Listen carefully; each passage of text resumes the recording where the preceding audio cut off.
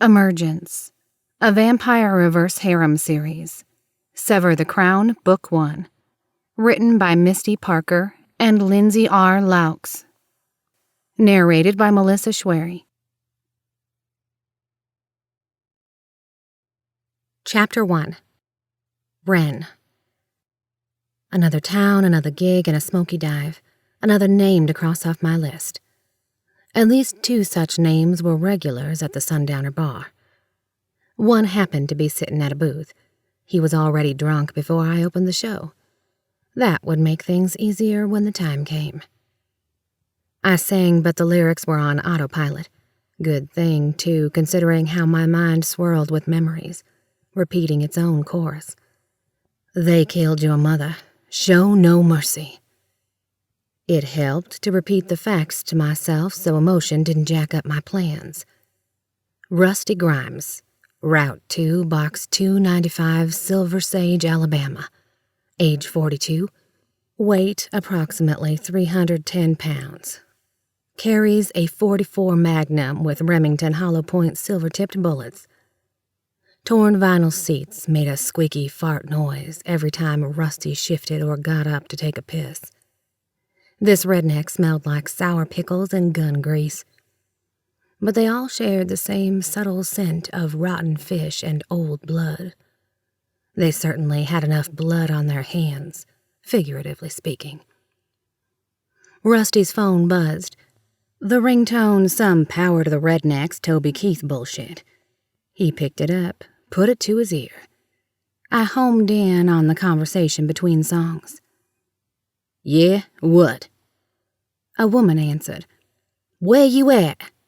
She had a phlegmy voice that sounded like a 3-packs-a-day kind of gal. Sometimes having a super sense of hearing was more curse than gift. "Just stop for a drink. What do you need?" "You drunk?" "Nah." Liar and murderer. Quite the resume. "Can you get some Taco Bell? I want one of them big chicken burritos." "Yeah, okay. What for the kids?" So, he had reproduced. I couldn't imagine who would want to see him naked. She must have been hideous. "McDonald's nuggets, large fry, apple pies." "All right. You got drinks?" "Yeah, got some Meller Yellers." "Okay." He put down the phone, chugged down the rest of his Coors, then belched and wiped his mouth with his sleeve. Well, the man had a family. They didn't know he wouldn't be coming home tonight. A twinge of guilt plucked at my eye and made it twitch. In another second, the moment passed. My mother had a child, too, and she'd been the only family I ever had. They killed your mother. Show no mercy. No matter how badly I wanted to fly off that stage and rip his head off, I had to be patient. There could be no witnesses. I just wished my damn wig wasn't so scratchy and hot. It had looked much better on the mannequin head. A black chin-length bob that went well with my southern grunge act. The brown suede high-heeled boots weren't my favorite, but they worked with the half-denim, half-calico patchwork skirt. The shirt was my favorite, a long-sleeved, tight, black hooded pullover with thumb cuffs. Black eyeshadow, falsies, brown contact lenses, and dark red lipstick completed the illusion. My band consisted of me, my Fender Stratocaster electric guitar, and whatever backup musicians I could afford to hire locally. In the tiny write-ups in newspaper entertainment sections, they said things like, "Melody Songsmith's voice is an eclectic mix between Janis Joplin and Bonnie Raitt, gritty, bluesy, and unapologetic." I'm not sure about that, but I often performed their songs and got totally lost in them. Tonight's crowd pleaser was the Joplin hit, Me and Bobby McGee. I rocked out to the high-energy chorus, fingers tapping to the beat on the mic. My body shimmied, shook, and swung uncontrollably to the music like a woman possessed by a rock and roll demon. My voice resonated through the speakers, mouth open wide, eyes squeezed shut. We brought it home, the kind of finale that conjured up goose pimples on anyone who paid attention. Applause rang out as the final notes faded. Rusty lifted his Coors bottle higher in the air and hooted his appreciation. I grinned at him, perhaps a little too long. He went quiet, his smile sinking into a tight-lipped expression of leery confusion. I liked making them squirm a bit, made it all the more satisfying. Some idiot yelled, "Play some Skinnerd!" Never fails. In the booth adjoining Rusty, another man sipped a whiskey sour he'd been nursing for the last hour and a half. He looked like the real straight-laced type, broad-shouldered, dressed in a white shirt and navy blue tie, his black blazer draped casually over the back of the booth. Basically the kind of guy you'd find in a big city bar, not this podunk metal-sided excuse for a nightclub. As soon as my eyes met his, he focused on his smartphone. It had been a reoccurring pattern all night.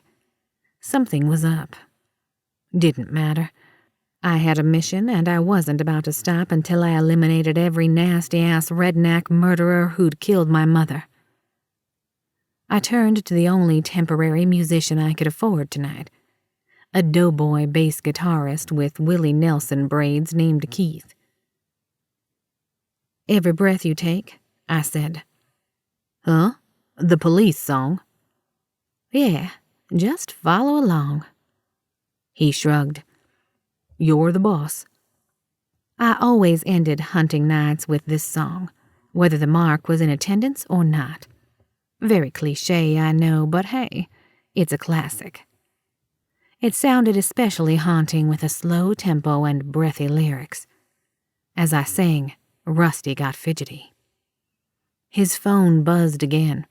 He picked it up and stared at the screen, flicked his eyes toward me, and then texted something. His drunken red cheeks paled.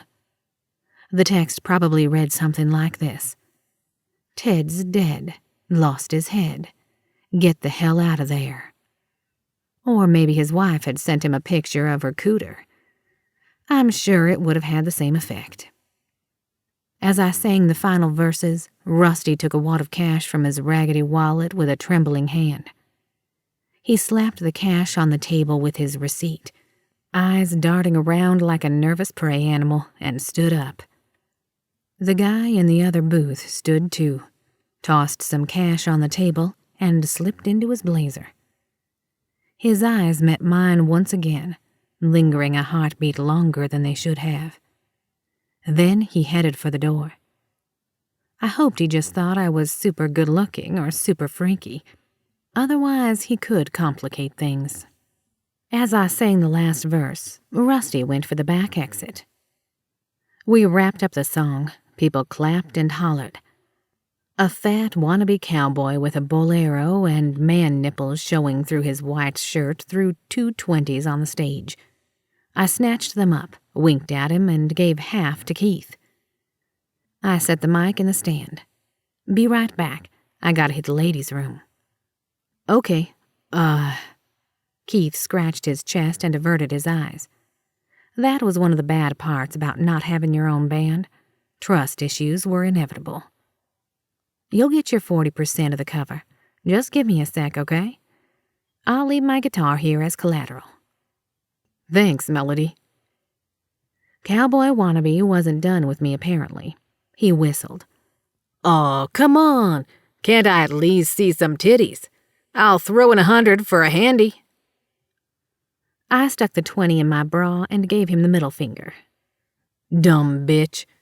He hurled his beer bottle at me. It hit my knee and splattered the cheap brew all over my skirt.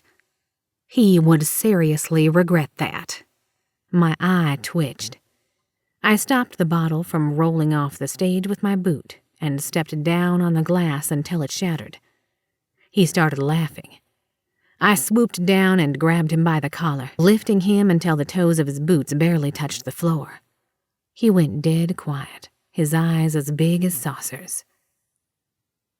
I peered straight into them, letting the natural growl in my voice emerge as I whispered, "What's your name?" "Ricky." "Do you have a death wish, Ricky?"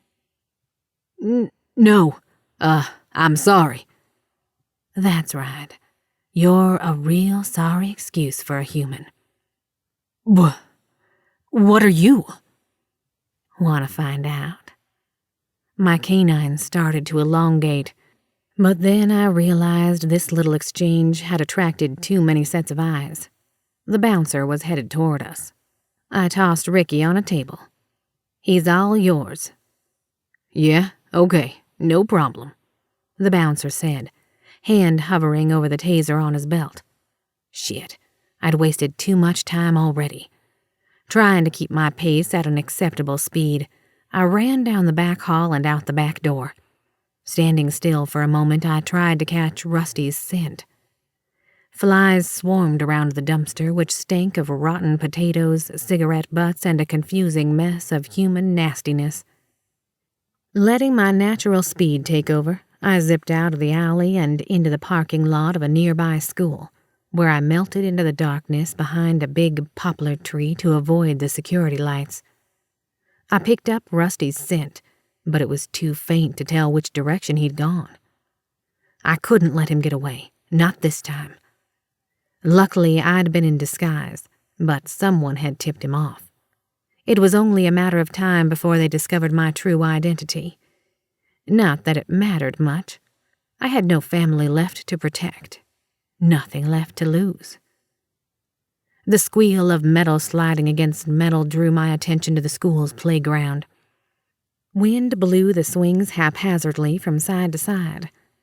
Glancing around to ensure no one was watching, I dashed over to them and held the two cold chains of a swing in my hands, letting the rusted links press into my palms.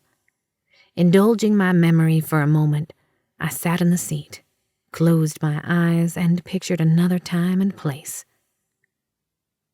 The moon spilled silvery light over a playground just like this in some other town. Mama and I both swung higher and higher. I thought we might fly off into the starry sky if we got high enough. Our laughter mingled together like the harmony of birdsong at twilight. And in those moments, we were simply Bronwyn and Wren, mother and daughter. We loved playing outside even on a frigid winter's night like that one. Snow crunched beneath our boots as we raced one another to the slide. The cold never bothered me. I complained about wearing a coat, but Mama had insisted. "Wren, what will people think if they see you with no coat? They'll know you're not human." We ducked behind a snowdrift when headlights illuminated the night. It was all a game back then.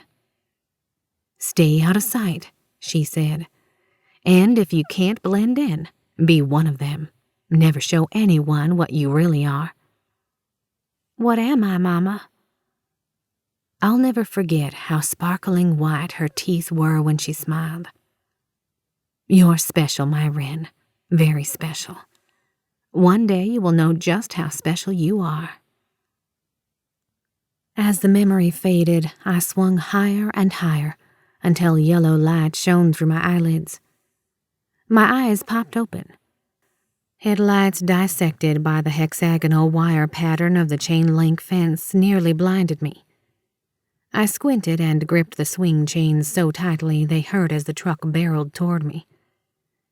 I let my teeth fully emerge and stood up in the swing, which still swooped back and forth like a trapeze.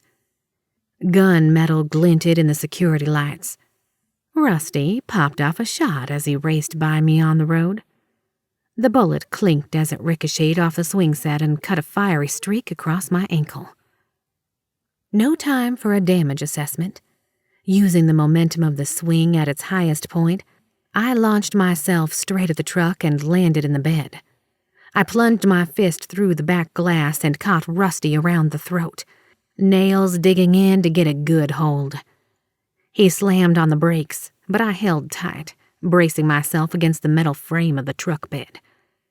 Rusty made a gurgling sound as the truck fishtailed and skidded to a jerky stop. I dragged him through the back glass and into the truck bed, crashing him down onto the floor.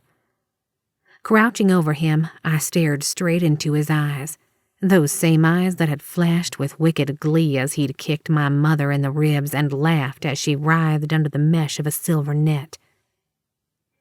He stretched his hand in vain to reach the gun that had clattered into the truck bed with him. I knocked it away. That's when I noticed the tattoo on his arm.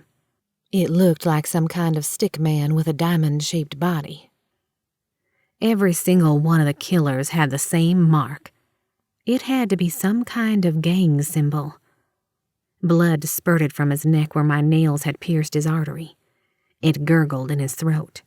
He spat it out straight into my face. I laughed and licked my lips. "Hi, Rusty. Remember me?" His voice was bubbly and wet as he tried to speak. "Who are you?" "I'm a Wren, but you can call me Karma. She's a real bitch, isn't she?" My fangs fully emerged. I plunged them into his neck and gulped down his blood as he keened pitifully like a deer caught in the jaws of a wolf. I drank until death throes racked his body with involuntary spasms.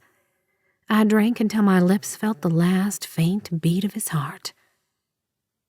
Sitting up, I closed my eyes and let my head fall back to relish the taste of another name crossed off my list.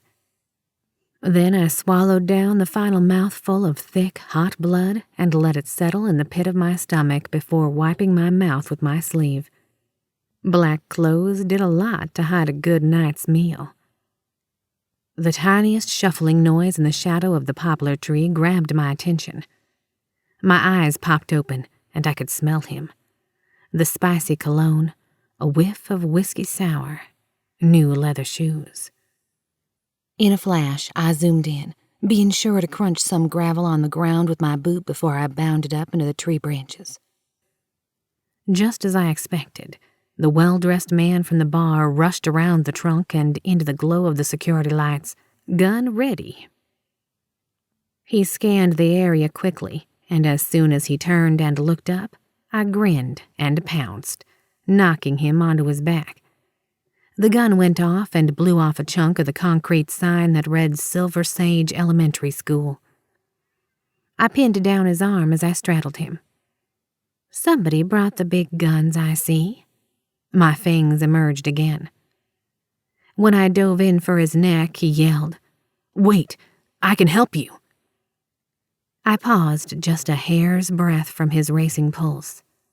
He smelled even more interesting up close, like lemons and lavender. A smell I could savor for hours. Blinking myself back to reality, I raised my head and looked into his eyes. They were wide, full of fear, but also with an odd sense of finality, as though he were ready to die. As though he had nothing left to lose. Like me. "What do you mean you can help me?" I quickly glanced around us, making sure he hadn't brought reinforcements. We seemed to be all alone on the vacant schoolyard. "You're looking for the ones who killed your mother, right? So am I." I had to laugh at that. "Pray tell, why would you be looking for them? And why would you care?" Leaning in close, I added, "Human." "Detective Zach Palmer. I'm investigating a crime ring involving vampire clans. I think they're responsible for your mother's death. I need someone like you to help me get information." Really, I had to laugh then. What are you talking about, vampire clans? There was my mother, and there's me. That's hardly a clan. He raised an eyebrow, looking truly dumbfounded. "You don't know?" "Know what? Are you telling me there are more like me? More vampires?" One side of his mouth slanted up in an amused grin. "Oh, honey, did you really think you're the only one?" Chapter 2. Ashe. It was while standing in the elevator of a fancy hotel in the city of Bradwell, with blood trickling between my fingers onto the shiny wooden floor, that I truly realized the definition of fucked. Capitalized, outlined in red, spotlighted, and placed on a pedestal. Fucked. My streak of luck was continuing in the same vein as the past several minutes. Some practical joker had pressed almost all the buttons on the elevator, so it would stop on every floor. Hilarious. Standing in one place was easier than descending the 48 floors of stairs, though, and after this next stop, I had 6 more until freedom. But with the stake wound in my side and the bloodbath I'd just walked away from, that first taste of freedom would likely be just as sour as my stomach, which rode too high in my throat. The elevator door opened on a couple that had fused themselves together at the lips. The woman, hardly more than a girl, wore a blue sequined dress that barely went past her hips, and the guy wore a business suit several sizes too big. A wall of perfume, alcohol, and the coppery sweet smell of typo blood followed them inside. The door closed and we started down to the next floor. I pressed myself into the corner, covering the puddle of blood with my shiny black Oxfords, so they wouldn't see my face or the blood streaming to the floor. Most of it was mine, at least I was pretty sure, but I wore a black tux, so who the hell really knew?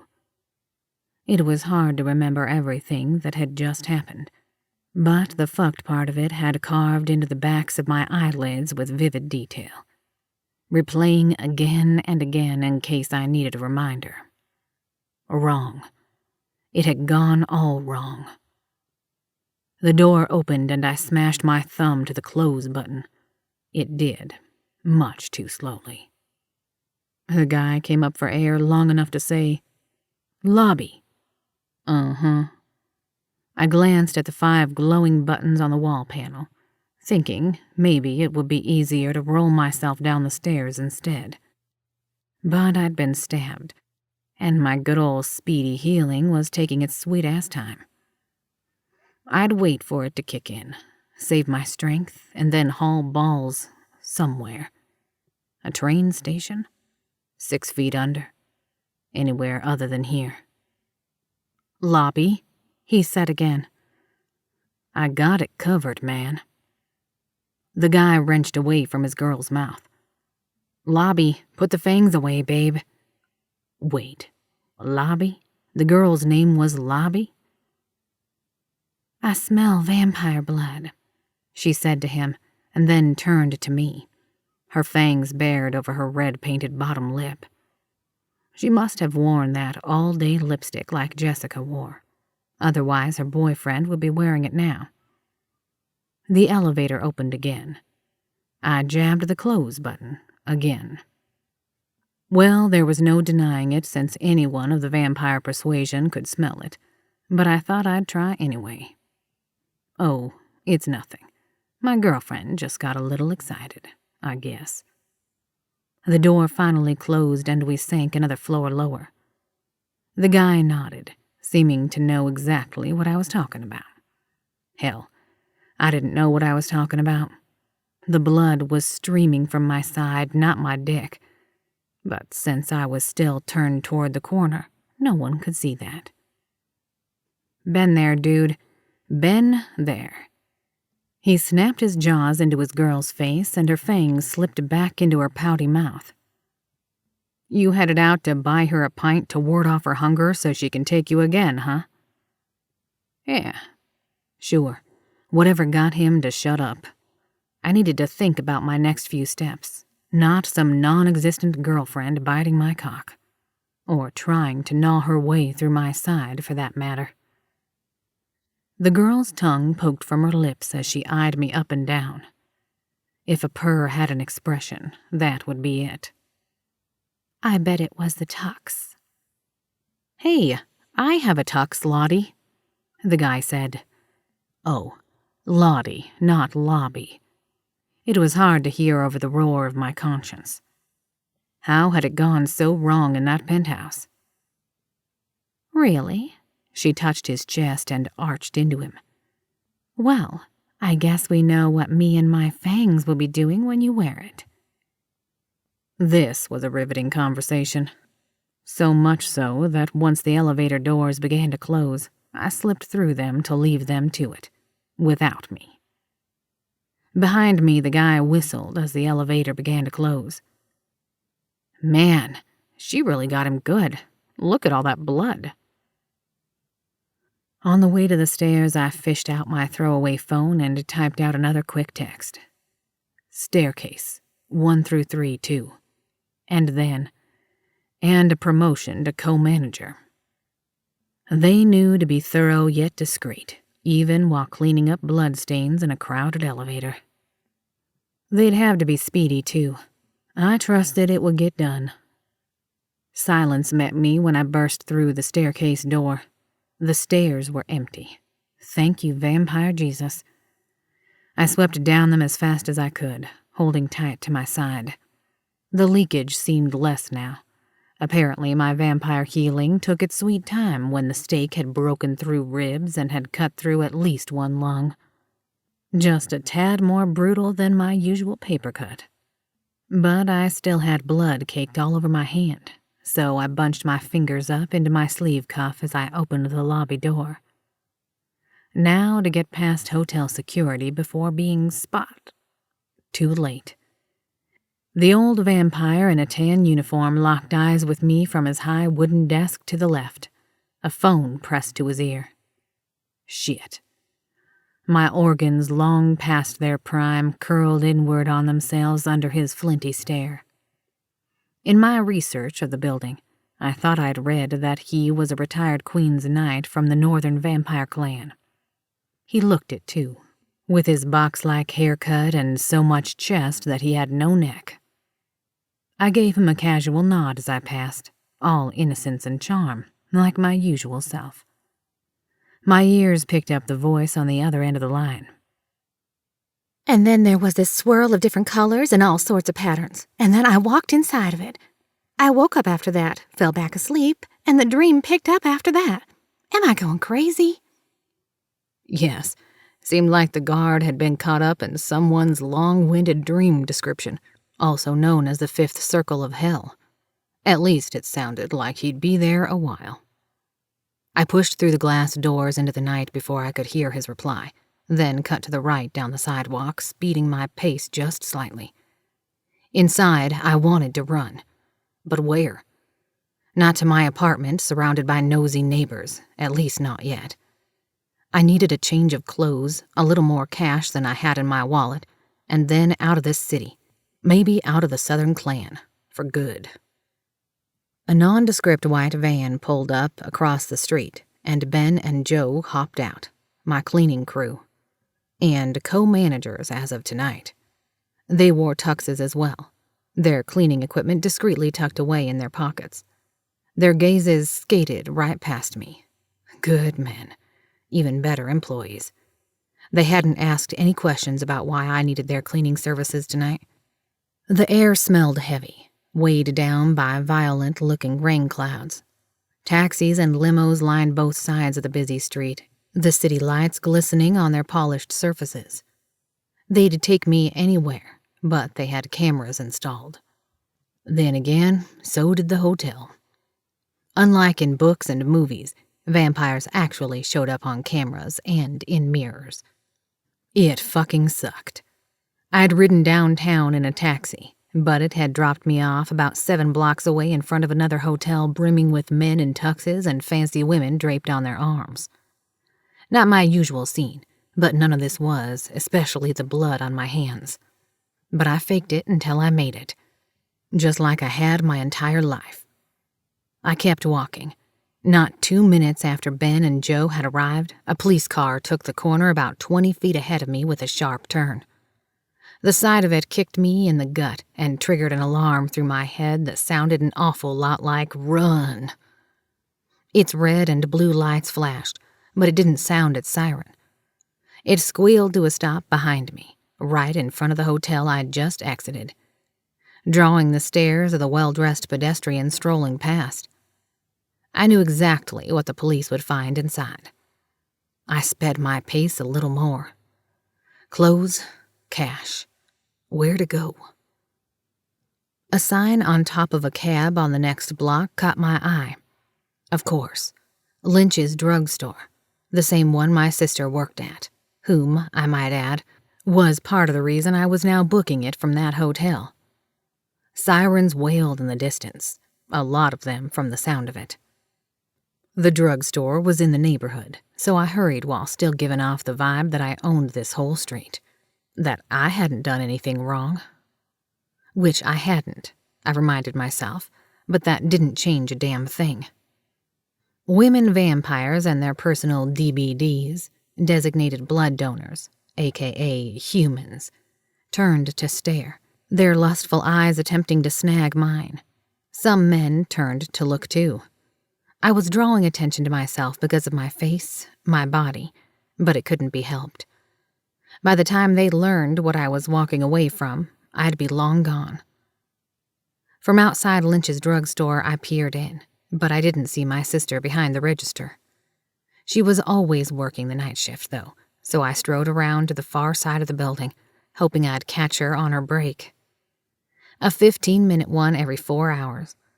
Pretty good detail to know for someone who hadn't spoken to her in 6 years. There she was, my older sister, age 32 in human years. She leaned against the wall, one leg bent so her foot rested flat against the bricks. She wore jeans and a red work shirt tied into a side knot at her waist. Her long blonde ponytail fell down her shoulder and partially hit her face while she attempted to light the cigarette plugged into her mouth. Well, good thing you're already dead, I guess, I told her, coming to a stop a few feet away. The flame caught and she took a drag, then turned toward me with a flicker of surprise in her orangish eyes through the puff of smoke. Ashe? Yeah. I studied her then, seeing her once broken nose gushing blood, the bruises on her face, all since healed. But it didn't stop the fury, just as sharp and consuming as it had been 6 years ago. I shook with it. I wanted to go to that hotel penthouse I'd just left all over again. She must have sensed the direction of my thoughts because she bowed her head, the ponytail on her shoulder hiding her face again. Why are you here? She should have known, or at least suspected, but she gave no sign that she did. I need your help, I said. Some money, a change of clothes if you got them. She snapped her head up, her eyes peeling back my layers. A look she'd mastered years ago when she thought I was lying to her about eating the last blood popsicle. Why? And why do I smell blood on you? It's nothing. Bullshit, Ashe. What did you do? She didn't know, but the picture I had of her with that bastard vampire Devon was taken just days ago, even though I'd made her swear to never see him again after what he did to her. It was either never see him again, or I would end him right then and there. That was the choice I'd given her, because I'd so badly wanted to hurt him as badly as he'd hurt her. Did you cut your hair? I demanded, my voice as sharp as an accusation. She took another drag of her cigarette, eyeing me closely. A siren wailed in the distance, far away yet much too close. Maybe you've splashed around in one too many cleaning chemicals for your company, she said. What's your cleaning business called again? Invite us in cleaners, I said through gritted teeth. Your hair, Jessica. No, I didn't cut my hair. But she had. The photo I'd seen was of her with him, but with longer hair. Was she lying to me? If she'd met with Devon 6 years after my threat on his life, I suppose she was capable of it. But if I told her anything, then I'd have to tell her all of it, and I didn't know how to do that since I didn't know everything myself. For at least the 5th time tonight, my head felt like it might explode. A crack of thunder shook the ground, drowning out the siren but still urging me to hurry. Invite us in. Jessica shook her head while lightning split across the sky. Why not spick and fang cleaners? Jessica, type A positive cleaners, and then in parentheses. She punched the air with her cigarette in an arc. But we like other blood types too. Damn it, no.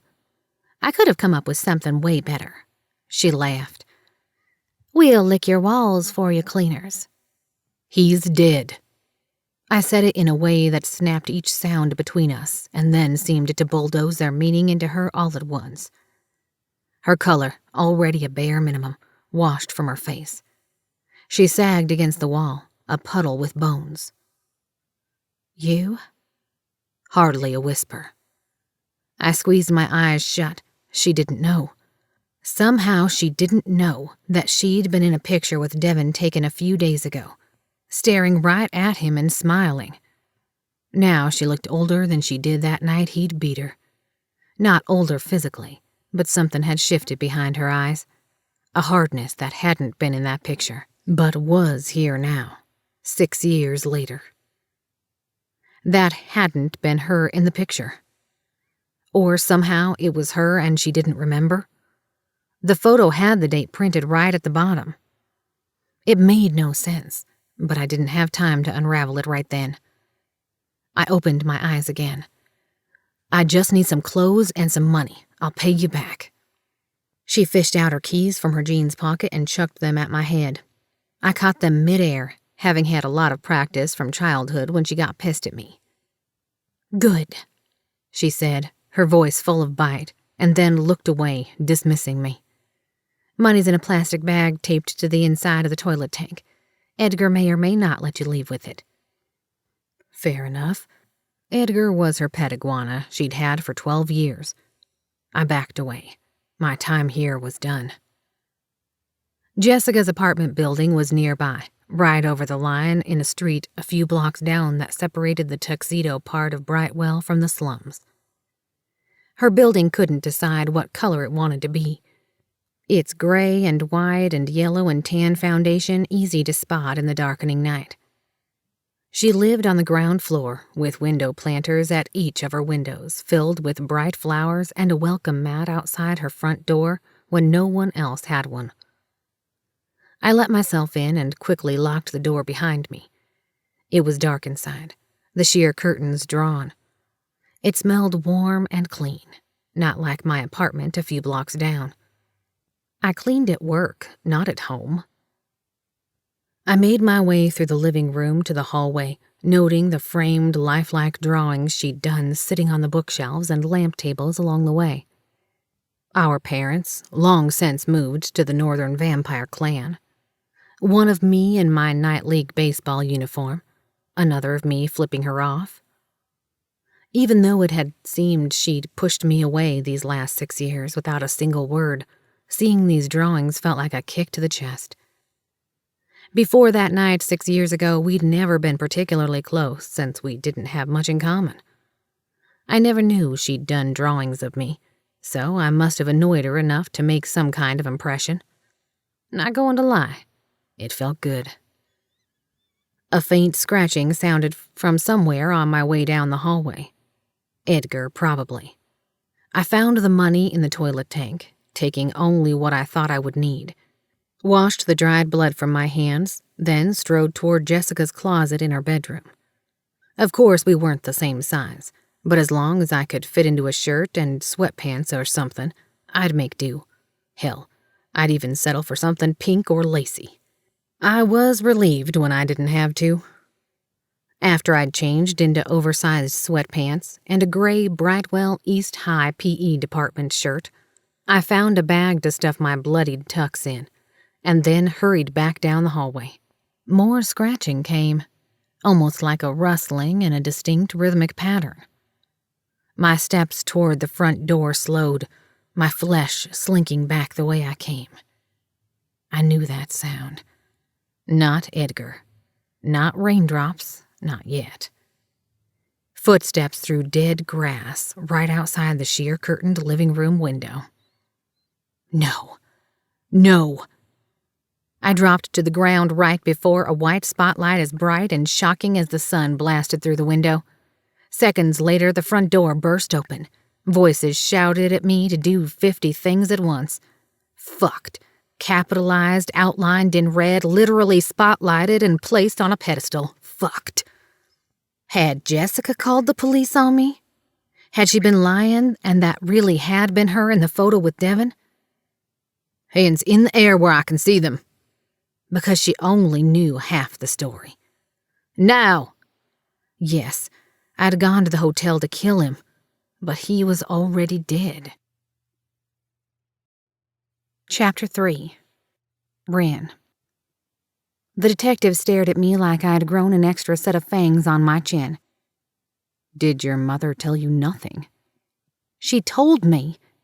I still had him pinned down, but damn it, he was actually good looking.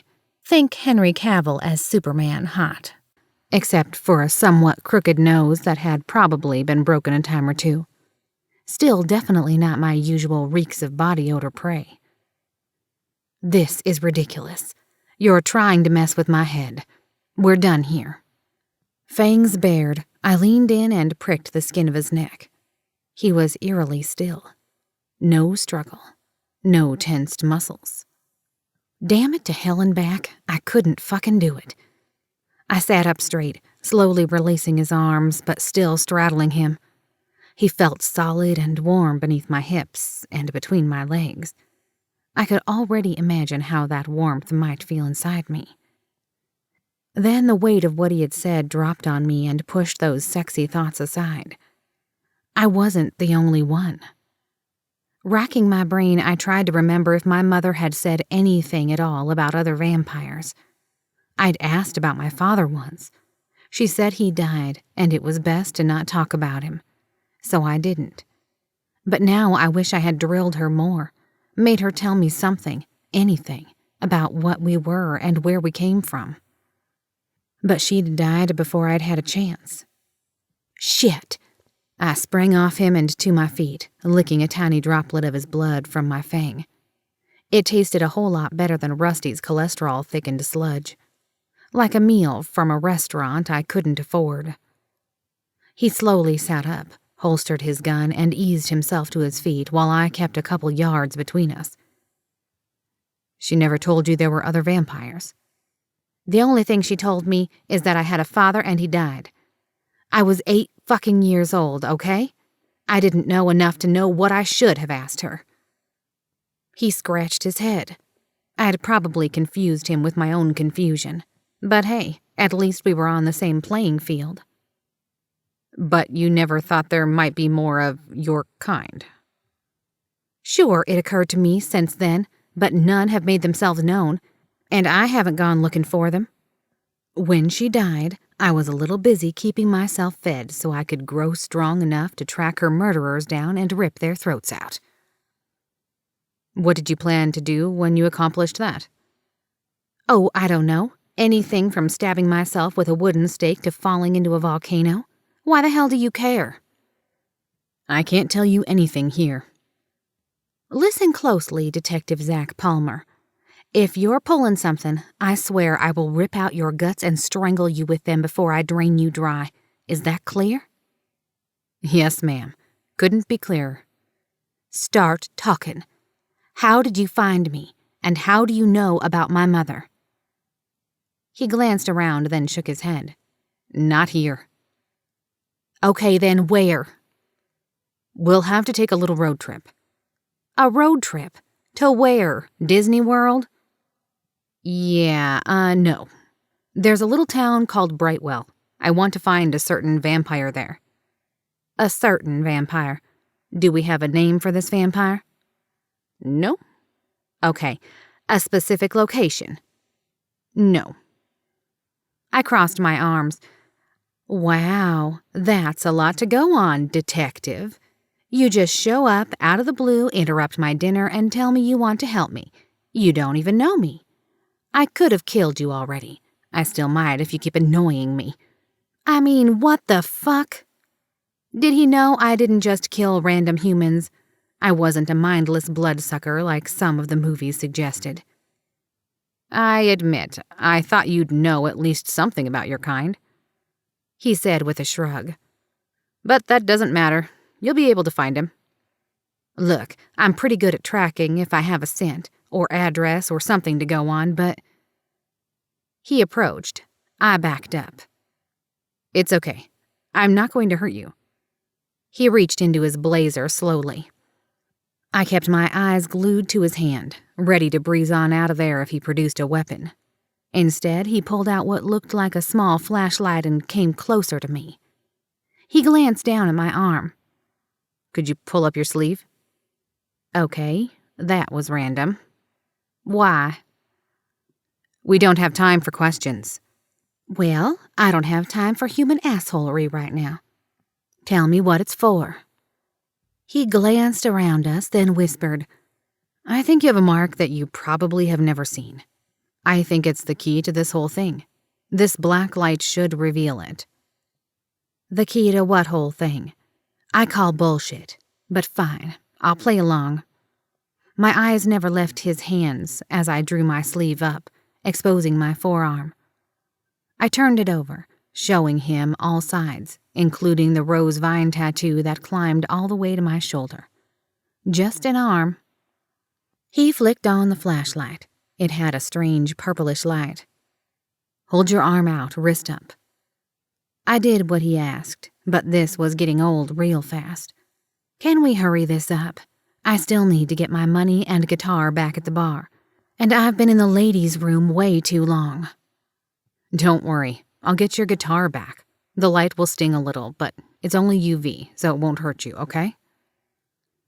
I nodded, planting my feet just in case I needed to make a quick exit. And my money? He smiled. Yes, that too. Damn him. He could have doubled as Clark Kent. He shined the light on my forearm just below my wrist. I winced. It stung like an electric shock, but I didn't move. My skin started to glow pink, and as I watched, a bright pink circle blaze to life on my skin. It started to burn, so I yanked my arm back. In the blink of an eye, the circle had vanished. Shit, did you just mark me or something? No, he said, chuckling. Your mother probably did, or your father, but that's how we'll find the vampire we need. What do you mean? You'll see. He turned and started walking. Let's go. He wanted me to go on a road trip with him after pointing out the key to the whole thing on my wrist. I still had no idea what he was talking about, but he knew my mother. Or knew something about her at least. Maybe he could help me track down the rest of her killers. Of course, road tripping with strangers was how someone usually wound up dead. I'd just have to make sure it was him if he tried anything stupid. I trailed after him. Fine. But we're taking my car, and you're getting my guitar back. We drove all night, or I did anyway, hauling ass out of Silver Sage as Zach slept in the passenger seat. It was more than a little awkward, me driving my '59 Thunderbird, aka Birdie, 6 hours to Bridewell, Louisiana, with a human I'd never met and didn't plan on eating. Though that was still an option as far as I was concerned. His smell was enticing. Like a freshly mowed lawn and licorice spice drops, or some shit like that. I'd have been content with just licking on him like a human lollipop if he'd let me. At the Alabama state line, we visited a nearly empty truck stop where I used one of the truckers' showers to wash the last traces of blood off me. I also took off that itchy-ass wig and flushed it. I never wore the same wig twice. When I emerged, dressed in a gray hoodie and black leggings, Zach was waiting outside the bathroom. He did a double take. Wow, another disguise? He held up a large coffee and a bag of donuts and had traded his suit for a Mets t-shirt and jeans. Nope, just me, except the contacts. Suits you. The hair, I mean. I shrugged. My natural hair was platinum blonde, nearly white like my mother's, and cut to a very short style that let me wash it, swipe some gel through it, and forget about it. Definitely natural enough to pass as human. My eye color, on the other hand, was a bright yellow, ringed with orange. Definitely not natural enough to pass as human. so the designer contacts were a must. We got back into the car, where Zach opened the bag of donuts and held one out to me. "Oh, sorry, I guess you don't eat those." "Sure I can, but just a bite." Zach pinched off a piece. I popped it in my mouth, savoring the greasy, glazed goodness. The inevitable nausea came with it, but I respected my limits. "What happens if you eat more?" "Nothing much, just projectile vomiting."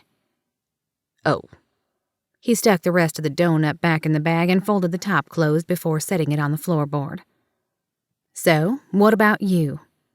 It was a long drive, and I still didn't know a whole lot about Zach Palmer, except that he had a nice chin dimple and apparently got his rocks off studying vampires. "I can eat just about anything.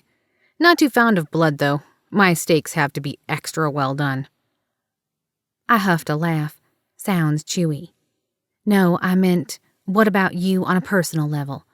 I imagine you have a wife and 2.5 brats somewhere in an immaculate suburb." He exhaled through pursed lips, propping his elbow on the car door while he rubbed his temple. "No, I had a wife." He paused, jaw tightening as though it pained him to talk about his family. Well, that made 2 of us. "She died." "Oh, how did—" "Car wreck." He zipped up his jacket and scrunched himself up against the door, eyes closed. "I'm going to catch a few more Z's, so I'll be ready to get to work once we get there." Okay. So that was the end of the All About Zach show, apparently. As unsatisfying as a quick fuck with a trucker who wouldn't pay up after. Maybe I could get more out of him if I— No, bad Wren. I let him sleep as I drove another couple hours along Interstate 12 in Louisiana until the sun oranged the line between earth and sky. I'd never seen a full sunrise. I always wondered what humans felt when that big ball of hot light popped over the horizon. Does it take your breath away? Bring tears to your eyes? Make you grateful for life, for the steady beat of your heart, the warm blood flowing through your veins? Waking up with a stretch and yawn, Zach looked at me, then out the window. "It's beautiful when it rises, especially over the ocean." I wouldn't know. Our destination was only a mile or so off the Gulf Coast, somewhere between Baton Rouge and New Orleans. Maybe if I wore SPF 3000, a burqa, and sunglasses, I could watch it. "Don't worry, we'll be there in just a minute, so we should be able to avoid it. What's it like, though, if you're in the sun? Do you sparkle?" There was a hint of a smile in his voice, but I didn't share his amusement. I don't fucking sparkle. Me and the sun don't get along too well. "How so?" He sat there blinking at me, waiting for an explanation. Frowning, I swallowed hard, still tasting Rusty's nasty blood on the back of my throat. It wasn't really fair to expect me to do all the talking, while he offered nothing about himself beyond a penchant for vampires and a dead wife. But his curious puppy dog eyes and chin dimple were annoyingly persuasive. Was that some human superpower I didn't know about? Fine. I hated uncomfortable silences. I don't immediately burst into flames or anything that dramatic. It's more like a severe sun allergy, like those creepy little kids in that movie, The Others, only amplified. A little bit isn't going to kill me, but I'll end up with an annoying rash at best, and 2nd or 3rd degree burns if I'm in the sun for longer than 10 to 20 seconds. Longer than that, and my skin will basically slough off, followed by the rest of me until I'm a pile of ashes. Or so my mother told me. One of only a few useful bits of information she volunteered that helped me survive this long. I'm sorry she didn't tell you more. Yeah, me too. How did you 2 survive alone? Did you go to night school? School? Oh yeah, I went to school, wore a uniform and everything. Came home every day to fresh chocolate chip cookies right from the oven. Really? I smirked at him. No, not really. I fell asleep in nasty basements and woke up in nastier motel rooms. Mama taught me to read and to do basic math. Sometimes we were lucky enough to get a working TV so I could watch the History Channel or some cheesy-ass vampire movie. But mostly I learned to hide and hunt, and how to never get too attached to any place. Or anyone. Quiet followed. I squirmed in the driver's seat, suddenly aware of how stiff and cold and dead I was compared to him. He stared straight ahead out the windshield, glancing at me a couple times before consulting his phone. "Up here," he said, consulting his smartphone. "There's a hotel downtown. Take exit 5. "Okay." A half-mile before the exit, I had to ask for the 15th time. "Why are you doing this? How do I know you're not leading me into a trap?" "I guess you don't. But how do I know you aren't leading me into one? You could have easily killed me last night, or while I slept." He had a point, I guess. I could definitely still kill him, though it would be a shame to not enjoy his pretty face for a while longer. Plus, my curiosity was overwhelming at this point. I hadn't studied my heritage, though those questions had lingered in the back of my mind over the years I'd spent tracking down those who had killed my mother. "Who is the vampire you're looking for?" I asked. "Is he related to me?" "I'm not really sure, to be honest. I had a lead on his location, and that somehow he is connected to you and Bronwyn." "But why do you care? What are my mother and I to you?" He was silent for a moment, rubbing his chin and the 5 o'clock shadow that had darkened his face overnight. "An assignment," he said with a note of finality.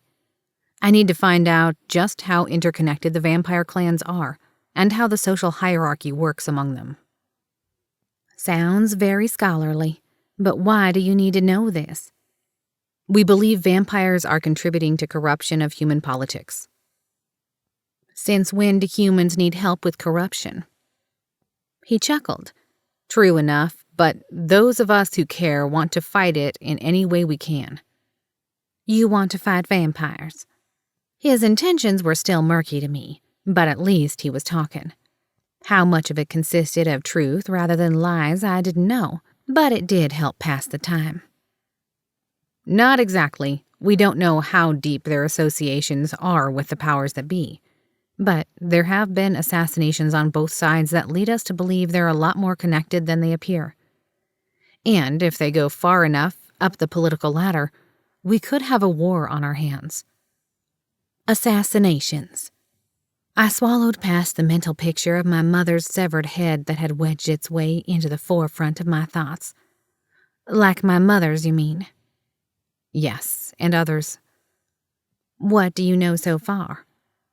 He inhaled deeply and rubbed his eyes, blinking the sleep from them. "There are 4 clans divided among the continental U.S.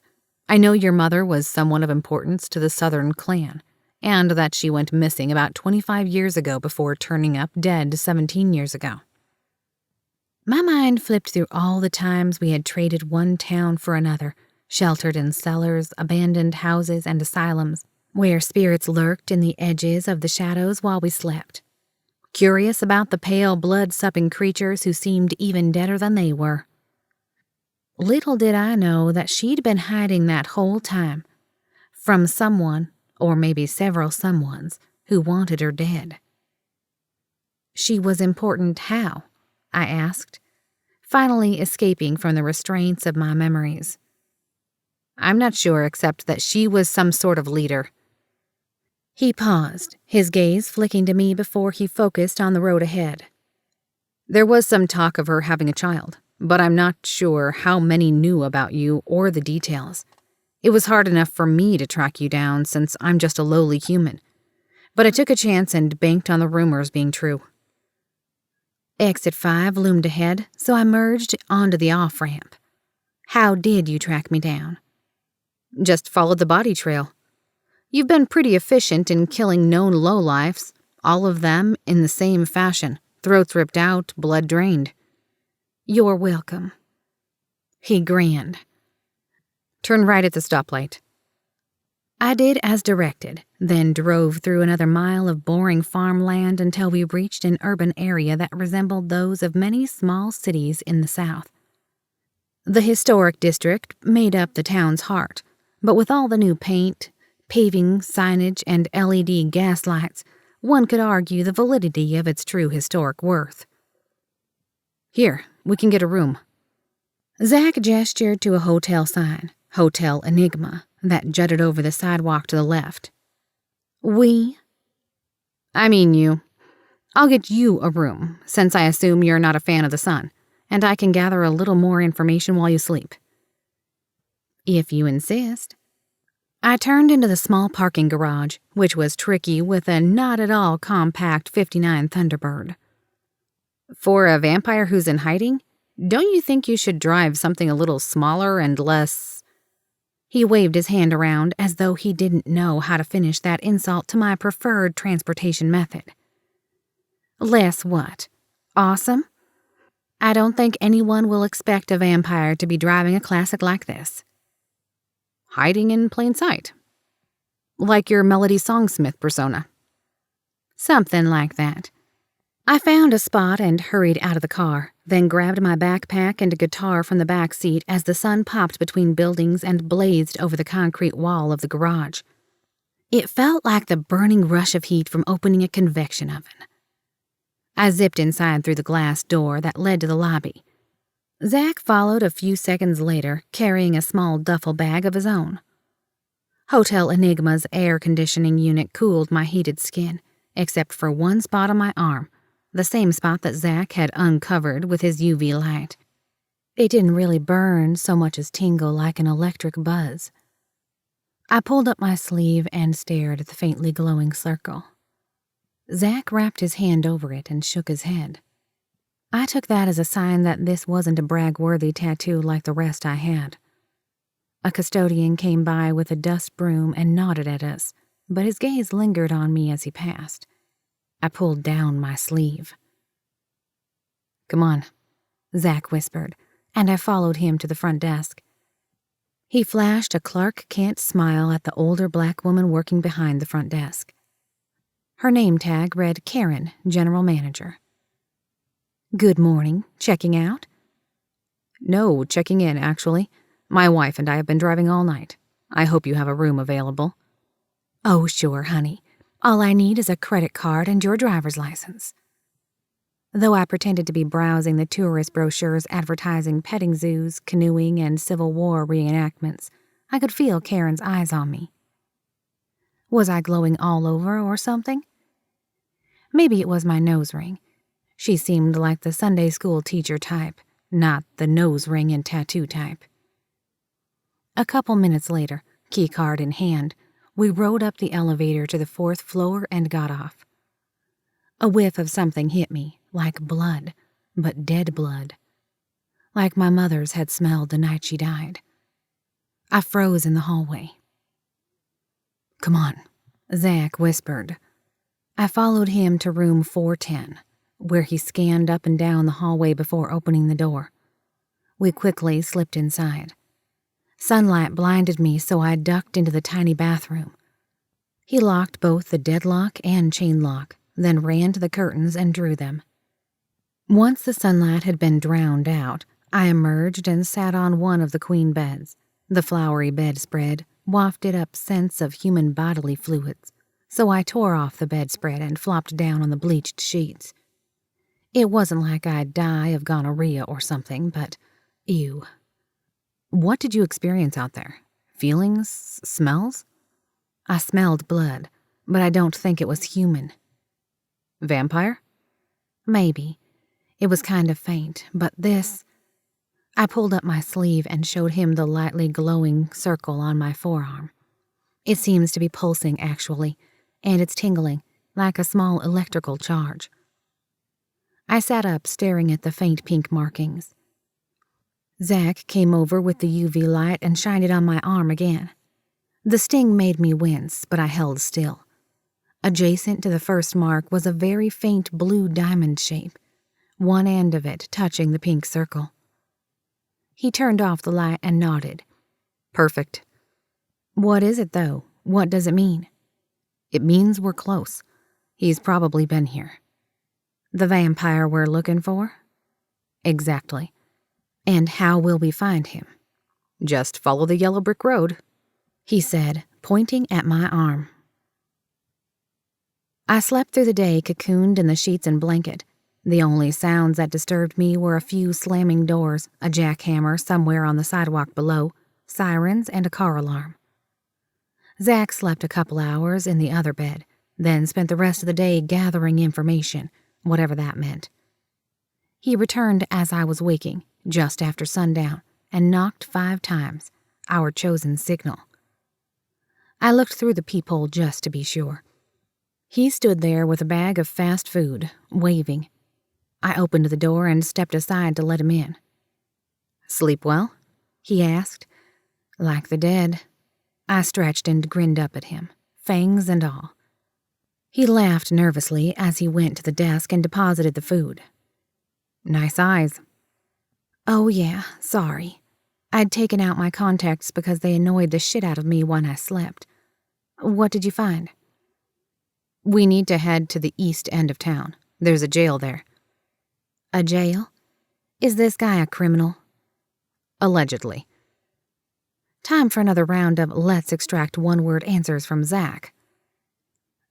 "And what exactly did he do to land himself in jail?" Zach hesitated, slowly removing his burger from the bag. "Murder." A cold shiver ran through me. "Rabbit ran over my grave," Mama used to say.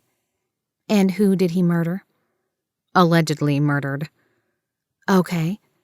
Who did this mystery vampire allegedly murder?" "I'm not totally sure until I get more information. He may be innocent for all I know." I couldn't tell if he was hiding anything. His expression was set in stone. His heartbeat maintained a clock-like rhythm. "And what business do we have visiting an alleged murderer in jail?" "We need him, and I don't think he's dangerous." "Well, if you say so." I rolled my eyes. "But if he goes berserk on your ass, don't come crawling to me." "Address?" "That I don't know exactly. We'll need you for that. We'll roll out of here a little closer to dawn." "Why wait?" "Don't worry, I have a plan." "Of course you do." I rubbed my arm, which still tingled. It hadn't let up, but the sensation had an odd calming effect on me, almost like I'd felt with my mother, safe and at home. "I'll hop in the shower while you gnaw on your hamburger." I had to bite my tongue to keep from adding, "Wanna join me?" Had I fully trusted him, I'd have no problem riding him for a few hours. No way would I make myself that vulnerable. But how long had it been since I'd had a good fuck? I honestly couldn't remember. "Sure you don't want me to drive?" Zach asked as we got in the car. "Quite sure, thank you. Nobody drives my car but me." "Okay, but you'll have to pay attention to the mark on your arm so we know when we're getting close." "It's a game of vampire Marco Polo. I got this." "If you say so. Let's head east on Market and get on the bypass." Maybe the sleep and shower had made me overconfident, but I felt pretty awesome in my clean black leggings, black army boots, and black tank top. I skipped the wig, but I wore a fresh pair of green contacts so I wouldn't totally freak people out. In the dim car interior, it was easy to see the magic tattoo glowing on my arm. The further we drove, the brighter the blue diamond became, and the faster the light pulsed. A weird sense of urgency kept my eyes wide and scanning the road ahead. If this is a jail, wouldn't it be closer to town? Or are we talking state pen or insane asylum? No, I don't think this one is known to the general public. We went through an intersection on the near-vacant bypass. The sensation lessened. I hit the brakes and did a sudden U-turn, tires squealing on the damp pavement of a humid Louisiana summer. Zach grabbed the oh shit handle as he slammed against the passenger door. "What the?" "Wrong way." I turned left down a narrow highway with no road sign on the metal signpost. The symbol on my arm grew brighter and buzzed like a tattoo pen on high speed. This way. I stomped the gas, concentrated on shifting gears to keep Birdie growling along the curvy, pothole-scarred highway. Tree limbs draped with Spanish moss hung low overhead. They smacked the windshield as though warning us to go back the way we came. I couldn't stop then, even if I wanted to. No clue where we were headed, but I knew we had to get there. Up ahead on the right was a scattering of gravel and an opening in the trees. The buzzing on my arm grew almost unbearable, so I stomped the brakes again and pulled just off the highway. A small gravel road snaked off through the darkness. There were no signs, but a few lights flickered in the distance. I got out of the car, as did Zach, who still looked shaken up from the wild ride. "So," he said quietly, "I take it we've found him." "Maybe."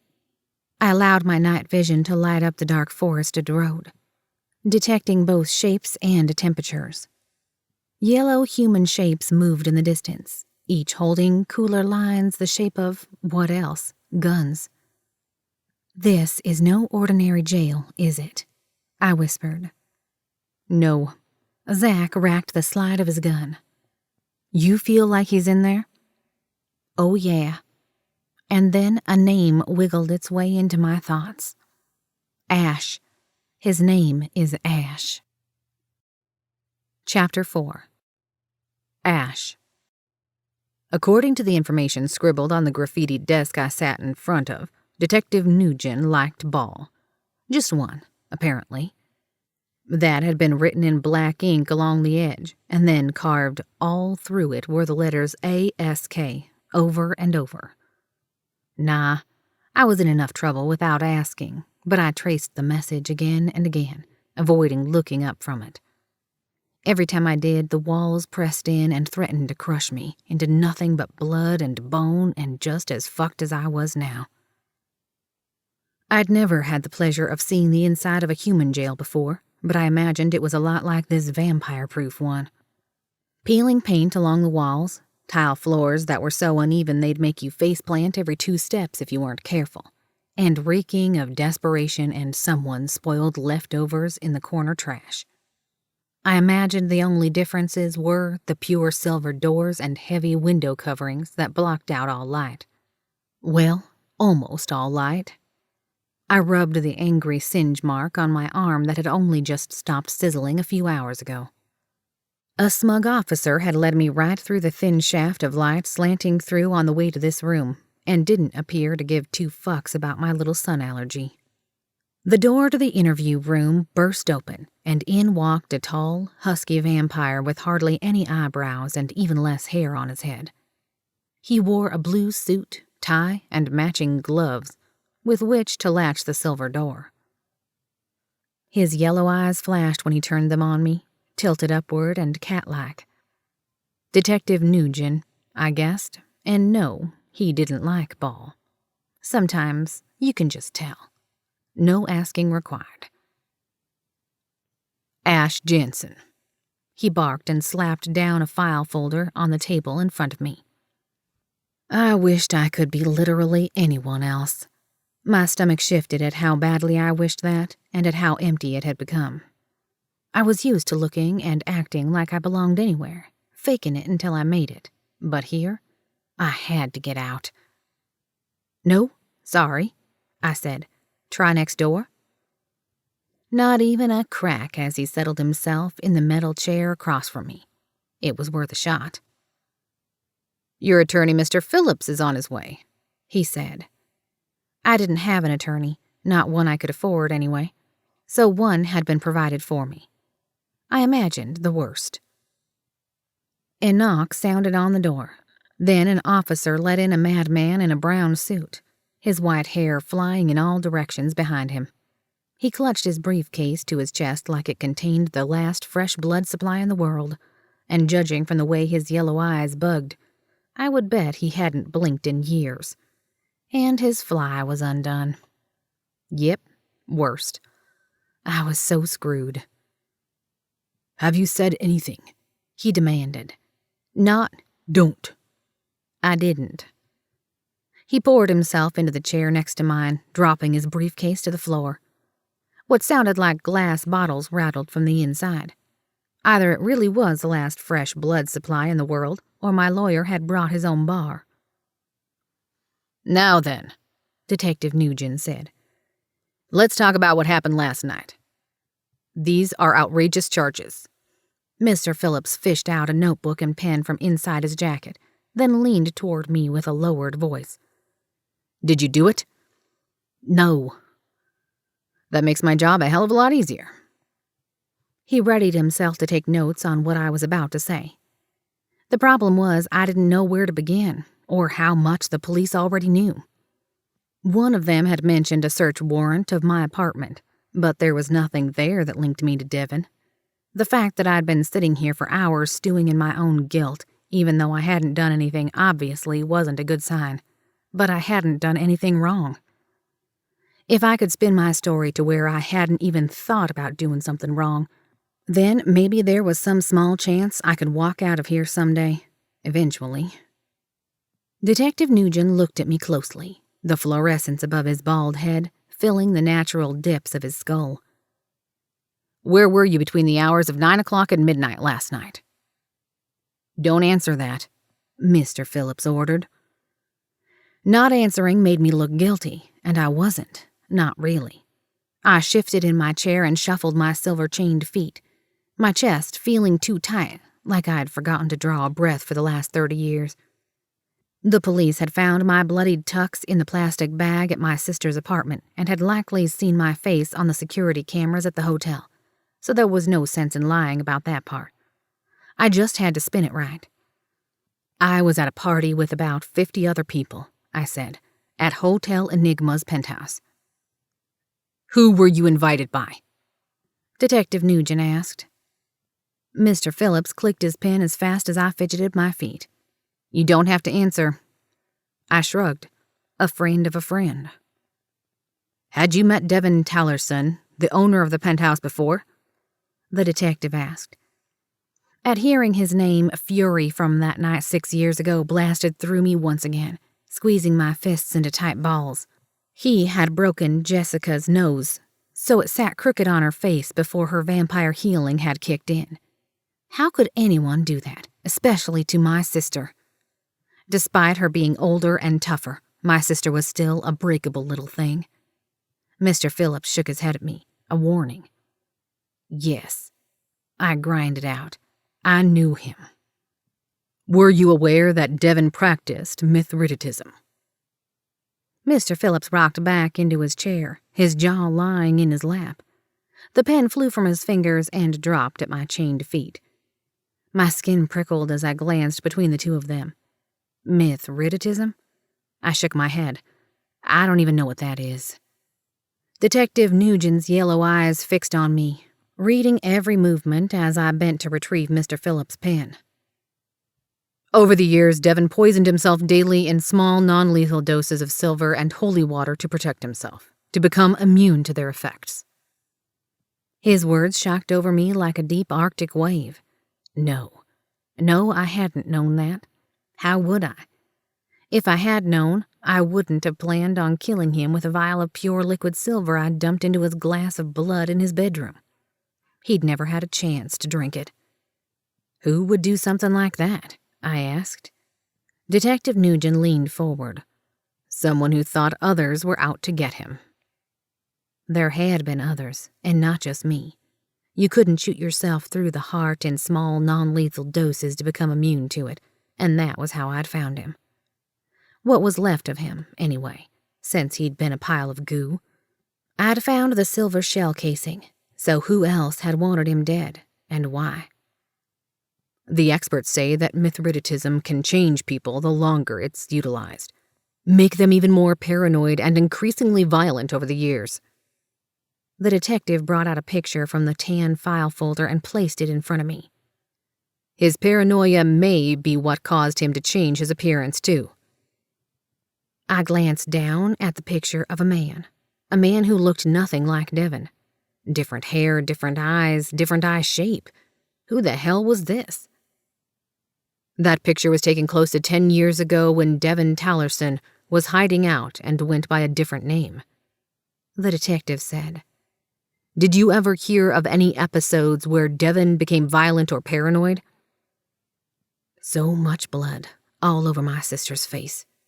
It mixed with her tears and dribbled down on her fuzzy slippers she wore around her apartment, once white, like snowballs, and then crimson. I shook my head, unable to push out a sound around that memory. "You own a cleaning service called Invite Us In Cleaners and clean up crime scenes on occasion. Is that correct?" Detective Nugent asked. My lawyer looked at me, the doubt in his wide eyes scratching at the inside of my skull. "Don't say a word." But it was too late for that, wasn't it? The detective already knew. I closed my eyes briefly because I knew exactly how this must look. Murder someone and then use my expertise to clean up thoroughly so no one could tell I'd had anything to do with it. But I hadn't had time to clean up. I'd been too busy getting staked in the lung after I discovered Devon already dead. The detective ruffled the corner of the folder, a smug smile flashing across his predatory features, as if he were cleaning the bird meat from his teeth with one of its bones. "That was quite a bloodstain on your tux we found. What happened there?" Beyond being stuck at the wrong end of a stake, wielded by a phantom as far as I was concerned, I understood absolutely nothing about that part of my fucked up night. My lawyer shook his head and sighed. Detective Nugent opened the tan file folder between us and handed Mr. Phillips a paper. "This is the warrant used to search your client's apartment." He pushed several folders from the file toward me. "Is this your apartment?" Stained carpet, piles of wadded-up clothes thrown in the corners, stacks of mail teetering on my coffee table. Yes, it was my apartment, but... My eyes widened as I stared closer at one of the photos. "What's that coming out the bottom of the coffee table?" I asked. It looked like the corner of a holy blanket, big holes in a pattern shaped like diamonds. No, not a blanket at all. A silver net I'd never seen before. A knock sounded at the door, and the detective rose to answer it. "You tell me, Ashe. It's your apartment, isn't it?" "Don't say one more word," my lawyer muttered. The officer outside handed the detective another folder, this one white. As he strode back to the table, I looked at him straight on so he could see I was telling him the truth. "That's not mine. Someone put that there. I don't own any nets." Without sitting, he opened the new folder, his gaze pinned on me. "So you do know what it is?" He had to be shitting me, or trying to trick me into some kind of confession. Just not the crime I'd been accused of. I threw my hands up and sat back in the chair. "I know what it is because I just looked at the goddamn picture you showed me." "Do you know whose blood is on it?" he asked and waved the white folder in his hands. "I have the report right here." Blood? No. What the hell were we even talking about? We'd gone from poisoning to bloody nets, and I had no clue why. Look, I didn't kill anybody. There were a bunch of people at that party, and Devon was already a pile of goo in his bedroom when I found him. There weren't any silver net marks on him, so I don't know why you're showing me a net that's not mine. My lawyer cleared his throat. "Mr. Jensen, I strongly urge you to." "I didn't do anything," I said. "Were you aware the net has blood all over it?" the detective asked. So this was what it was like talking to a wall. More like bashing my head against it for shits and giggles and probably some jail time. More than some. Shit. How could I be aware of the blood if I've never seen the net before? I asked. Detective Nugent lifted an eyebrow as he glanced down at the folder.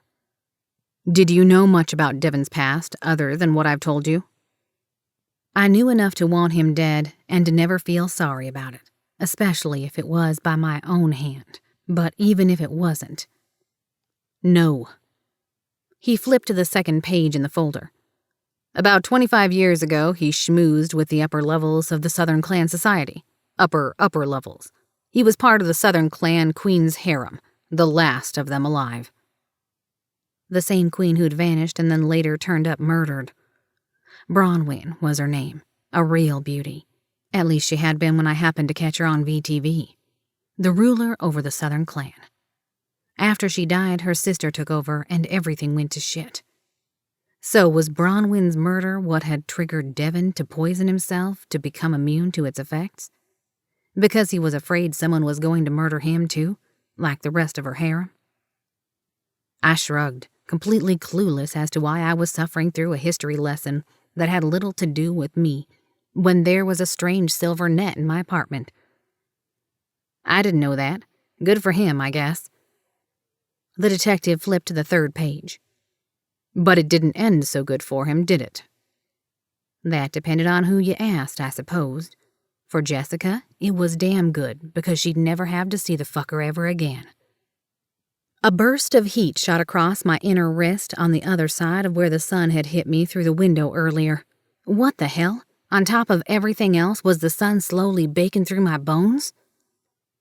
A long silence fell over the room, thick and uncomfortable. The only sound was Mr. Phillips' clicking pen, slowing like a dying heartbeat as he frowned down at the notes he'd taken. Detective Nugent stood there unmoving while staring at the 3rd page in the white folder. Finally, he looked up at me and laid the folder on the table with great care. "It's not looking good for you, Ashe. Not at all." The solemn note of his voice charged a rush of unease up my spine. "Yeah, I can see that." "Can you? Because that silver net in your apartment?" He studied me as he began to pace, like I might be able to finish his sentence for him. I tracked his movements, trying to decipher where he was going with this. No fucking clue. My inner wrist sizzled again, sharp and painful, but I had other things to worry about besides my baking bones. The silver net had trace amounts of blood on it. His sighs devoured the room while he paced, seeming to pull in the walls around me. "So I'll ask again, do you know whose blood?" I shook my head. "You'd have to ask whoever planted it there." "It's Bronwyn's, Ashe." Detective Nugent stopped and stared me down, the implication of his words like the snick of a lock. "The former Queen Bronwyn's blood is on that net in your apartment, which means I'll be charging you for her murder as well." Mr. Phillips began talking a mile a minute, but I couldn't hear anything. I had too many questions, too many impossibilities running through my head, so I just sat there, completely stunned. Charged for murdering clan royalty and a member of her harem? 2 royal murders I didn't commit. That crime carried the harshest punishment. Death. Swift if I were lucky, prolonged torture if the current queen had anything to do with it. I needed to get the fuck out of here. Chapter 5. Wren. "How many guards do you see?" Zach asked, squinting into the darkness like his human eyes could catch something mine couldn't. 2 humans with rifles, likely more inside and around the back. With the buzzing cicadas and relentless chirping crickets, I had to speak at a louder volume than I wanted. If it were only humans out there, it wouldn't be an issue. I, on the other hand, could hear an ant fart if I concentrated hard enough. It was safe to assume other vampires could do the same. "When are visiting hours?" I asked, but I had a growing suspicion that visiting hours wouldn't matter. "Who said we're visiting him?" I smacked my forehead and groaned. "I should have killed you back in Silver Sage. This is suicide." "This is perfect," he said. "It will be sunrise soon, the perfect time to break a vampire out of jail since the vampire guards can't follow. We just have to make it to your car and not get separated." He held my gaze. "And we won't." Like I said. I looked at the eastern horizon, already shaded with a ribbon of blue and the faintest hint of orange. Suicide. Zach held his cell phone and spoke quietly into the speaker like a doctor taking notation. This is Detective Zach Palmer here with Melody. He looked up at me. What's your last name? Songsmith. At least that's what it says on my ID. So you don't know for sure? I shook my head, again feeling like an idiot for not having known something so basic. When you're 8, you tend to believe whatever your mom tells you, so I never thought to question it. Like one Christmas when she happened to find a tiny Christmas tree we decorated with snowflakes cut out of newspapers and a foil fast food wrapper star. I woke up Christmas night to find a Barbie doll dressed in a pink ballerina tutu and no shoes, and some scuffed snow boots. She had smiled brightly and said, "Look what Vampire Santa left. You've been a very good girl this year." Later, I realized she had probably robbed the thrift store. We'd been sleeping in their basement for a couple weeks. He spoke into his phone again. Here with Melody Songsmith at an unnamed facility in Brightwell, Louisiana. Approximately half a mile south, off the 382 bypass at mile marker 15. Time is 0530 hours, the 12th of August, 2019. Target a male vampire, first name Ashe, last name unknown. 2 guards visible, unknown number inside the location. Who are you reporting to exactly? That's classified. Okay, whatever. If he knew my real name, he was good at hiding it. I'd let him call me Melody for now. Hell, he might be using an alias too for all I knew. We weren't chummy enough for real first names yet. Mosquitoes buzzed in my ears.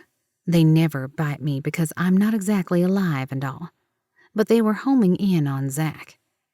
He smacked his cheek, and with that smack came the scent of his fresh, hot blood. Shit, it smelled good.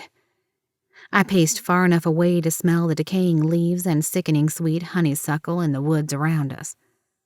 Between that and this need to find a vampire I had never met, my cold blood boiled, throwing all my senses into overdrive. I could hear the wet splatter of tobacco juice from one of the guards who stood watch outside the jail. Disgusting. Did you have a plan of action in mind, Detective, or are we just going to storm the castle? Because right now, I think I can rip all the doors off their hinges. If this is the kind of facility I think it is, we'll need more than your vampire strength. He opened Birdie's passenger door and rummaged through one of his bags, then buckled a duty belt around his waist like Batman. He now had 2 guns holstered and had removed his blazer. Damn. He looked even more lickable, all armed and dangerous. Sniffing the air, I detected the distinct smell of silver bullets, he said, smiling. Is this a rescue mission or an assassination? Depends on how it goes. At my stop-the-bullshit look, he added, Rescue is the plan, but we're likely to encounter some hostiles. The symbol on my arm vibrated, sending pinpricks all along my spine. Let's get this over with. Okay, so first we should take out the 2 guards there and... I didn't wait for him to finish. Whatever this sensation or instinct was, it wouldn't let me linger any longer. Not when Ashe was in there, whoever the hell he was. The chirps and buzzes of crickets and cicadas became one shrill scream as I zipped along the narrow dirt road through the darkness. I let my senses take over, veering off the path through the brush, where I easily dodged trees and thorns and hurtled over fallen logs and crumbling fence posts that housed half-buried, rusty barbed wire. It wasn't much different than hunting my mother's killers. Hell, for all I knew, maybe these people had something to do with it. That thought made what I was about to do even easier. I moved so fast it must have sounded like a mini tornado. The first guard spun around just as I collided with him. He made an oomph sound as I pinned him against the chain-link fence. Though he held his rifle with an iron grip, I ripped it from his hands and flung it aside. The dim security lights reflected the fear in his lazy eye and the rounded chipmunk cheek full of tobacco. I didn't recognize him, but he reeked of the same stench as Rusty and the other rednecks I'd crossed off my list. "Terry!" He managed to scream before I plunged my fingers into his neck and tore his throat out. I flung him to the ground, where he gurgled and flailed on the gravel. His partner, whom I assumed was Terry, aimed a flashlight at me. I squinted into the light and hissed with my fangs fully emerged, totally for dramatic purposes. It always freaked humans the fuck out. Shit! Terry dropped the flashlight and pointed his rifle with its red laser sight at me. I darted straight for him. A soft, hollow pop came from somewhere in the woods as I knocked him to the ground and held on. We skidded along the gravel like I was riding a human skateboard. I raised my hand to rip his throat out, but his eyes rolled back in his head. Foam bubbled up from his mouth like a mini science experiment volcano. A very thin dart stuck out from his neck. If that was poison, it sure was some powerful shit. Zach emerged, running into the clearing from the dirt road, lowering his gun, which looked like a Colt 45 with a fat telescopic sight. What the hell? I didn't mean like that. What is that, a dart gun? Yeah, with tranquilizers that would keep them out for a few hours, and you should have let me use it on both guards. If the rest of them didn't know we're here, they do now. You said take out the guards. They're taken out. Now, how do we get in this place? I slung my hand to remove the bits of flesh from the first guard's neck and touched the chain-link fence. It stung like a hornet, but it wasn't electrified. Shit. Is that? Silver-plated. I told you this was no ordinary jail. The more I looked around, the more I saw that he was right. The silver-coated fence surrounded a solid concrete building that had tiny slits for windows near the roof. I suspected the shingles also contained bits of silver, considering how they sparkled. Cautiously, I stuck my hand into the sickly yellow shaft of light from one of the security lamps overhead. Don't, Zach said a moment too late. It was fiery hot, like passing your finger through the flame of a candle. UV lights. Yeah, I thought so. High-powered, too, like the sun times 5. I paced like a caged animal along the fence line, careful to avoid direct light. So how do I get past the silver and sun lamps on crack? What do you feel right now? I closed my eyes. I concentrated on the energy that throbbed in my arm and pressed against my subconscious mind. He's scared, confused, ashamed. I turned to Zach with a helpless shrug. All I know is that I have to help him. Why am I feeling this? I am not sure, but I can get you in there if you can take out anyone that gets in our way. Deal. But if there are any hostile vampires anywhere in the vicinity, that dart gun is useless. I know, that's what you're here for. This is for the humans. We don't need any nosy neighbors or cops complicating things. More lights flared to life just then from the building's roof. They moved spotlight-style along the ground. I dodged one, got clipped by another on the cheek, and took refuge behind Zach. He checked his phone, then pointed left. That way. There's a service entrance. We ran around the corner of the fence. The gravel road dipped down to a flat area where a few vehicles were parked. We ducked between an old Toyota pickup with a bent chassis and busted taillight and an ugly sunflower gold van. Zach eased himself up and quickly peered through the passenger window of the van before squatting back down again. Good. There are keys in the ignition. 4. We may need a getaway vehicle if we can't make it back to your car before sunup. I would say I wouldn't be caught dead in that thing, but... He chuckled, then gently touched my cheek where the light had left a blistered streak. Does it hurt? It's fine. I brushed his hand away. What was I supposed to say? That it hurt like a sumbitch, and if he touched me like that again, I might drain him dry? I hadn't had a proper meal for a couple days, and a hangry vampire wasn't someone you wanted to hang out with. Between the sweeping lights, I peeked over the truck to scan the area. There was a wide gate with a thick lock and chain. A heavy silver-plated steel door opened, and out came another human guard, gun raised. "You'll leave if you know what's good for you," the guard hollered. He half hid behind the open door and squinted into the parking lot, nervously searching for whatever had triggered the lights. The lights might be torture for vampires, but did nothing to help the humans' already pitiful night vision. "Stay down," Zach said as he steadied the dart gun on the hood and pulled the trigger. The guard fell out of the door and onto the concrete stoop. His body flopped like a dying fish sprawled on the steps. The door swung shut again with a bang that echoed through the night. "If you're trying to keep this quiet, you're doing a shitty job of it," I said. A rat, spooked from all the ruckus no doubt, scampered out from under the truck. I snatched it up and sank my fangs into its jugular, drinking deeply until its pulse faded. Tossing its carcass aside, I wiped my mouth with a napkin I found discarded on the ground next to a crushed cheeseburger wrapper and foam cup. I looked up to find Zach grimacing at me. What? I was hungry. A rat? I mean, that's gross. Would you rather me eat you? No, but is that a normal thing for vampires? I huffed a laugh. How the fuck would I know? Is that what you ate when your mother... He bit down on whatever he was going to say. Sorry, I shouldn't have asked. A brief image of a spiderweb-dusted crypt and a scrawny rat ran a chill down my spine. No, you shouldn't have. Now shut up and get me in there. He held my gaze for a moment before I tore mine away. Then he slipped over to the gate and took another tool that looked like a tire pressure gauge from his belt. A second later, a red laser started cutting through the chain. The light circled back around, so I ducked down, feeling like a helpless little girl again. I'd never tried to explain my circumstances to anyone before. Now that I had to rehash the shitfest that was my non-life, it all sounded so pathetic. Maybe I should have been like those bloodthirsty creatures in the movies, killing at will and not giving a fuck.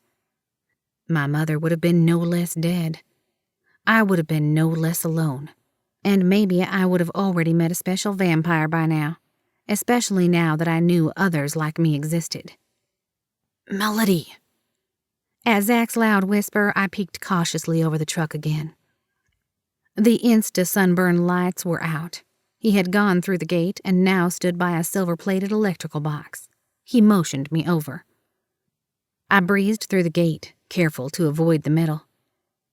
I cut the wires, he whispered, grinning like he'd performed some magical feat. What do you want? A cookie?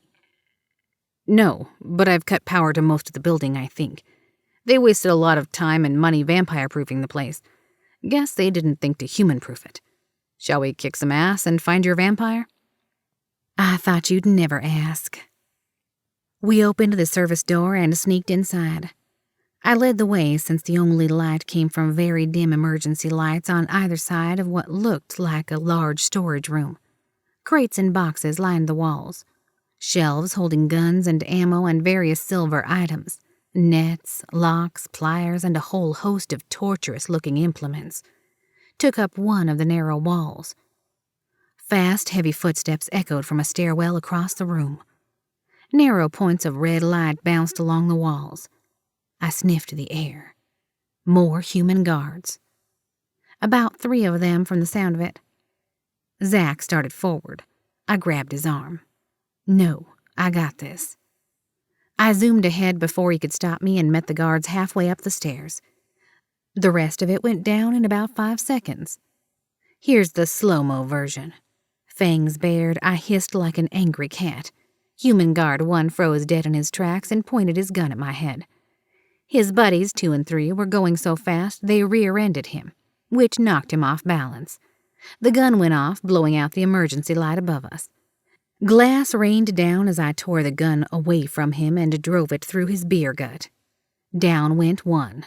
I kicked him aside. 2 pointed his gun, but his arms shook so bad the laser sight bounced all over the place.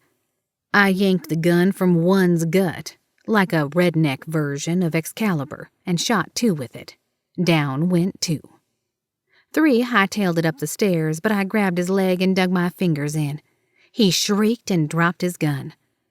It clattered down the steps as I reeled him in and flipped him over. This one would be dinner. I sank my fangs into his neck, ignoring his shrieks as I gulped down his life like he had probably chugged down beer. Something moved on the stairs below me. I sprang up and pounced. My hands were around Zach's neck before I realized I had pinned him against the wall. His pulse beat like a war drum under my fingers.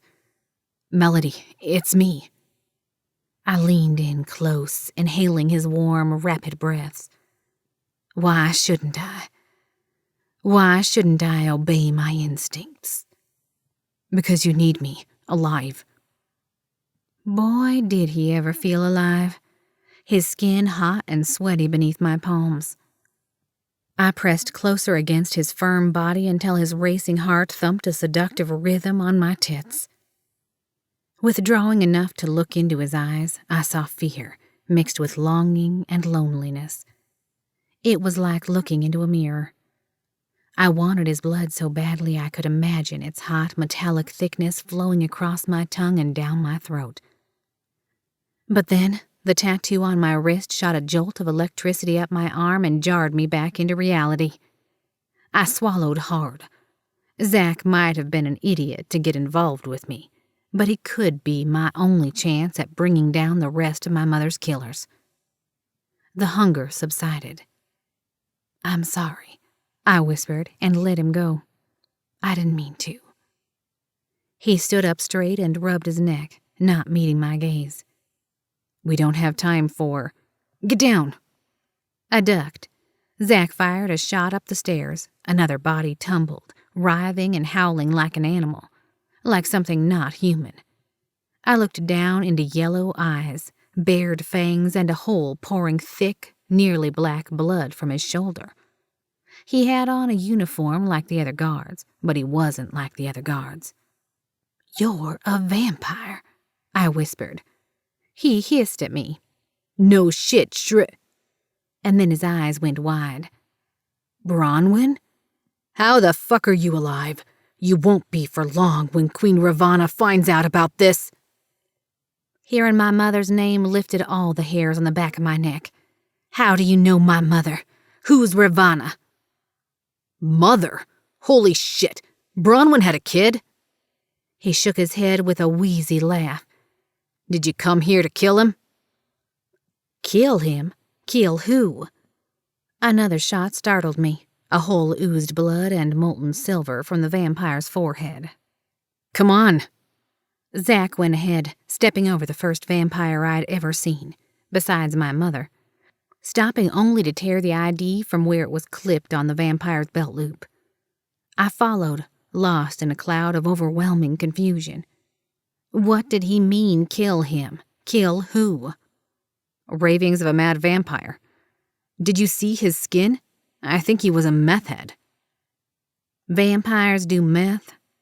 "No, they drink blood from meth heads. Same effect."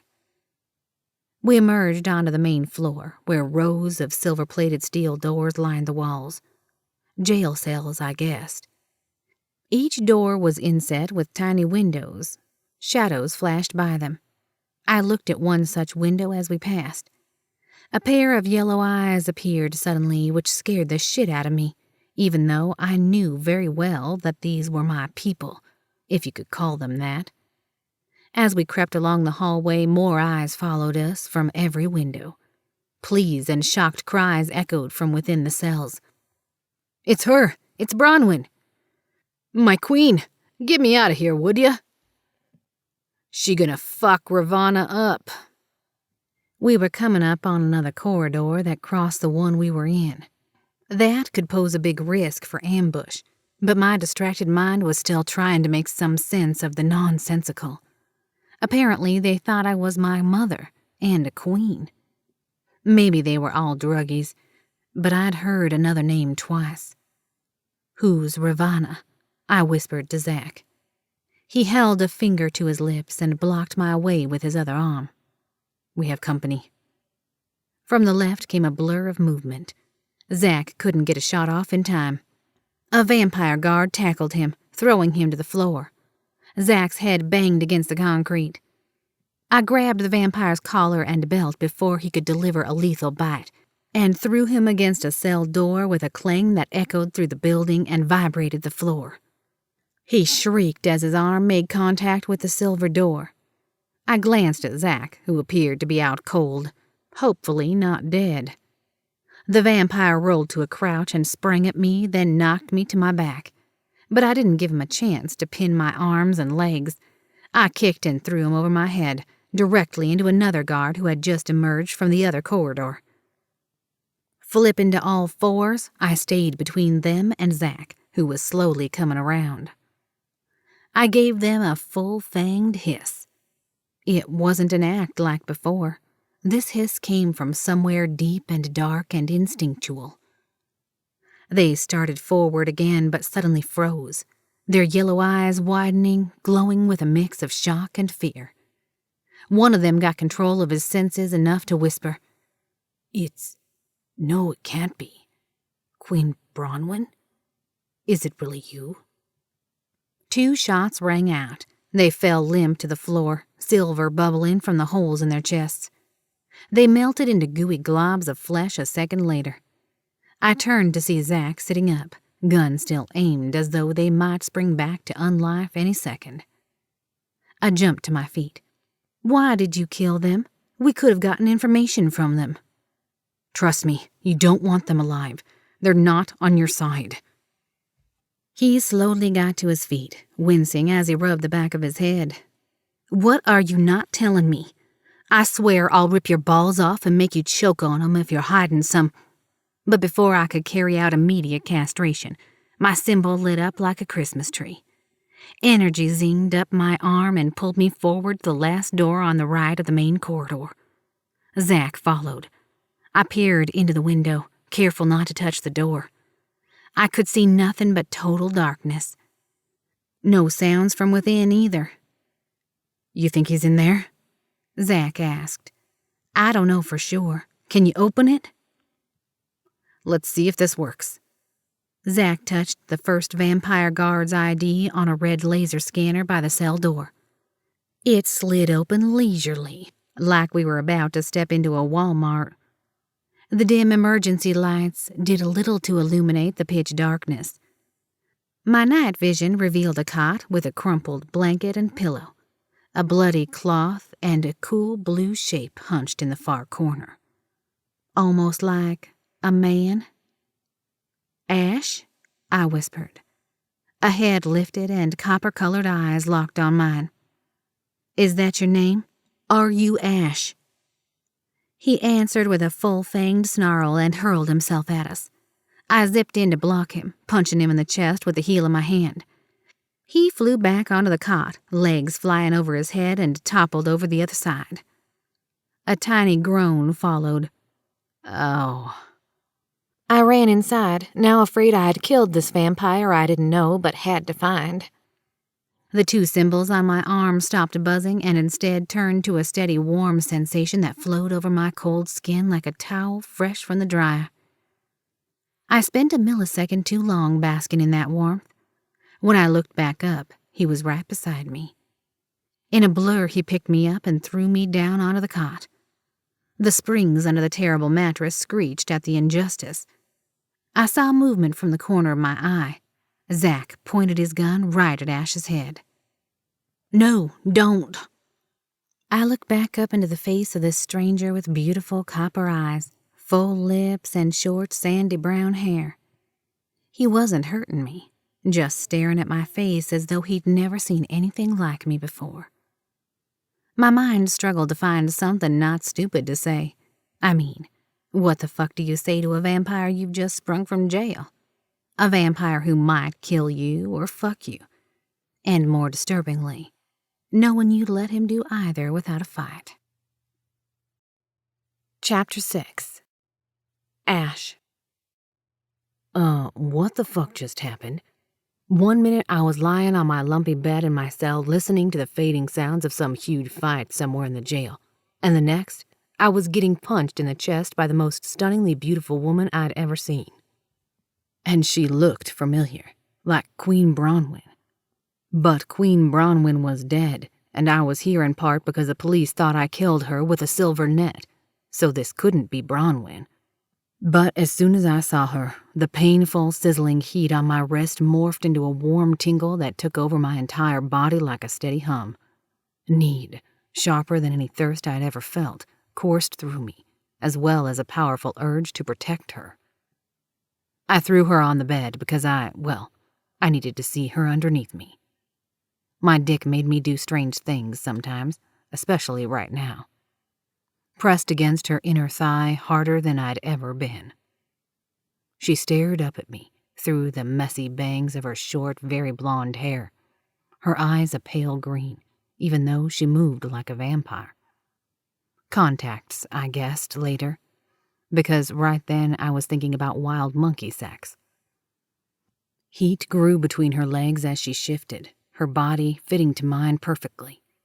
My hips twitched forward on their own to feel her soft curves wrapped around me a little tighter, and her full lips parted. A vixen-like grin spread across her mouth as she brought her hand to my ass and squeezed. "How about you let me finish rescuing you before we get to that, inmate?" she said, her voice like whiskey and smoke. Someone cleared their throat behind us. "Best idea I've heard yet," an irritated male voice said. As if I'd been dunked headfirst into a holy water-filled bathtub, I tore myself off of her and stumbled into the opposite wall of my cell. Sweet vampire Jesus, that whole encounter on the cot must have only lasted about 5 seconds, but I'd been humping the hot girl while some guy, a DBD from the smell of him, with dark hair, red eyes that appeared to be contacts, a chin dimple, and a big-ass gun looked on, while I was still in jail. Not my best day ever. Loud voices sounded from down the hall. The three of us stared at each other in the panicked split second it took before we sprang into action. I dove for the bed, volunteering myself to hide the woman with my whole body, but she rolled from the mattress and slid underneath the bed in a way that made me think she did this kind of thing every day. The guy was already closing the door of my cell and then folded himself into the corner. Quick footsteps echoed closer. For someone who'd been accused of 2 murders, who'd actually planned a murder from beginning to end, funny that I didn't know if I could stomach witnessing a bloody one in the confines of my cell. More shouts, more footsteps, even closer. As long as I protected the woman underneath my bed, I would do what I had to do, though. Metal clanged as the footsteps came closer. It sounded like they were beating on the cell doors and likely peering inside the glass windows at the top. If they did, we were screwed. I wrenched the scratchy blanket out from under me and threw part of it over the edge of the bed to cover the woman. Bang, bang, pause. What the fuck? My jail cell exploded with action, 1,000 moving parts at once. The door burst open, a flood of guards poured in, guns drawn and loaded with silver-tipped bullets. The chin dimple guy in the corner rounded on them, a distraction that would only last seconds.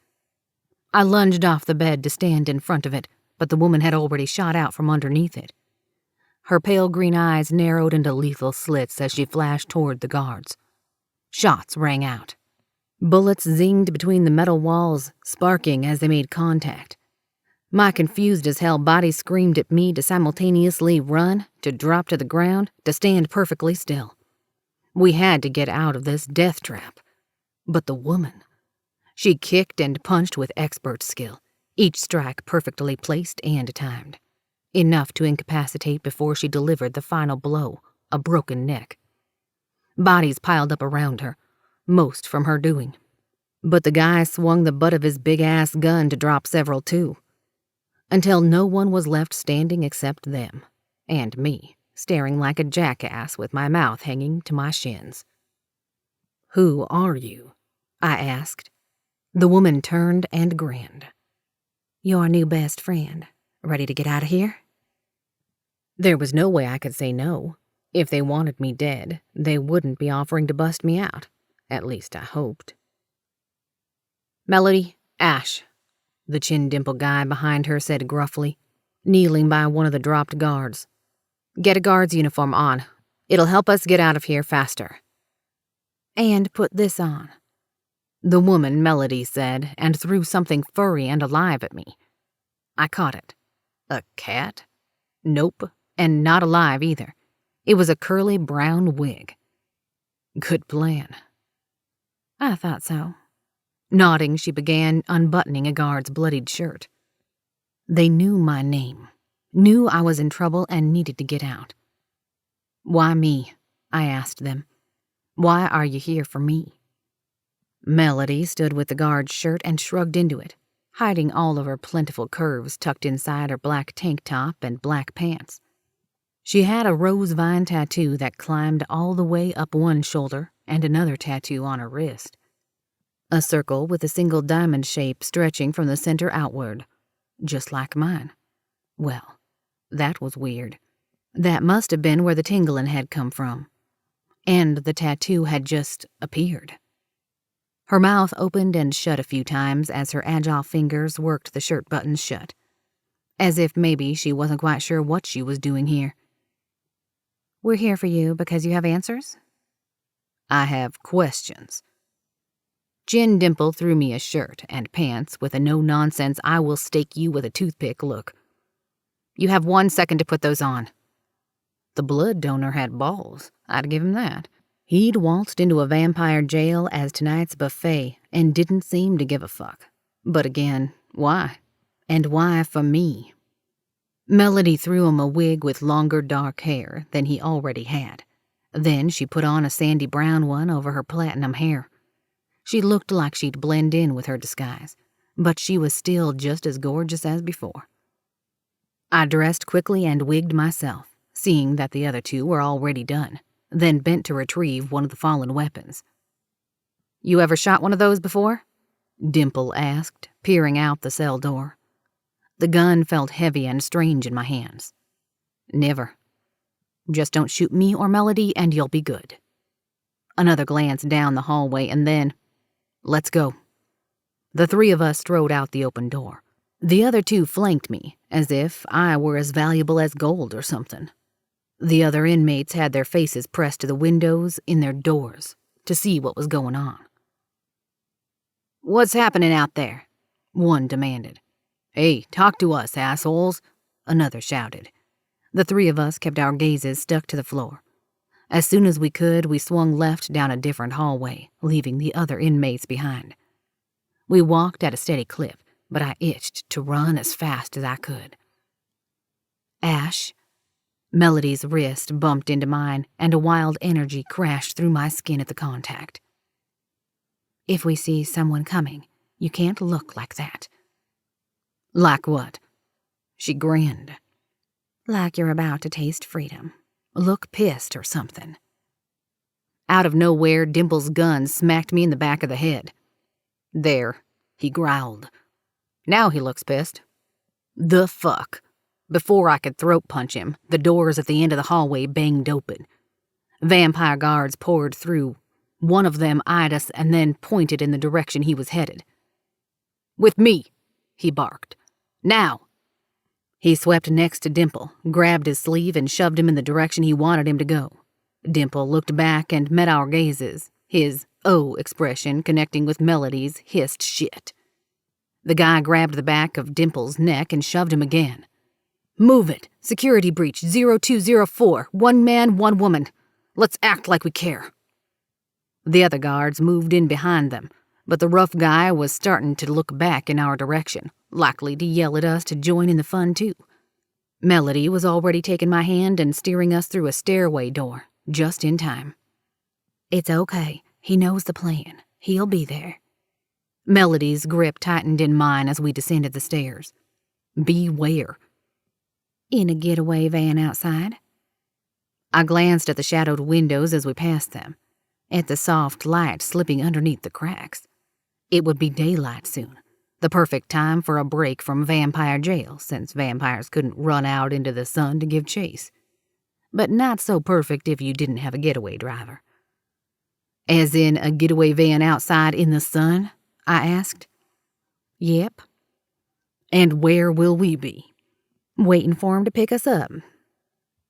I guess the van wasn't parked at the curb then. Too obvious. Too suspicious. And if he doesn't? She didn't answer. She didn't have to. One of us was going to have to go outside and get the van, and I'd be damned if I let it be her. So I did what I always did in these types of situations. Well, not this situation exactly, since this was my first jailbreak, but I blended into the role of desperate, innocent vampire who needed out. Not terribly hard, and for the details I needed to do that, I would fake it until I made it. "Where's the van?" I asked. "It's the first ugly gold one in the southeast lot. Looks like some kind of 1970s rape van. Can't miss it. Keys are in the ignition, but you can't be thinking." A door below us slammed open, and Melody immediately released my hand. A guard ran up the stairs and right past us as if his ass were on fire. As soon as he was out of earshot, I said, "We need to get to the roof." She stared hard at me as we rounded the landing onto another set of stairs. "You are thinking about going out there? No way. We need to get to security and see if we can find Zach on the working cameras. We're not leaving here without him." "He's important to you?" "Yeah, bad timing, but there it was." "Well," she took my hand again and squeezed. "He got me in here to rescue you." "So I'm important." "You have to feel it." She moved our clasped hands in front of us and pointed at our wrists. "Right here." "Yeah, I feel it. There and other places." "Where's security?" "First floor. And they'll just let us in to have a peek at their cameras, will they?" She grinned, one that made my whole body react. I don't see why not. On the first floor, we found the door marked security. The hallway was empty except for a vampire in silver cuffs around his ankles and 2 guards quickly escorting him into a room. I tried the door. "Locked," I muttered. She held out a ring of keys and twirled them around her finger. "I wonder if these will come in handy." I snatched them from her, unable to keep the smile from my face. She was having entirely too much fun. Once the door was unlocked, we slid in one body at a time, in case we weren't alone. Voices sounded from an adjoining room behind a closed door. We needed to be silent and quick. Melody scanned the monitors along the wall while I searched the desk drawers. If I was going to be the getaway driver, I needed distractions to keep the focus off of me. The more, the better. I found a lighter, a mostly empty glass bottle of Jack Daniels, and someone's smelly sock. That would do. I also found a map of the jail and how to access the roof. "There he is," Melody muttered, pointing at one of the screens. "3rd floor. What the hell?" I turned in time to see Chin Dimple fling something at the feet of the vampire guards surrounding him and then take off running. It exploded into a flash of violent monochrome light, followed by a dense cloud of thick black ashes. A UV bomb? Damn. Quickly, I took Melody's hand and led her out of the security room, my skin buzzing at the contact. "Go, intercept him, then get to the front door." She looked at me with big yellow eyes. She must have taken out her green contacts to better blend in, and I couldn't decide which I liked better, a detail that didn't matter right now. "You'll be there?" she asked. "At the front door, too?" "I'll be there." She looked behind her at the empty hallway and then back at me with a wicked smile. "Look at the balls on you." I winked. They're not nearly as impressive as the rest of me. Grinning, she stepped away from me, her fingertips hooked around mine. "Go, fast, or I'll have to come rescue you again." I nodded. "Let's try not to make that a habit." I turned and left her behind, hating every inch of myself for doing so. This was insanity fueled by an intoxicating promise of freedom. The sun would be up soon, and I was about to hurl myself out into it for a little daytime rooftop picnic. Even worse, Melody depended on me not to fail, so I couldn't. Yeah, I'd just met her, but still. She'd risked her life to break me out for no reason I could guess other than this weird connection. But it felt right. She felt right. I stuck to the stairs, acting like I had every right to be there in my guard's uniform. Groups of them flew past me without a glance as they shouted orders back and forth, totally oblivious to inmate 204 running by. On the top floor, a ladder stretched up the wall to the rooftop, and once I opened the door that led out, the orange streak in the sky slammed into me like a wall, bouncing me back inside. That would have been the smart thing to do. Instead, my legs weighted to the max with doubt. I stepped outside. I had just minutes, tops, before sunrise. In the distance, a helicopter whirred. Not visible yet, but I had a feeling that was about to change. I sprinted for the southeast corner of the building, pouring on my vampire speed and whatever other kinds of speeds I happened to have. Before the edge, I slowed, spotted an open dumpster below to my right, and jumped. Damn.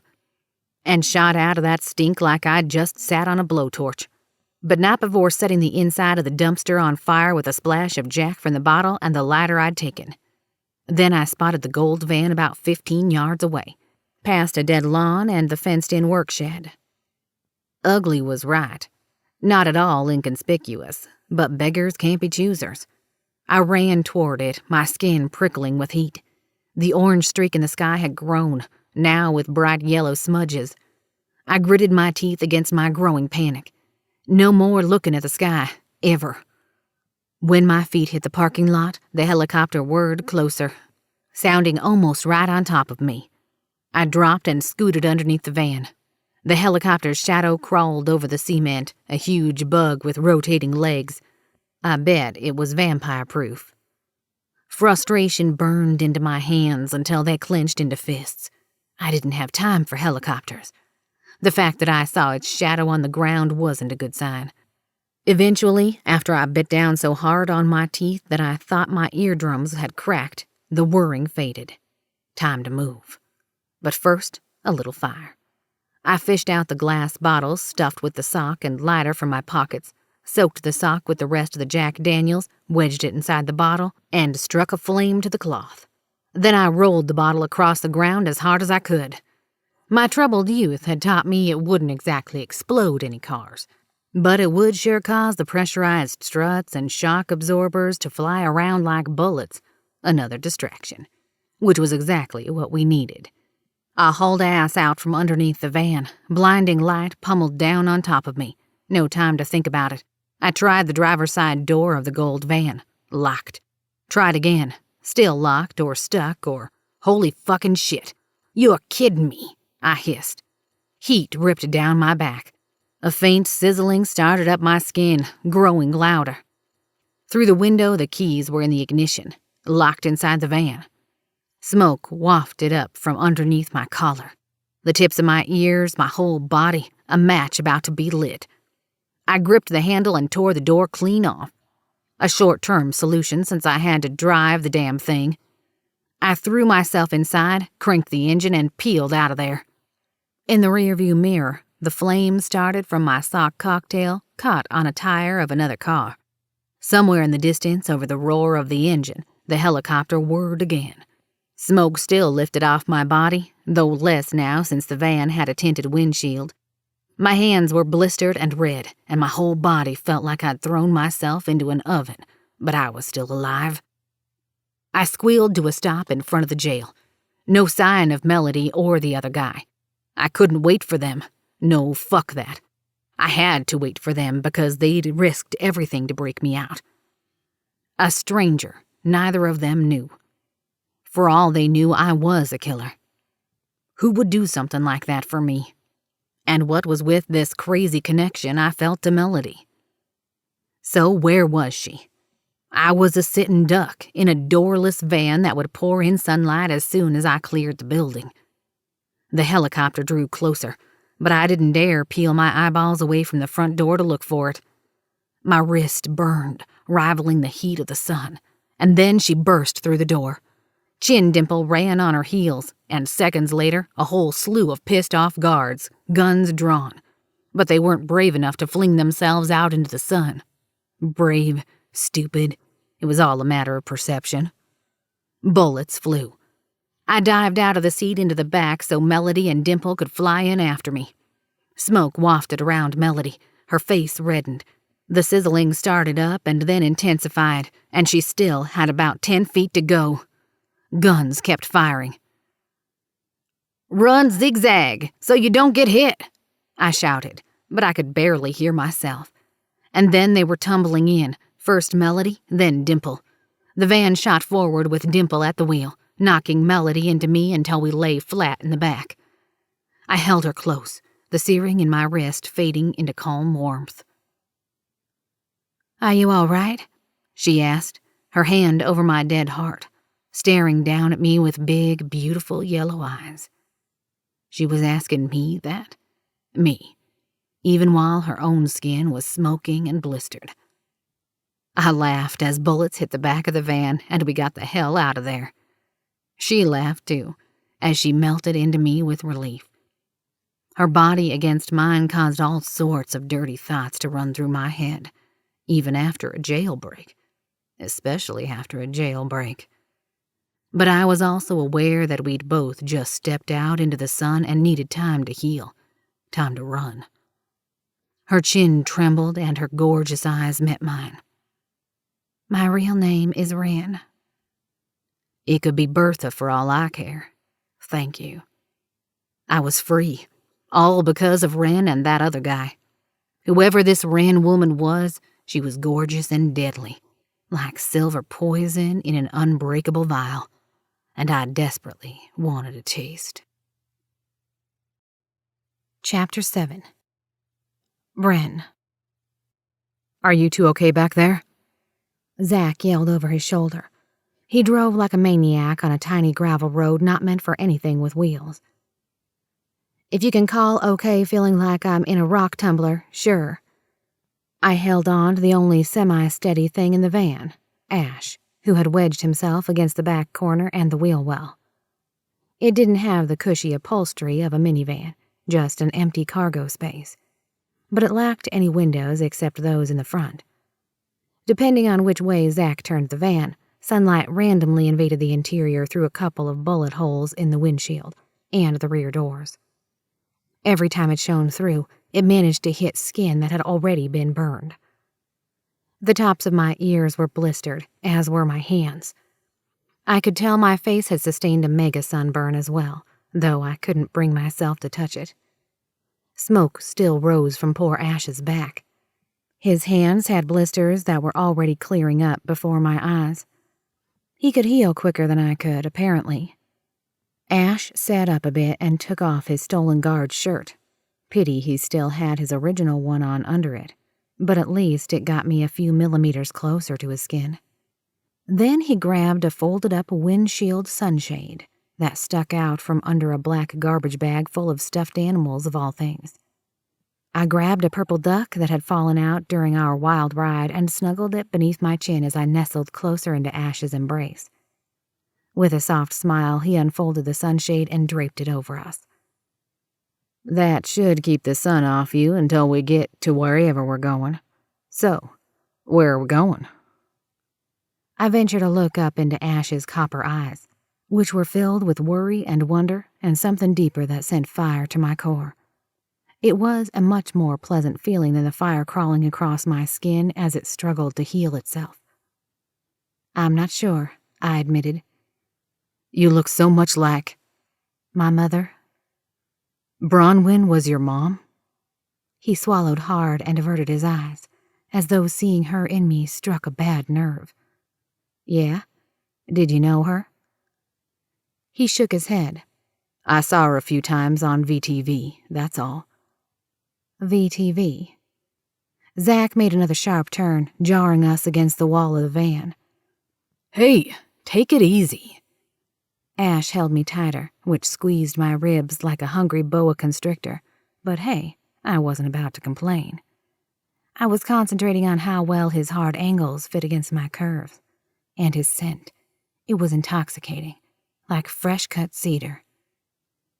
"I know what I'm doing, thanks," Zach yelled back. Now that we'd rescued Ashe, which I'd have to remind Zach was his idea, he was acting like a dick about it, almost as though he was jealous. I sat up and peered out the windshield. He was taking us deep into a wooded area. The thick canopy blocked the sunlight, thankfully. Was that why he was taking us further into the boonies? "Don't worry about the sun," I said to Zach. "We can stay covered up well enough." "I'm not worried about the sun. More worried about the chopper. I think I can lose them in here. We'll be able to circle back into town so we can ditch the van in a parking garage. You two can hide in here while I go rent another one."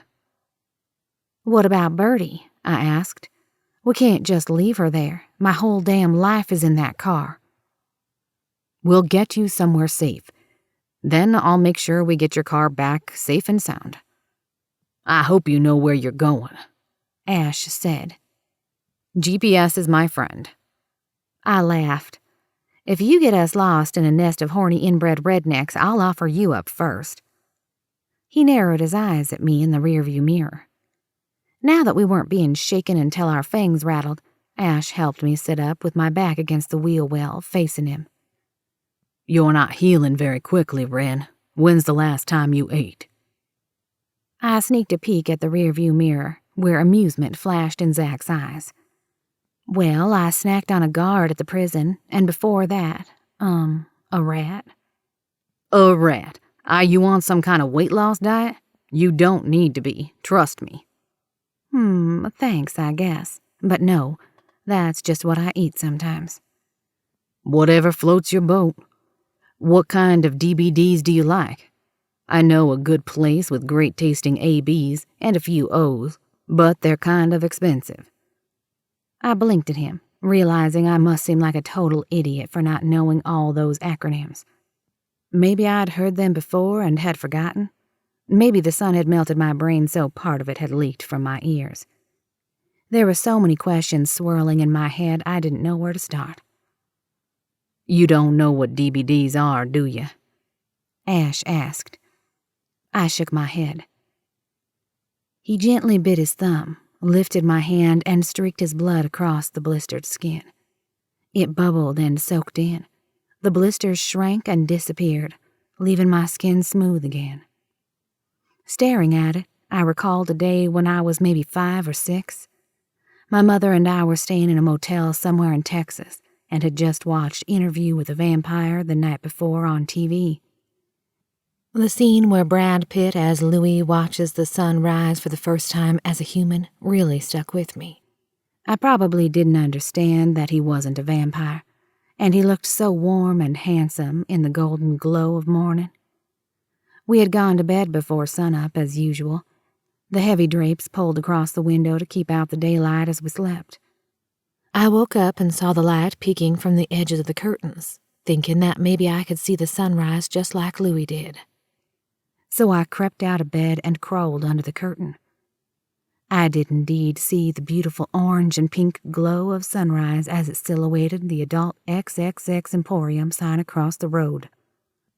For about 2 seconds, I was mesmerized, until the sun popped fully over the sign. My face immediately heated to what felt like 2,000 degrees. I screamed. My mother was there in a flash. She grabbed me and bounded into the space between the 2 double beds. I was crying so hard I didn't understand what she was doing. But now I remember her biting her thumb and rubbing it over my skin. I had always assumed she was just drying my tears, but the burns subsided quickly. That's when she told me the only sunrises we could see were on TV, that being in the sun for longer than a few seconds could be deadly to us. I'd managed to avoid the sun fairly well since then, until today. Ashe repeated the process on my other hand and was applying his blood to my forehead when I snapped back into reality. His blood smelled like him, ×5, with the distinct twang of old, dead blood, like I'd smelled in Hotel Enigma. I took his hand and flipped his wrist over, then brought it to my lips. I felt him tense up, like he might yank his hand away, but instead, he watched me with a steely intensity as I gently bit down and sucked up some of his cold, thick blood. It tasted even better than it smelled, not like food, really, but more like a blood-flavored medicine. The effects were immediate. I could feel my skin tingle and stretch as the remaining blisters faded away. I sucked again, swallowed more. All my senses fired at once. My eyes read Ashe's cool blue temperature signature, along with the reddish purple of a slightly warmer area in his crotch. My ears picked up the thump of Zach's heart. Wren, that's enough. Ashe slowly pulled his wrist away. I jerked it back to my mouth, bit down, and sucked. I needed more, lots more. I said that's enough. He withdrew forcefully that time, darting to the other side of the van. He wrapped his fingers on his other hand tight around his wrist, staring at me as though he was caged with a starving lion. What's going on back there? Zach asked. Wren, you okay? Wren, not Melody. He must have overheard me when I told Ashe. I drew my knees to my chest and covered my face. I'm sorry. I don't know what the shit came over me. It's fine. We're all fine, Ashe said. Wren's just tired and needs a decent meal. I suggest we find a suitable place for her to eat so she won't have to chew off that chin dimple of yours. What's your name anyway?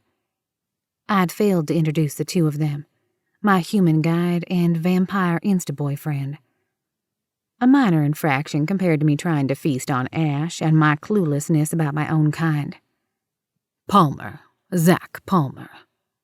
Was it just my imagination, or had Zach lowered his voice and applied a British accent? Ashe must have noticed too, considering the way he imitated Zach. A real-life James Bond in our midst, eh? Must be our bloody fucking jolly good luck. How's about a spot of tea, governor? I lifted my head. That was a terrible impression. Hey, he started it, Ashe said, tilting his head toward Zach. But at least you're smiling now.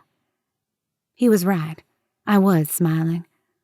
For a moment, it felt oddly comfortable here in the midst of these two guys who I didn't even know 48 hours ago.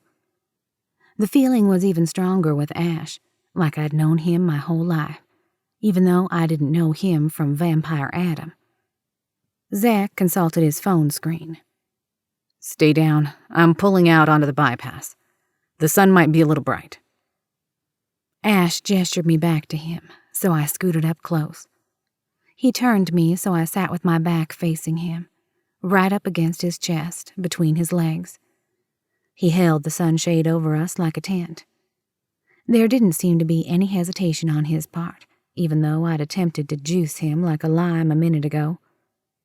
Fatigue and the comforting closeness of his body made my eyelids heavy. I sank back onto his shoulder. He turned his face so he supported my lolling head. His cheek rested against my forehead. I closed my eyes and felt his lips part, felt their soft coolness press against my skin. His hardening dick pressed into my lower back. Desire throbbed where my legs converged. I thought I had to be dreaming. I'd never felt this level of need for anyone before. What is this? I asked groggily, tilting my head to allow his lips to settle onto my temple. This what? He whispered. This thing between us. His gentle kisses migrated to the top of my ear, their gentle suction drawing a quiet groan from me. I don't know for sure. His whisper caressed my face. I let my head fall farther to the side so his lips could play along my neck. But if my suspicions are right, we won't be alone for long. I didn't understand what he meant, but I didn't really give a fuck, with his lips resting at the corner of my mouth. All I know is, he said, if I don't kiss you right now, I might go insane. You know those parts in movies where the hero and heroine are about to share their first kiss? The parts where your eyes go wide and you're sitting on the edge of a saggy motel bed, ready to cheer because they're finally getting together? Yeah, well, that didn't happen here. What happened was Zach slammed on the brakes and screamed, "Motherfucking alligators!" Our bodies smashed against the wheel well. Ashe's head clunked into mine like two coconuts colliding. Sorry.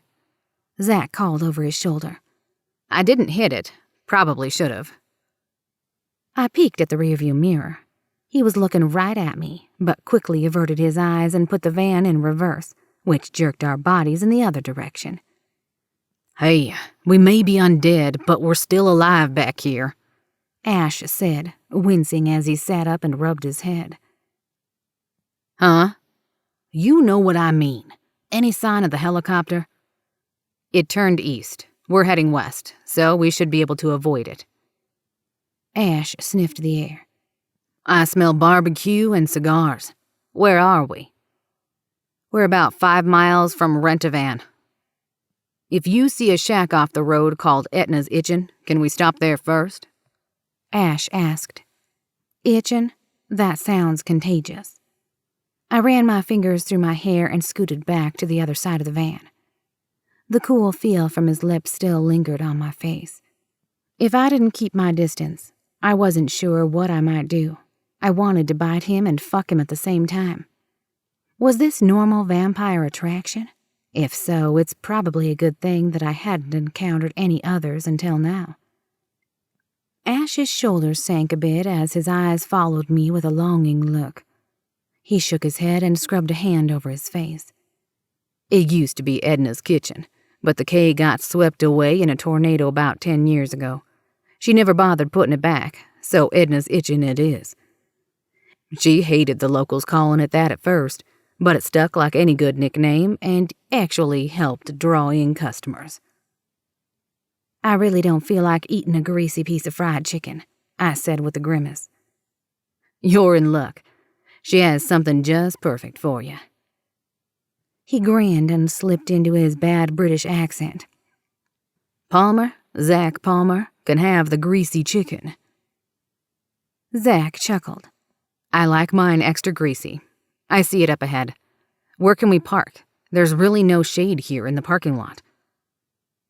Drive around back. Special parking. I crouched and crept behind the front passenger seat, peeking out carefully in case the sun decided to reflect off a bad chrome bumper. Zach pulled off the road, where sure enough, a wood-sided building sat with a sagging roof and white block letters above the door that read, Edna's Itchin'. The front parking lot was full of cars and overcompensating dually pickups. He drove around on a narrow paved drive to the back of the restaurant. There was a temporary storage facility with several units. Zach pulled up to a drive-up keypad on a white painted steel post. Ashe joined me, crouching behind the passenger seat. Key in this code, 80085. Okay. Zach sounded skeptical. Wait a minute. Doesn't that spell boobs on a calculator? Yeah, so? Ashe grinned at me. Zach rolled his eyes. His right hand rested on his holstered gun, while he tapped the code in with his left. I sincerely hoped Ashe wasn't leading us into some vampire ambush, where the main course would be Zach. I didn't have the strength to protect him. The overhead door lifted, and inside lay an empty storage space. Drive on in, Ashe said. If this is a trap, I'm killing you first. Why would I want to kill strangers who sprung me from jail? Talk about biting the hand that feeds you. Ashe glanced at me and chuckled. Yeah, very funny, I said. Zach drove the van into the storage unit. As soon as the rear bumper cleared, the door lowered, effectively plunging the once bright interior into darkness. Zach killed the engine but left the key on, so he had the advantage of the parking lights. Gun drawn, he slowly got out of the van, prepared for an ambush. Ashe didn't seem to have any reservations about the situation. He sprang to the back of the van, opened the double doors, and hopped out, turning to offer his hand to help me down. I took it gladly. My head was swimming from hunger, fatigue, and probably a concussion from Zach's reckless driving. When my feet hit the concrete floor, I wobbled. Ashe steadied me with his strong hands and body. If I hadn't been ready to chew my own arm off from hunger, I'd have asked Zach to give us a couple minutes in the back of the van. Not exactly romantic, and I had no idea why I felt this way, except that I knew Ashe wanted it as much as I did. With this level of horniness, I could only assume that vampire life involved prison breaks, bloodletting, and orgies 24/7. "So, what now?" Zach asked, circling the van like a caged beast. He slid a narrow-eyed warning glare at Ashe as he passed us. "You just leave that to me," Ashe said. Holding my hand, he led me to the rear corner of the storage unit and typed a number into another keypad beside a door with a wire glass window. The lock disengaged. Ashe opened the door, and we entered a stairwell illuminated with dim fluorescent lights. I hesitated. The last time I'd seen a stairway like this, I'd had to fight off a herd of vampires. Ashe drew me close and stroked my cheek. "It's okay, I promise." The aroma of smoky barbecue wafted up the stairwell. "Tell me they're not barbecuing vampires down there." "You like yours rare or well done?" My eyes went wide. He laughed and squeezed my hand. "I'm kidding. Come on, Zach can come too, if that makes you feel better. But he probably won't find the menu to his liking." At the bottom of the stairs was a small wood-paneled hallway. A coat rack stood right at the bottom that held miscellaneous ball caps, a white apron streaked with dried blood, and a crooked umbrella. Open Cisco boxes sat on the worn linoleum floor, one of which was half full of disposable plastic cups like you'd find in any bathroom. Another held napkins. We walked down the hallway past stainless steel shelves containing peanut oil, lard, and industrial-sized cans of green beans. Below that were bottles of rubbing alcohol, boxes of sterile gauze, and large bottles of raspberry-flavored liquid iron supplements. It looked like a typical basement storage area of any ratty diner, except for the medical supplies and iron supplements. Surely they didn't add that to the food, or maybe they did. I was quickly discovering how little I knew about both the human and vampire world. My mother had sheltered me to protect me, but in the process had not told me much about our kind or humankind. And after her death, my sole focus had been revenge and surviving long enough to make that happen. Ashe strode confidently through the place, holding my hand. Zach followed so close behind me I could feel his warmth radiating on my back. He still held his gun in front of him with both hands, pointing it at the floor. My mind reeled. How much could I really trust either of them? A sinking feeling chilled my already cold blood as Ashe led us through a set of swinging doors. What if they already knew each other and had teamed up to capture me? Stupid thy name is, Wren. They had made sure I would be too hungry and exhausted to fight back. I was completely trapped. Nowhere to run, because I had no idea how to get out except for the way we came. Even weakened, though, my speed would far surpass Zach's. I just had to knock him down, take out Ashe, and get out of the line of fire and back up the stairs. "Well, if it ain't Ashe Jensen." A woman's loud voice snapped me out of forming my escape plan. I blinked and realized we had entered what looked like a dingy basement diner, with battery-powered lamps and black tablecloths on a dozen or so round tables.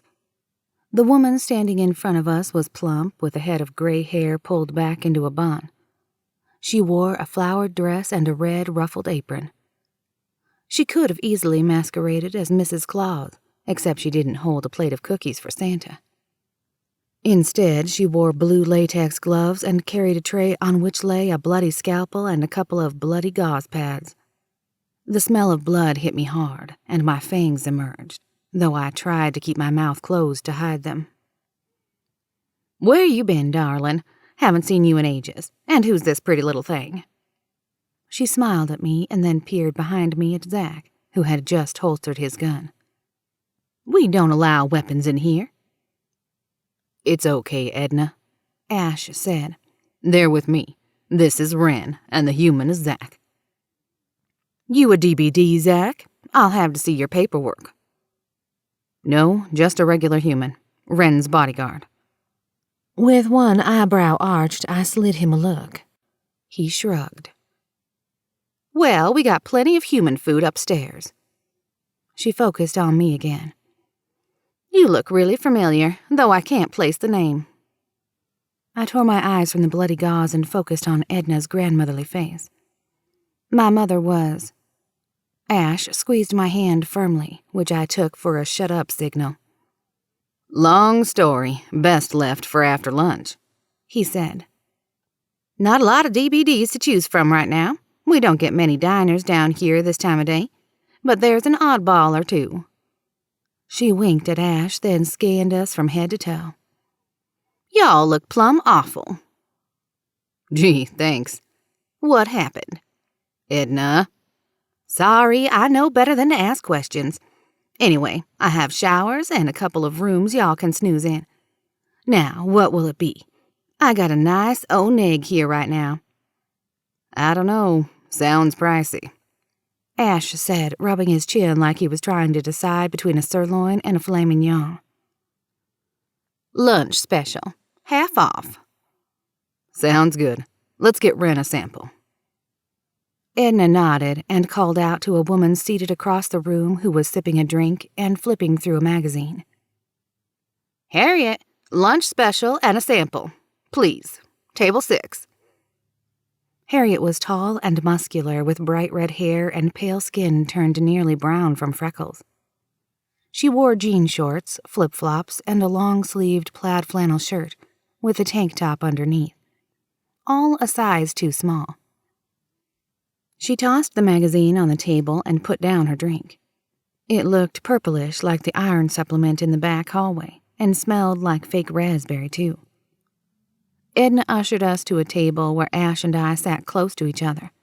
Zach sat on the edge of his seat at a nearby table, his chair facing us, still looking around with those intense, dark eyes, as though Dracula might emerge at any moment.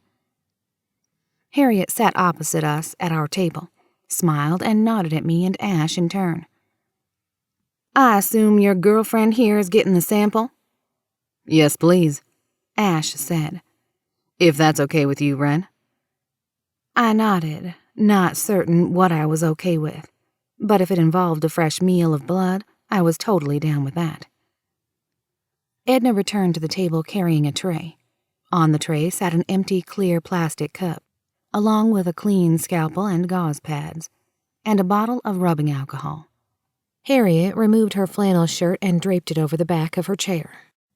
Edna soaked a gauze pad with alcohol and wiped Harriet's wrist. Then she held the woman's wrist over the cup and made a small slice across an artery with the scalpel. Fresh, bright red blood flowed from the wound. Edna set the scalpel on the tray and flipped Harriet's wrist upside down. Blood poured into the cup. Steam condensed on the inside of the cup as the blood level rose. All this time, Harriet was casually looking off in the distance, as though it didn't bother her in the least. My mouth watered as I watched the hot blood pour into the cup. I could hear Harriet's pulse, calm and steady. Saw how the tiny area of skin at her wrist above the cut rose and fell with every heartbeat. I didn't know how long I could control the urge to sink my fangs into her arm. You got your papers, ma'am? Harriet asked. What? I forced my eyes to leave the visual feast of her fresh blood and met Harriet's calm gaze. Your papers. You can drink from prepackaged, but you need papers to get a meal from the source.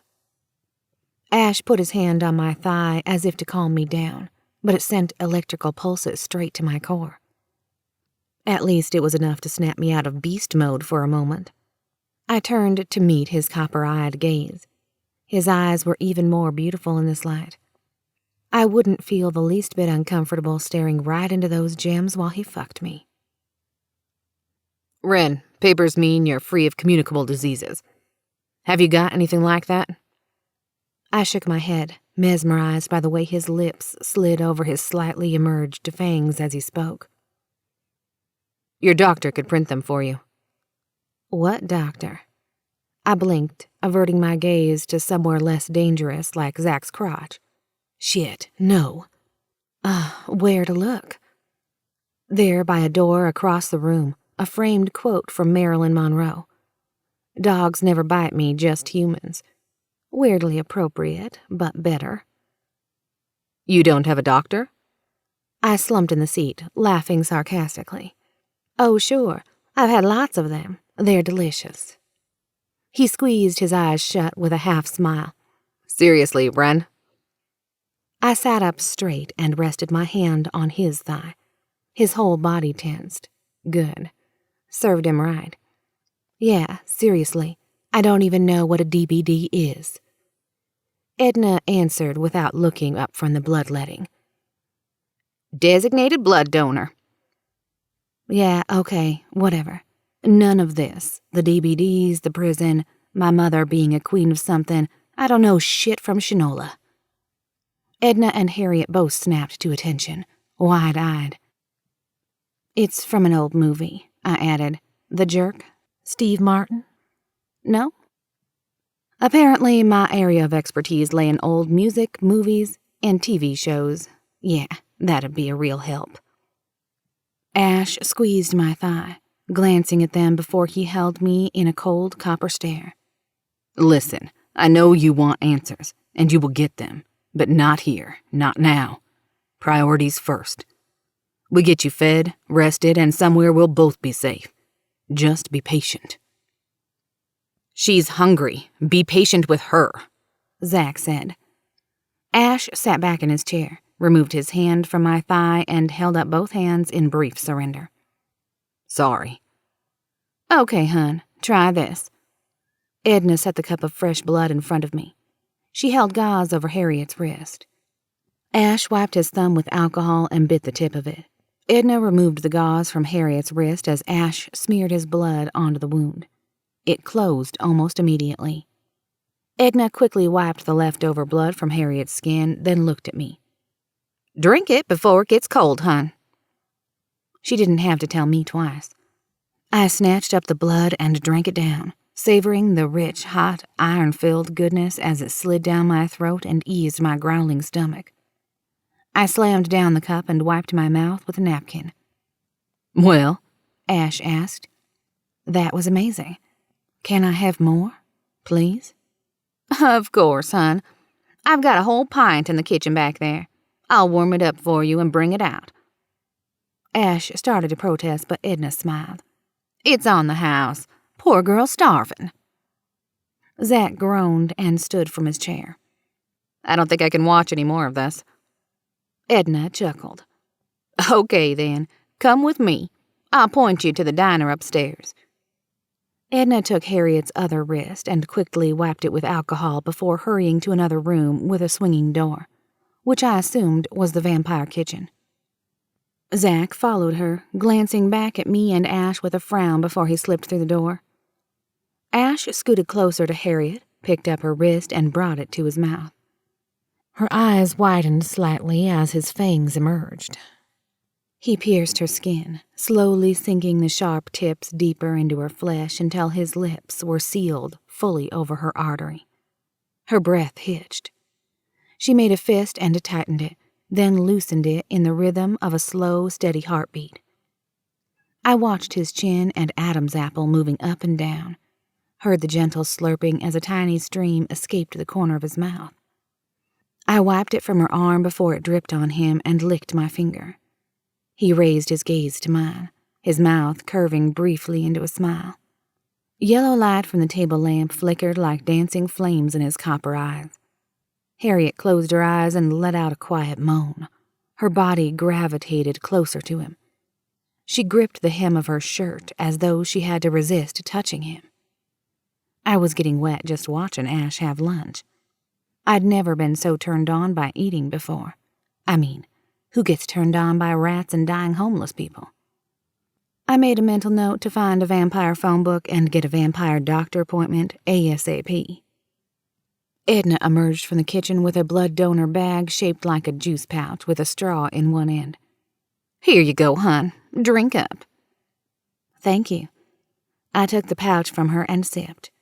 It was good, but like the equivalent of a frozen pizza compared to a homemade one. I sat back in my chair and watched my Insta-boyfriend drink blood from a willing human in an oddly sensual dining experience. Harriet's shift ended, so she left just as Zach emerged from the kitchen. He looked more satisfied and smelled more like barbecue than body odor. How was it? We asked each other at the same time. I laughed. Good, and yours? Extra greasy, but nothing some Tums can't handle. Now that we were all full, I could finally take account of how bad we looked and smelled. But I had so many things to ask now that my brain wasn't fogged over with hunger. How about a shower and a good nap? Ashe asked as though reading my mind. We can talk more tonight. Okay. Zach cleared his throat. I'll ditch the van and come back with your car. I think we should get on the road as soon as the sun sets, so that'll be about... He consulted his mobile phone. 8:30. You have plenty of time to rest up and whatever. He grimaced at the word whatever, as though imagining Ashe and me in the throes of passion. Okay, be careful out there, I said. Sure, be careful in here too. He tossed Ashe a cold glare and left the way he had entered. Surely the detective wasn't jealous. I found that quite hilarious. Like I was the Bella for their Edward and Jacob testosterone competition. I'd always thought such a triangle was ridiculous, but I could understand the ego trip. If they decided to brawl over me, I'd insist they do it without teeth or weapons, and without clothes, with lots of oil. As soon as Zach's footsteps faded down the hall, Ashe stood and ran a hand through his sandy blonde hair. So, what now? So, I slowly stood, wondering the same thing. Shower and sleep were a given, but a lot could happen in a few hours. I think you owe me a kiss. Chapter 8. Ashe. Damn right I owed Wren a kiss. More than one. All over her pouty lips, and then I'd skip straight to the good stuff. Now, as I pushed to my feet to stand next to her, watching her eye fuck me, I was sure I wore the same expression she did, while my dick strained against the zipper of my prison uniform, underneath the guard's uniform. I just realized I have on entirely too many clothes, I said. She lifted an eyebrow. We should probably find a solution for that, like a shower. Check, please. A low rumble started deep in my chest.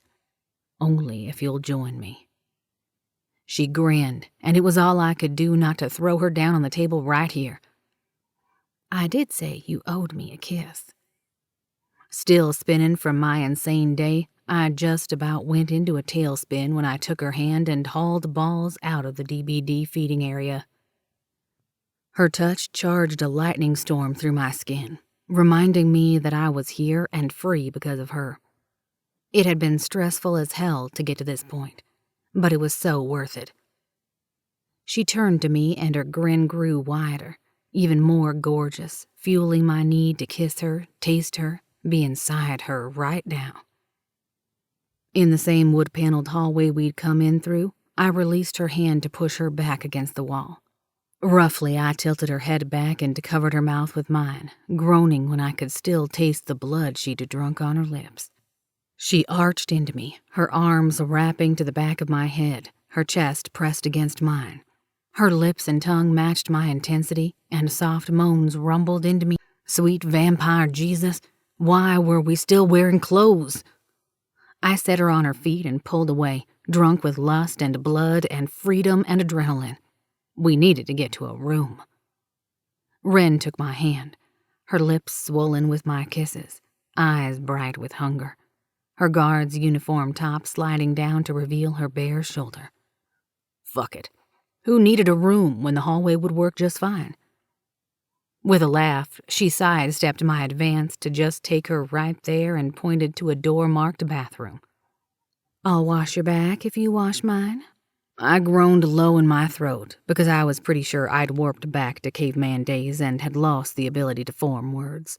Female? Good. Naked female? Gooder. I followed her in, just barely noticing the blue-tiled floor, the cinder block partition between the restrooms and sinks on one side and the showers on the other, and the low wooden benches. We headed toward the showers, still clothed, damn it. From the sound of things, we were alone in here, but thankfully the showers were partitioned and curtained. Wren turned on the water and I stepped underneath the spray, both of us still fully clothed.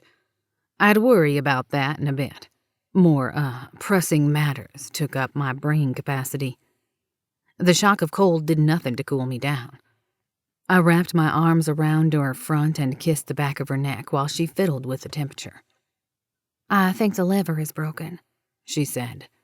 I groaned into her creamy skin. "It's really not." Over the sound of the water, a pop rang out, loud and close enough to separate us. We looked at each other, both of us seeming unsure and very much wanting to go back to what we'd been doing. Wren licked her lips and glanced down at my dick pressing painfully against my soaked, too-tight pants. "That pop wasn't you?" "No." I stepped in closer, telling myself to hell with whatever that sound was. It definitely wasn't. She grinned and I lifted my hand to her face to wipe a wet piece of platinum hair from her forehead when there was a loud bang. It sounded like the bathroom door bursting open. Both of us jumped and stared out through the curtain as if we could see anything beyond its creamy opaqueness. The air in the bathroom changed, not just the hot steam escaping through the open door, but also the sense that we weren't alone, and 3 was definitely a crowd. Was that Zach? I leaned against the wall of the shower stall and peered out through a crack in the curtain. A shadow moved along the floor, moving toward the toilet side of the bathroom first, even though our shower was obviously on. Making sure that side was empty before they came for the naked shower people, no doubt. But we weren't nearly as naked as I wanted to be. A bad thing under normal circumstances. A good thing if this person was trouble, though. Maybe they just really needed to piss. I turned back to Wren, who was peeking out the other side of the curtain. She shot her arm out to catch mine and squeezed, her body tense. A warning. Shit. I needed a weapon. Anything to get us out of here. My options were a cracked green bar of soap someone had left in the tray in the wall, and an empty travel-sized bottle of hair conditioner. Awesome. Why did survival lately feel like a test I didn't study for? The curtain fluttered, and not because of us. Someone was coming. And not the happy kind either. I had the element of surprise in that I knew they were here, but I doubted that would be enough to get us out. Keeping my eyes glued to the fluttering curtain, I pushed Wren back against the wall opposite mine. Out of the way, I hoped. I waited, my whole body coiled tight. Then, when a slight shadow darkened the curtain, I took the spraying shower head and wrenched it out of the wall. The curtain snapped open, and a vampire I'd never seen before wearing Black Ops gear stood there with his silver bullet gun already aimed. Wren jumped at him. Shirtless, soaking wet, and sucksy as fuck, she knocked the gun from his hand and immediately followed that with a wicked left hook that looked like it really rang his bell. I stood there like an idiot with a shower head in my hands.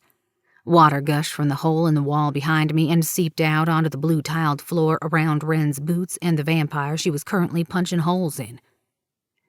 And the similarly dressed guy creeping around the bathroom's divide behind Wren's shoulder. So I would get to use the shower head after all. Things were really looking up these days. The creeping guy lifted his gun at Wren's back. I shot out of the stall, my toes slipping along the wet tiles, and collided with him.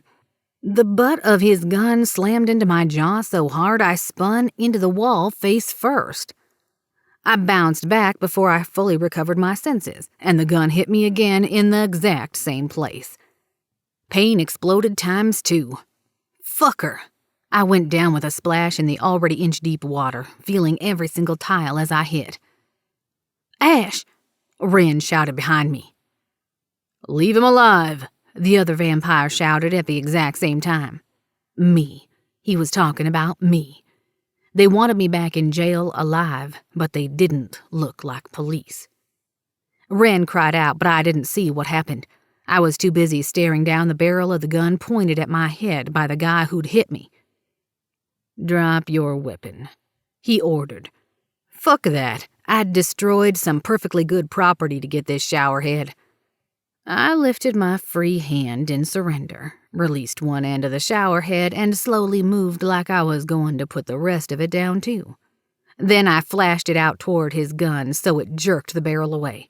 He fired. The tile exploded right by my head, but I was already surging to my feet before he could aim again. I crashed the showerhead into his nose, then punched him in the ribs, then in the nose again, the same exact spot. Ha! Blood squirted, and he tripped over the water onto his ass.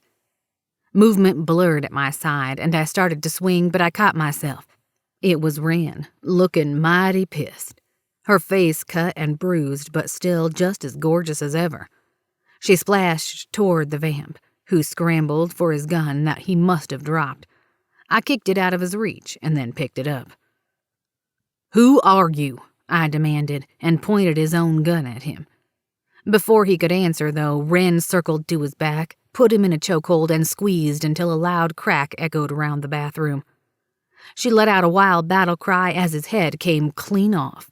Then she tossed it aside like it was a bad coconut and skipped back as his body slumped to the floor. Blood splattered the tiles around the twitching vampire. I blinked. I'd never actually seen someone do that before. Wren stood, her face hard and unflinching, as if she did this every day. It was a different expression than when she'd busted me out of jail. Either that, or I was an entirely altered person, seeing her from a brand new, darker perspective, now that she wasn't dangling my own freedom in front of me. She flicked her gaze to me, and her face softened. "I probably should have waited to do that until after you got your answer, huh?" "Yep," was all I could say. "I usually have no interest in what they have to say." "Usually?" I glanced behind me at the other pile of dead and headless corpses. I'd never met these vampires. Who was Wren? This was the second time today she'd left a trail of bodies. Was this something she did every day? While a small, I need serious therapy part of me thought it was kind of hot, another small part of me wondered if maybe I'd be better off in jail. She'd dragged me into a killing war I wanted no part of, even if one side was gunning for me. Though, yeah, to be fair, she'd also dragged me away from jail. I needed to push aside the rush my sudden freedom gave me, tell my dick to behave, and then have a sit-down with Wren to see if she'd eventually kill me too. Just because she'd set me free didn't mean I could trust her, or fuck her in the shower. This was what I got for thinking with my dick. My freed dick, at least in the figurative sense, almost literally too. A surprised cry sounded from somewhere nearby, and I had a feeling we would have more company if we planted ourselves here for too much longer.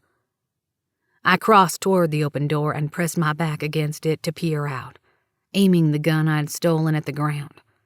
Farther down the hallway, trickles of blood spread over the floor from the dining room. Shit.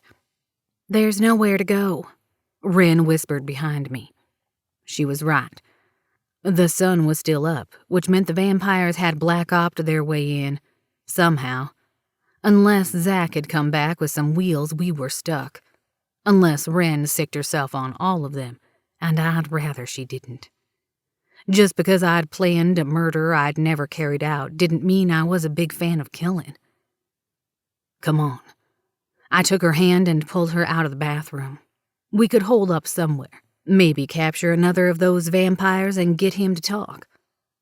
My and Wren's feet slapped the floor, punctuated with a steady drip, drip, drip off the few clothes we wore. We were leaving a wet trail right to us. I didn't see any towels in the bathroom, but I did remember seeing some napkins and boxes near the shelves by the stairs. Better than nothing. We headed in that direction. I handed her a package of napkins, then pushed her inside a small broom closet, flicked the light on, and left the door open just a crack to hear if we were about to be ambushed. "Take off your clothes," I said, simultaneously hating and loving the sound of those words. "Only if you say that exact same thing to me later." She grinned and leaned over to peel her wet pants down her hips, giving me quite the eyeful of perfect cleavage contained in her black lace bra. Smooth legs climbed a long, long way up to matching panties. She gave a little shake of her ass when her pants snagged on her foot. Vampire Jesus help me. I tore my eyes away and somehow got both pairs of soggy pants down over my boxers and raging boner. At least the third I'd had today. All in the short time I'd known Wren. If we weren't constantly running, I could go somewhere and deal with it on my own before I drilled Wren. Grilled Wren. Grilled. Had a discussion? Fuck. Through the crack in the door, another armed vampire passed, dressed similar to the two in the shower. Wren, without a sound, started to spring out after him, but I caught her elbow, spun her around, and covered her mouth before she could protest. "You don't have to kill everyone, Wren," I hissed. She flinched as if I'd struck her, and I hated the way she looked at me now, with hurt and a little revulsion. Exactly how Jessica had looked at Devin that night. That look dropped my gut to my knees, especially since I'd put it there. But Wren didn't need to kill everyone. She needed to know that. Or maybe she did know that and didn't care. Her face contorted with anger, and she ripped my hand from her mouth. "They're after you, Ashe. You want me to just let them take you?" "No, I want you to let me question them." She waved her hand at the door. "Then let's go." "Fine. Let me take the lead on this so I can get answers." She studied me for a long moment. "You don't trust me." "I don't know you. I don't know anything about you." Her eyes narrowed and she threw her pants at me, the wet fabric like a slap. "Where was all this distrust in the shower when your hands were down my pants, Ashe?" A moment of weakness. One of many to come, I was sure, especially since she was mostly naked. "Well, thanks for that," she said, her voice sharp enough to stake me through the heart. She stormed out, and it was then I realized she didn't steal one of the vampire's guns. She didn't need one. She was just as lethal, if not more. I followed on her heels, our clothes wedged under my elbow and my gun pointed down. As soon as I cleared the broom closet door, the exit door to my left opened. Sunlight angled through, and I dove to one side of the hallway to avoid it. It couldn't be a vampire coming in, but I tried to look as innocent as possible anyway, as much as a mostly naked escaped prisoner can look innocent. The door swung shut, and I could finally see again. Zach trotted down the steps, swinging a ring of keys around his finger. He stopped when he saw me, naked except for my boxers, then flicked his gaze to Wren farther up the hallway. She looked over her shoulder at him. His gaze darkened when he saw the firm line of her lips. How she was moving away from me while wearing next to nothing instead of toward me. Instead of on top of me. I could guess how this looked. Shit. Zach slammed me into the wall with an accusing finger pointed in my face. "What did you do to her?" Shaking her head, Wren continued down the hallway. "I saved his life and he got all twitchy about it. Leave him alone, Zach." I shoved Zach off of me. "Yeah, leave me alone, Zach. We need to get out." A safety clicked off from the direction of Wren as loud as a cannon. A fourth person had joined our hallway party in front of Wren, his gun pointed right at her head. I dropped the wet clothes and stepped closer, my gun lifted. "Drop your gun." "He's here," the vampire shouted. He being me. Fuck. "Zach, we need to get out of here. Go make that happen. Now," I shouted. "I'll get the car and pull it up to the door," Zach said, his voice low, and sprinted back up the steps. The door opened, but I was far enough away from the sun this time. Wren's hands curled at her sides as she stared the vampire down, and I could guess exactly what she was thinking. I took a step toward her and the vampire, my skin itching to get the hell out of here. The guy narrowed his eyes at Wren. "Are you related to the Queen?" In a blur of movement, she knocked the gun out of his hands, twirled it around, and pointed it at him. "Who sent you?" The guy went through all 5 stages of grief at the loss of his gun within seconds. "The Queen herself. Seems like she's got an eye on that one." He nodded toward me. "Queen Ravana?" Because I was accused of killing her sister Bronwyn, both of whom looked so much like Wren? What the hell did all of this have to do with me since I didn't kill Bronwyn? Pretty sure I'd remember doing that since I couldn't even kill my own sister's ex-boyfriend. A car honked loudly from just outside. "Wren!" I shouted. She backed toward me quickly as the sounds of other men, or women, both genders were equally pissed at me, closed in. Then she turned and ran toward me. We took the stairs 3 at a time and burst through the door out into the daylight. Immediately the sun beat down on our naked skin in painful waves. An open trunk of a turquoise classic car waited for us. We threw ourselves in and slammed it shut. "Fuck my life," I said into the dark interior of the trunk. We squealed away from Edna's itching. But I was so tired of running away lately. It was high time I started running towards some answers.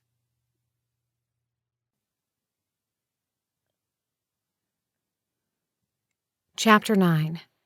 Wren.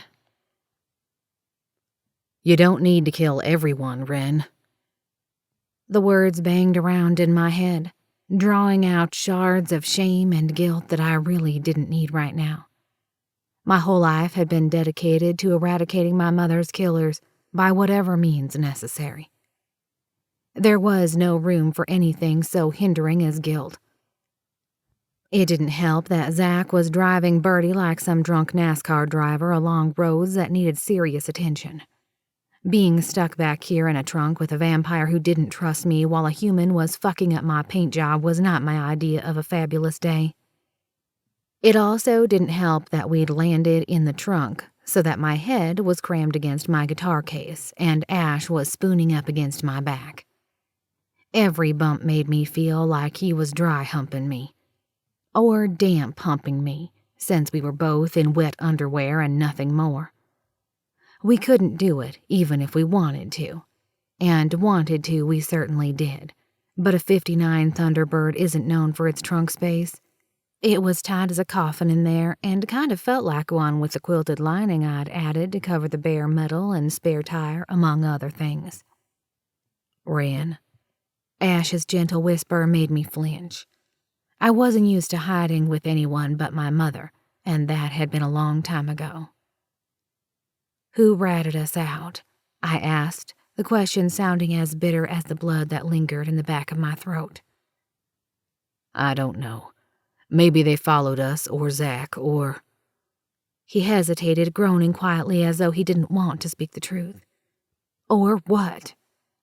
"It might have been Edna." "Edna? I thought she was on your side." "She is, I think. But she probably doesn't have much choice in the matter." "What do you mean? Like she has to turn you in?" Yeah. But it's complicated. We should discuss it later." "Later? No, it's already been later. It's time for now." As much as I could, stuck in a not very well padded trunk while lying on a spare tire, I flipped around until I could face Ashe. By then, my eyes had adjusted from the bright flare of sunshine that had blinded me before we became undead luggage. I could see his face like a cool blue night vision camera. In his eyes, though I couldn't see their copper color, I could clearly detect apprehension in his unblinking stare. "Wren, I don't think—" "I don't care what you think. Who was my mother?" He finally blinked, squeezing his eyes shut for a moment before opening them and not quite meeting my gaze. "She was the queen of the southern clan of the Vampire Nation." My jaw trembled from an involuntary shiver. Which means what?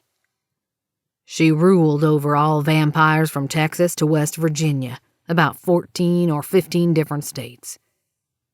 Ruled? As in an actual monarch? I hated feeling so ignorant, like I'd been living in a hole in the ground, only now emerging to find that the real world was much more complicated than I had imagined. I didn't currently own a TV, didn't keep up with the news. All I did was sing on stage and track down my mother's killers. My mother. A damn queen. Kind of. It's a matriarchal system. Her mother was queen and her grandmother before that, which means... What? That I should be queen? Well, yeah, if anyone actually knew you existed. But your mother acted more like a president, unlike those before her, putting more power into the hands of governors and representatives from each state who could vote on various things. It had pretty much been a monarchy before. She was determined to lead us into a democracy. So there is no queen currently? Yeah, there is, actually. Your mother's sister, the next in line, after you, of course. And her name? Ravana. The name chilled my skin like icy fingers racing down my spine. I'd heard that name before, at the jail, but somewhere else too. A distant phone rang in the recesses of my memory. It was daytime.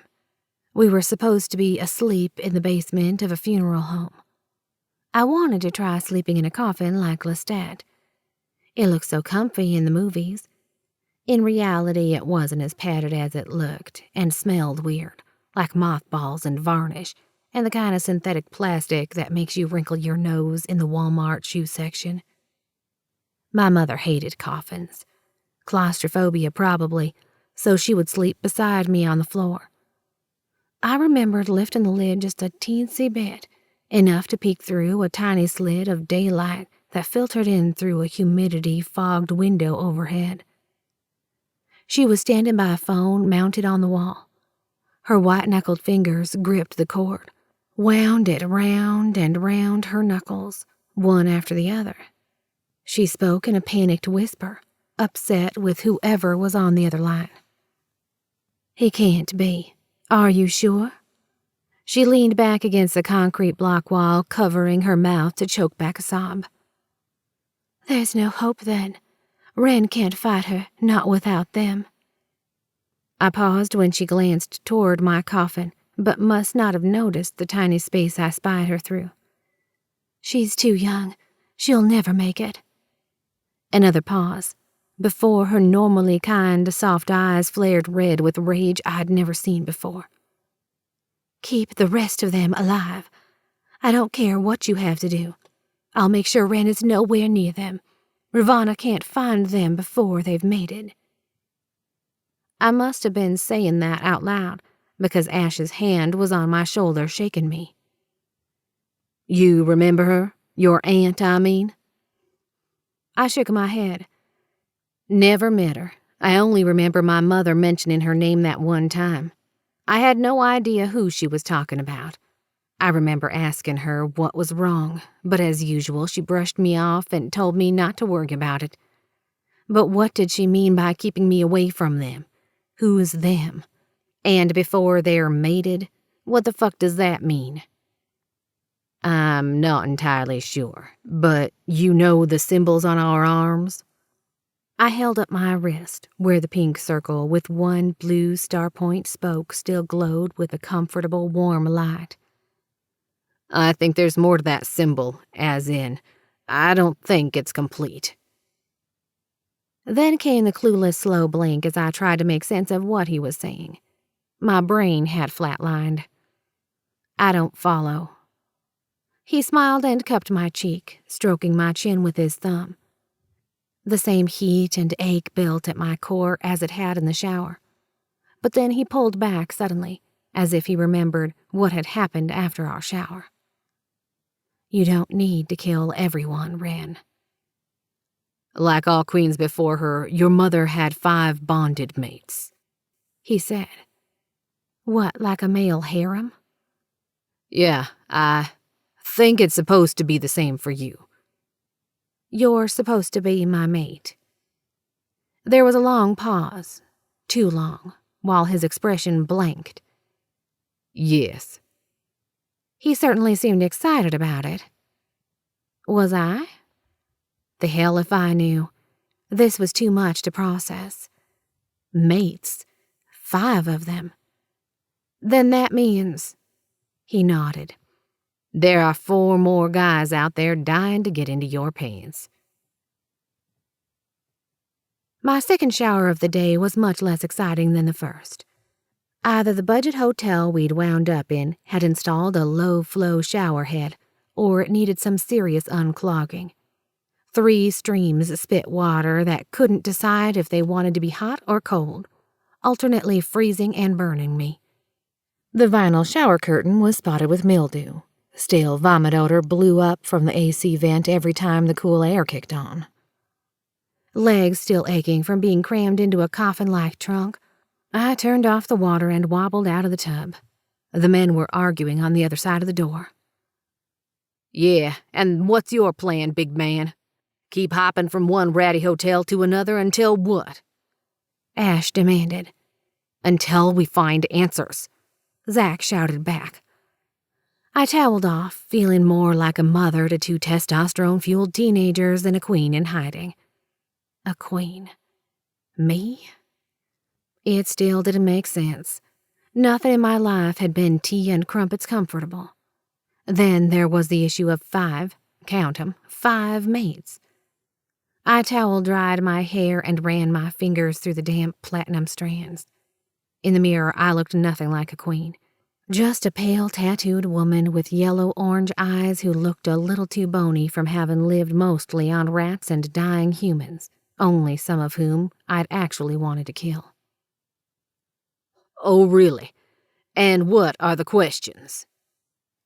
Ashe's voice rumbled with a distinct growl that meant trouble if I didn't intervene.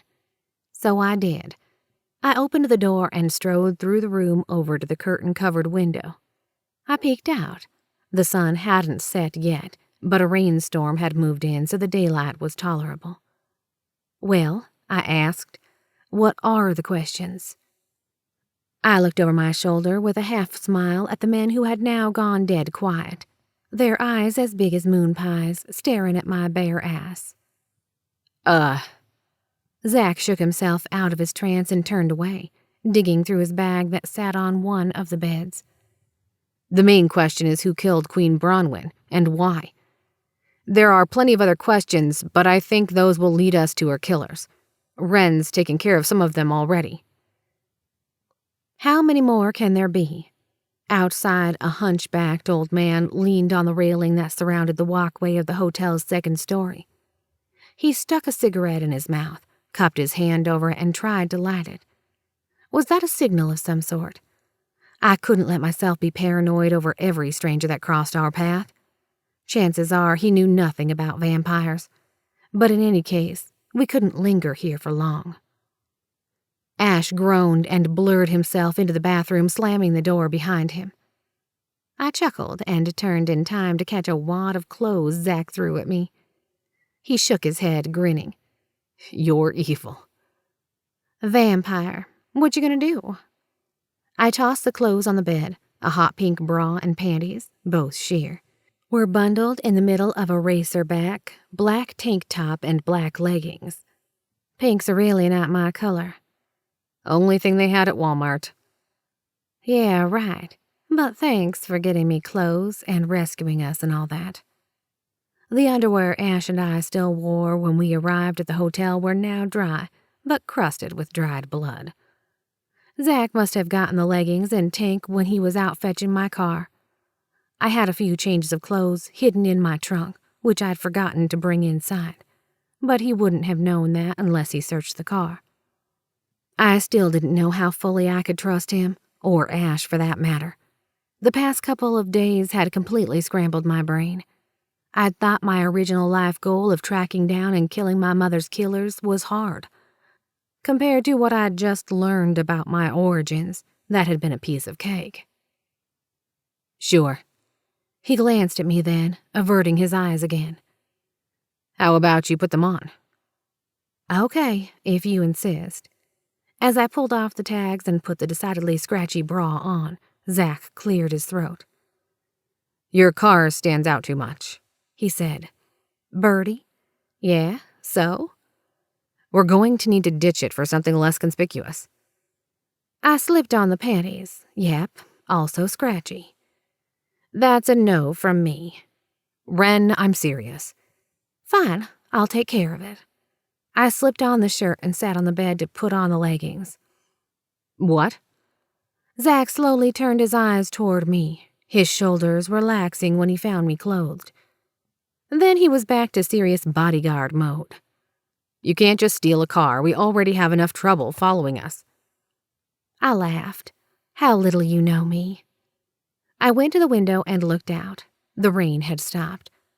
Zach had parked Birdie behind the hotel, backed between a dumpster and the building, so no one could see the car from the road. It should give me enough cover to do what had to be done.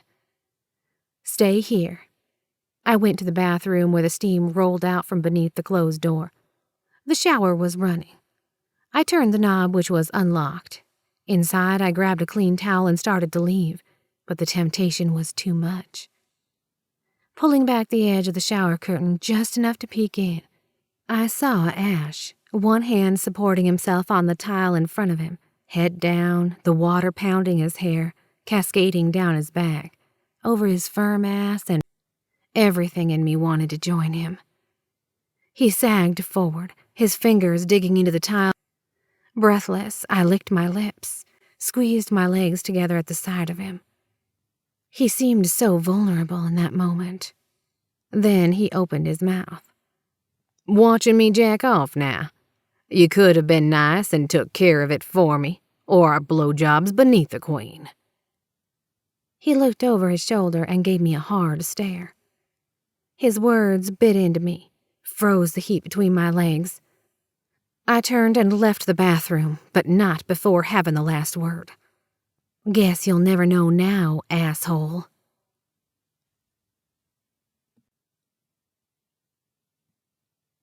Chapter 10. Ashe. I slammed my fist into the shower tiles, spreading a web of cracks around the indentation and splitting my knuckles. Why was I such a piece of shit sometimes? I was exhausted, beyond sexually frustrated even though I'd just jerked myself off, and confused at the new direction my life was pulling me in lately. Still, I'd hurt Wren just now. No, not just now, but before at Edna's itching too. The look she gave me after I'd hurt her felt like a splintered stake twisted into my heart. I didn't want to hurt her anymore, ever. I just wanted answers. I just wanted her.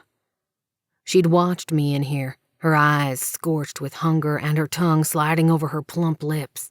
Lips I'd tasted. Lips that drove me insane.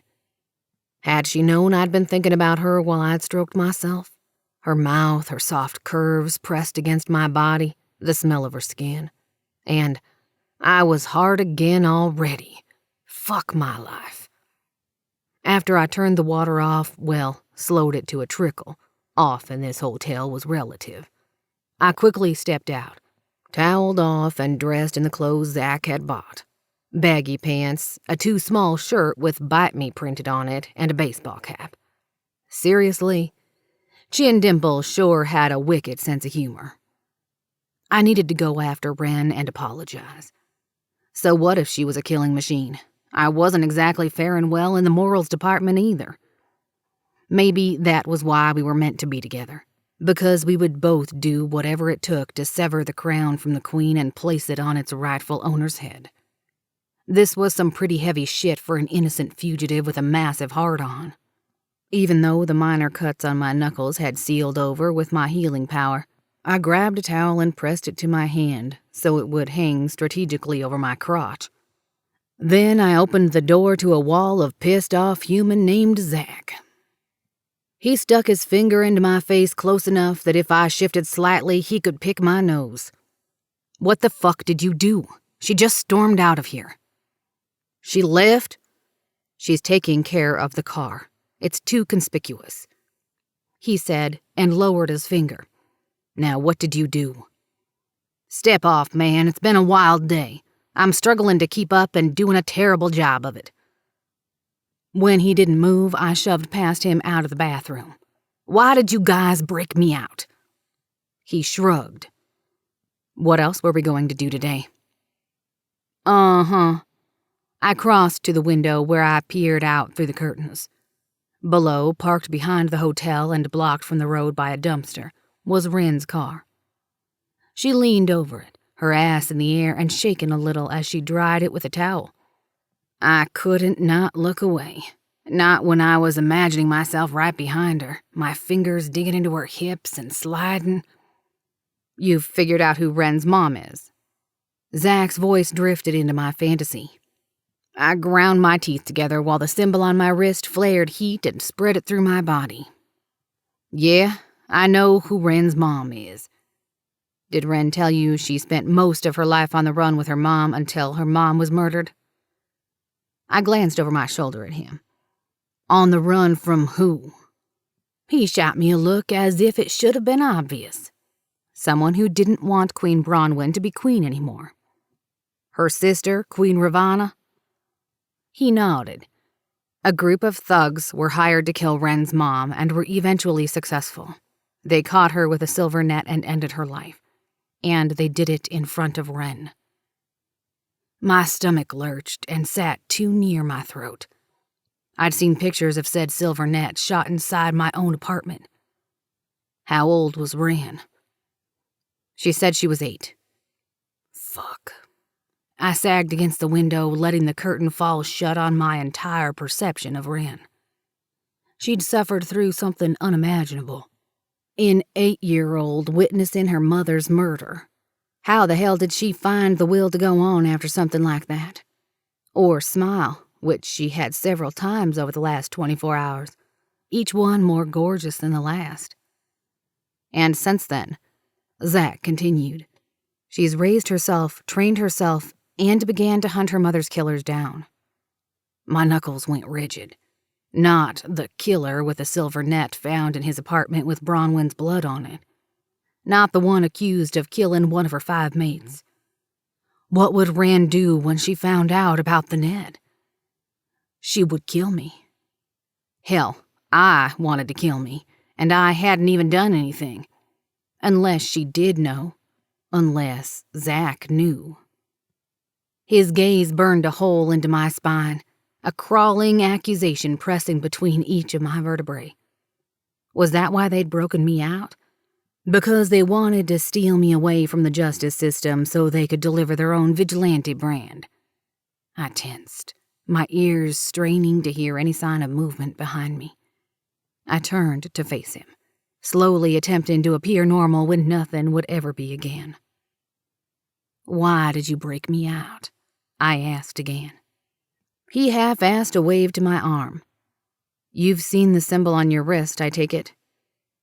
I fucking hated it when people answered my question with another question. My fingers curled as I gave a short nod. "That means you're important, a mate to the queen, the real queen." A pained look briefly crossed his face. "But you're a human. Why do you care who is or isn't the queen of the Southern clan?" He looked away, his hard expression telling me even less than his silence. But he didn't appear like he was going to kill me. Yet.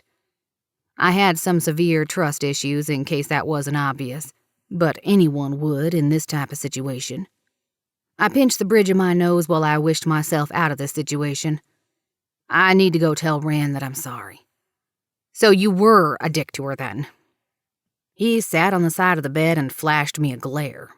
I ignored him as I crossed to the room door, scooping up a room key card by the TV as I went, though still very much aware of him in case he made a wrong move. "Think fast." He tossed something at me and I plucked it easily out of the air. A cell phone, one of those disposable prepaid ones, still sealed in that impossible-to-open plastic. "Call the room phone if there's trouble." He lay back on the bed and closed his eyes. Maybe I'll even answer. Would a man who could be trying to kill me give me a phone? Probably not. I nodded to let that sink in a little farther into my thick skull. Thanks, man. I reached for the doorknob. Ashe, he said, his eyes still closed. Leave the bloody towel here so you don't drop it like a jackass and leave DNA evidence of your whereabouts. And don't let her leave. We need her alive so she can claim her rightful place. I tossed the towel into the bathroom since my boner problem had long since gone, and then I left, making sure I had the key card and that the door locked behind me. Didn't want anyone to come and rough up Zach, now did we? He seemed entirely too vested in this mission, but what choice did I have other than following along? My chances of survival alone were slim to none, and I wasn't about to leave Wren. Not now. Down a long carpeted hallway that smelled like a mix of chlorine and piss, I found an empty laundry room and ducked inside. Using my fangs, I tore open the plastic to get at the phone.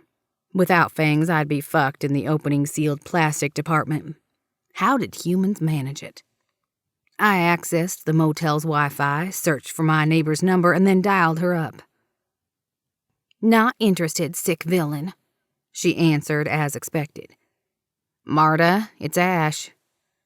"Still not interested, you pesky roughneck," she said.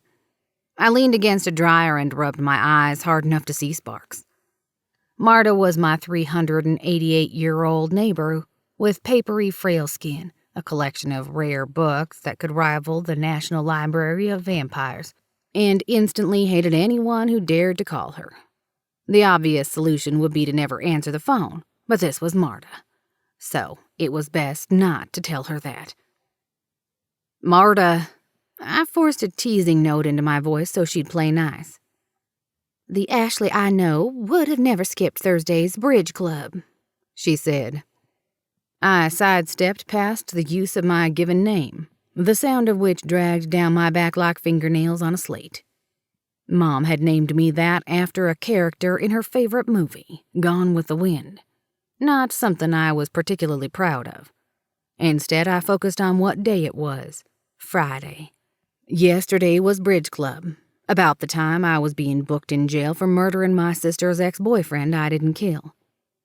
"I'm so sorry," I said. "Something came up, something unavoidable." Would it have anything to do with the police swarming your apartment and knocking on my door at all hours of the day? Shit. Deny. Or admit I knew exactly what was going on. "You can't fool me, Ashley Felix Jensen. I know every single thing about you, so before you lie to me, I told them you didn't do anything wrong. Not my handsome neighbor, no way. But if you even think about lying to me, I will call the police and accuse you myself of killing Mother Vampire Teresa." I stifled a groan. "Pretty sure she's still alive." "Don't you argue with me, boy. Now, did you do something against the law or not?" "Yes, Marta, I did. But I didn't." I looked around the laundry room and at the closed door to make sure no one eavesdropped. "Kill anyone?" "That's my sweet Ashley. Of course you didn't. Now, why did I call you?" "I called you, Marta, because I'd like to ask a favor. Can you tell Cussler that I need security tapes of our hallway for the last week?" Cussler was our landlord. The police had probably already taken what he had, but I hoped he'd kept copies. If he did, the video might show who had snuck into my apartment to plant the bloody net used to kill Wren's mom. I lived on the 10th floor, so I suspected they'd come right in the front door. Marta made a disgusted sound. "It's a good thing you're cute." "Thank you for this, Marta. I owe you one." "Then it's your turn to bring Bloody Marys to Bridge Club next week. And for every week after that." I shook my head. "I'm not sure I can do that." She was quiet for a long time, and I could practically hear her sadness reaching through the phone line and strangling my heart. "You weren't very good at bridge anyway." "No, I wasn't." "But I liked you." "Like, present tense. I'm not dead yet, Marta." "Let's try to keep it that way then. I'll talk to Cussler for you. Try not to do anything stupid." She hung up. "I'll try not to," I said to the dial tone and hung up. Even if I had a tape that proved the evidence was planted, that didn't really make a difference in terms of Devon's death. I had gone to the hotel to kill him after all. Since he was already dead by the time I found him, at least one other person was trying to take him out. Maybe more if he was so paranoid that he'd worked up an immunity to silver. So if there was at least one other person who wanted him dead, then why hang his death and Queen Bronwyn's on me? Why not that other guy who'd been there? Or girl? I hadn't actually seen their faces even when they'd staked me. They'd come from behind and then vanished like a shadow with the flick of a light. I rubbed my thumb over the symbol on my wrist, warm compared to the rest of my skin, and painful because Wren was too far away. She and Zach had found me because of the symbol I didn't know I had, but they had known. Other people might too. Other people like her aunt, Queen Ravana. But who else? Did my mother know? My father?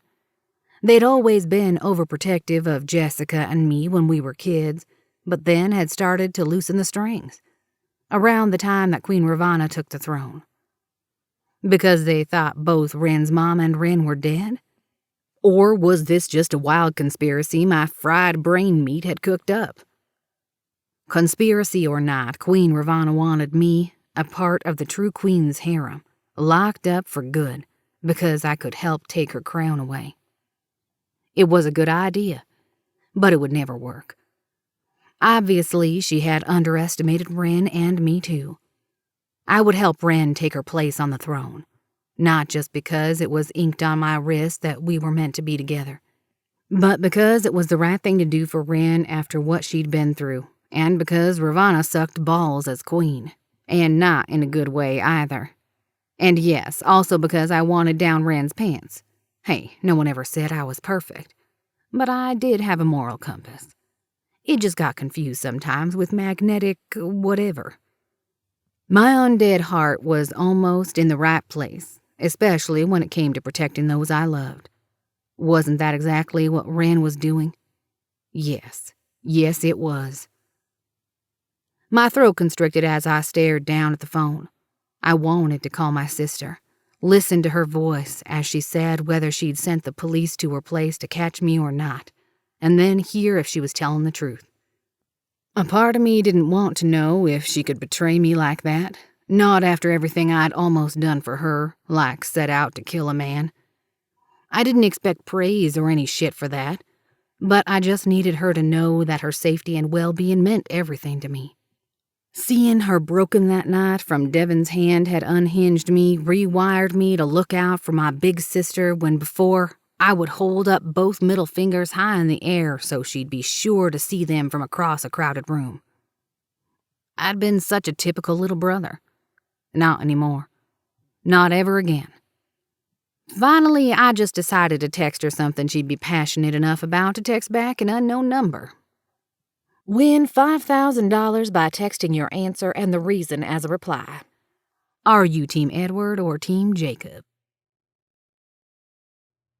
Chapter 11. Wren. Thankfully, the rain had cooled the air and loosened the humidity enough that my hair didn't stick to my face as I took care of Bertie. It did little to calm the storm brewing in my head.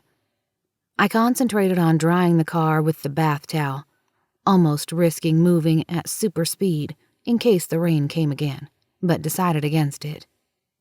I needed time with my thoughts, time to slow down.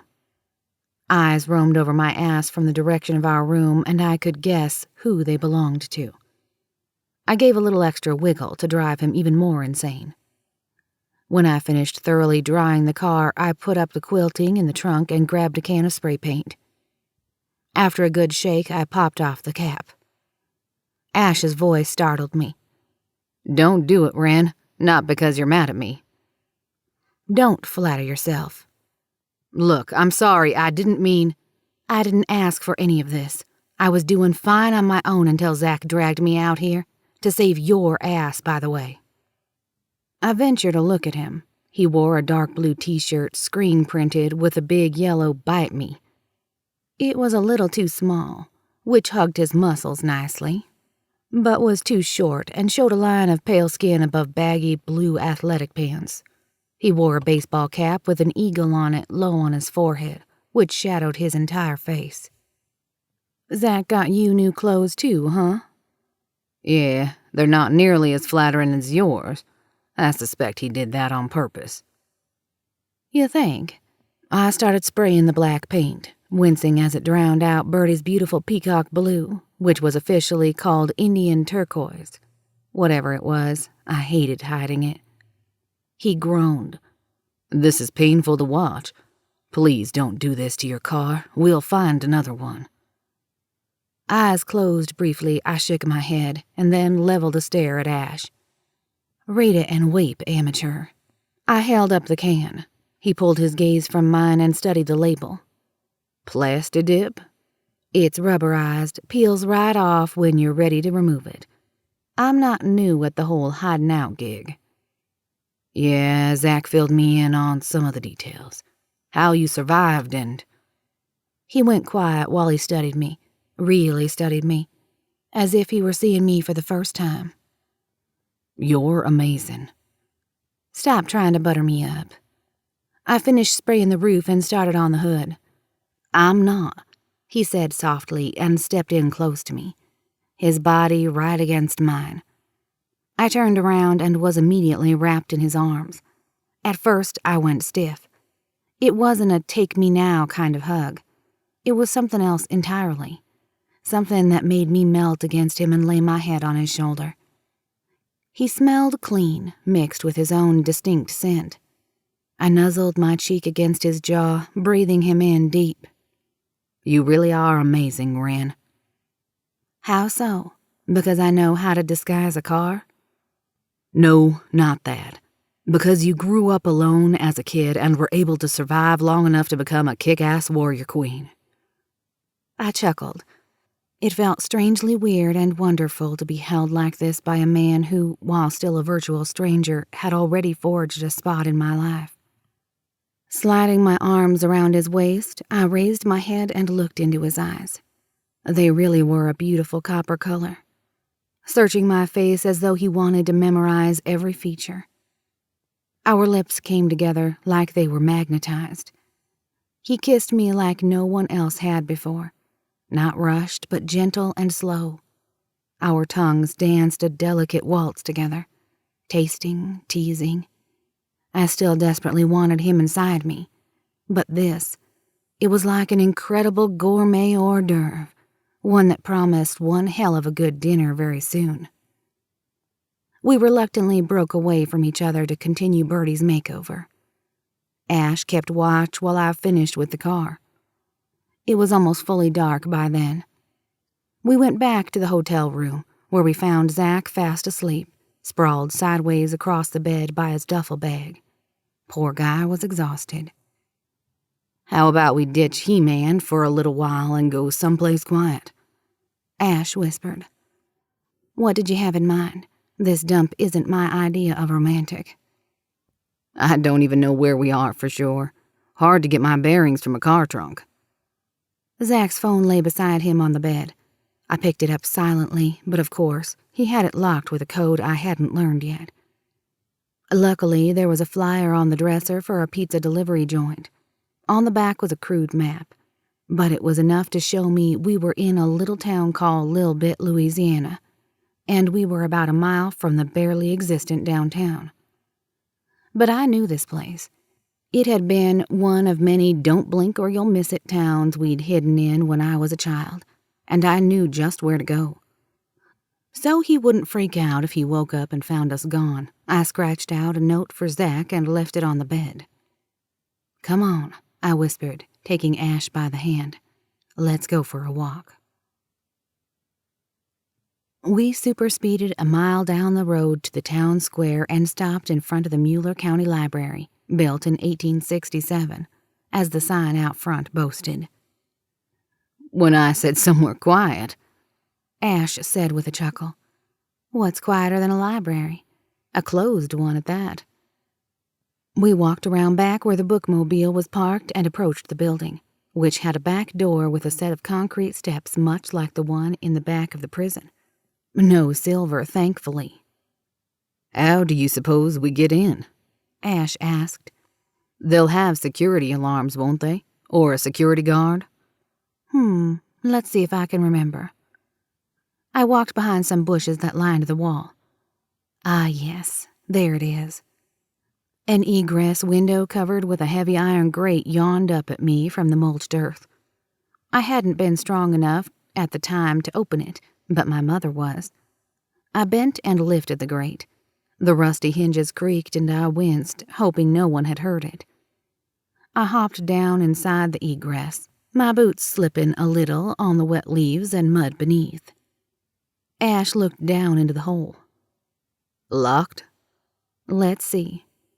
I didn't see any evidence of motion sensors, no heat signatures inside either. I tried the screen. It slid open fine. Then I tried the window. I couldn't be too rough or I'd risk breaking the glass. It stuck a little, dousing my hopes at first, but then finally gave way and slid aside. "Come on," I whispered. Ashe hopped down beside me. I dropped down into the basement and he followed. It smelled just like I remembered, like old books, ink, wood, and musty earth. I stepped across the concrete floor. The only light came from one left on in the stairwell. It was plenty enough to see the place had barely changed in the decade or so since I'd last slept here. Wood shelves held messy stacks of uncategorized books and magazines. Some of them were just too old to be handled. Some were torn or damaged by water or fire. Some were donations that had yet to find a home on the public shelves upstairs. "Well, it's quiet," Ashe said. Very, except for him. The misty form of a little boy appeared in front of us. Ashe jumped. "Holy shit!" "Hey, Chip, how's it going?" I asked.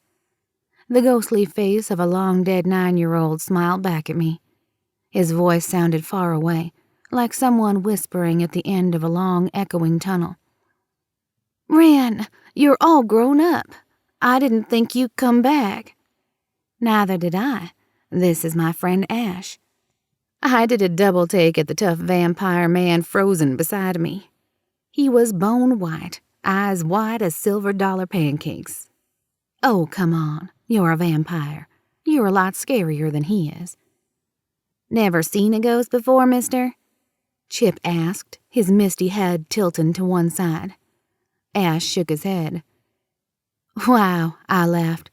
"You know we're not that different. He's just without the benefit of a physical body." "Yeah, it kinda stinks," Chip affirmed. "Playing ball is hard when you don't have hands anymore, but Wren taught me how to concentrate enough to roll a ball to her." I smiled, remembering how we had become friends during those nights when my mother went out to work a temp job or hunt for food. We'd played and talked for hours. "Oh, nice to meet you," Ashe said, relaxing a bit. "Pleasure's all mine, sir," Chip answered, followed by a polite, misty bow. Chip died in a fire here back in 1907. He's pretty famous, though. A lot of ghost hunters have tried to find him. "Those fellas are silly," Chip said, then added in a mocking voice. "Is there anyone here? Can you make a sound for us? What's your name?" "Sometimes I roll a ball or poke one of them just to watch them go bonkers. It's fun." Ashe was smiling now instead of cringing. "I don't blame you for messing with them."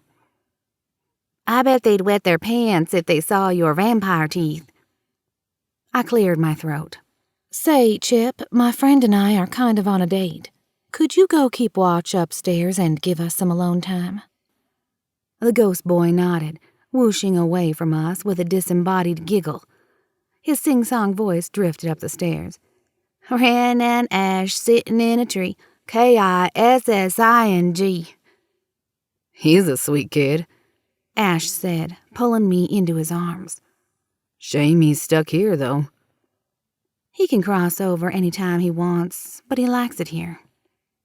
Ashe searched my eyes. appearing like he hadn't heard a word I'd just said. His hand drifted to my ass and squeezed. Have you ever fucked in a library before? I haven't. Let's do something about that. I led him into the unused brick-floored storage room at one end of the basement. It was dark and cobwebby, a relic from the original building. Here? I mean, I'm game, but I think my queen deserves better. Watch. I ventured to an empty bookcase, hoping no one had found what I was looking for. The old rusty metal shelves had a solid gray MDF board backing my mother had added. I slid one side of the bookcase out. Faint potpourri-scented musty air whooshed out, and I led Ashe into the little hidden room. My eyes had a harder time adjusting here, with the absence of outside light, but I found the oil lamp sitting on the table where we'd left it, and the box of matches beside it. I lifted off the glass globe, struck a match, and lit the wick. The fire blazed to life. I replaced the globe and lifted the lamp to look around at the little cozy place I'd called home for a few months. It had been my favorite place of all. I'd decorated the brick walls with pictures of movie stars and musicians I'd cut out for magazines. Images of Humphrey Bogart and Boris Karloff, squared off with Jimi Hendrix and Gene Simmons, above the fold-out sofa bed I'd shared with my mother.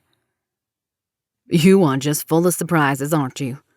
Ashe said, stepping farther into the room. He looked around at the sheet-covered furniture, dusty books, and cassette radio that sat on a small wooden shelf. My mother had left it like that, thinking we might return. Instead, she'd whisked me away one night, and we never came back. I picked up a familiar book. Mama read this to me a couple times. One of my favorite bedtime stories. Bram Stoker's Dracula, Ashe said, one corner of his mouth curved into a half-smile. You know that's not a how-to manual, right? I do now. For a long time, I thought if I concentrated hard enough, I could turn into a bat. The funny memory served as a reminder that my mother had left me virtually clueless about how to be a real vampire, or that others like me existed. I sighed. Maybe coming here was a bad idea after all. Ashe went to the radio and pressed the play button. I thought the batteries would surely be dead, but instead, Janis Joplin's guitar scratched to life, the bluesy sound filling the small space with music. It charged the stale air and drove out the Debbie Downer mood threatening to ruin my night. Ashe whipped off one of the furniture covers, revealing an old leather armchair. Then he whisked me into his arms and started dancing with me. Hand on my ass, he pulled me against him, against the hardness I couldn't wait to enjoy. We kissed, and my cymbal throbbed, buzzing in a rhythm like a timer. It was time. Time to make him. Do you have any idea how gorgeous you are? He said, but I put a finger to his lips. I'd heard similar lines from a couple of guys I slept with who were drunk and didn't realize I was a vampire. I'd left before they woke and never looked back. But with Ashe, it actually sounded sincere, like something deeper than a one-night stand. Enough talking. Chapter 12. Ashe. Our symbols glowed in matching rhythms like a heartbeat. Like synchronized heartbeats. Weird. Damn, she said as she hugged me to her chest. I laughed, feeling lightweight, relieved in every way possible, and almost already halfway asleep. She blinked at her symbol and rubbed her thumb over it. That was amazing. It was mostly me and my know-how, and not our symbols, I said, playing my fingers through her hair. Just FYI. She laughed, a throaty, pure sound that wrapped around me even tighter than her arms. If you say so, big guy.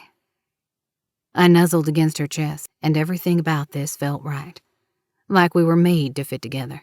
Just like this, while Wren reigned over the Southern clan with 4 other guys at her back.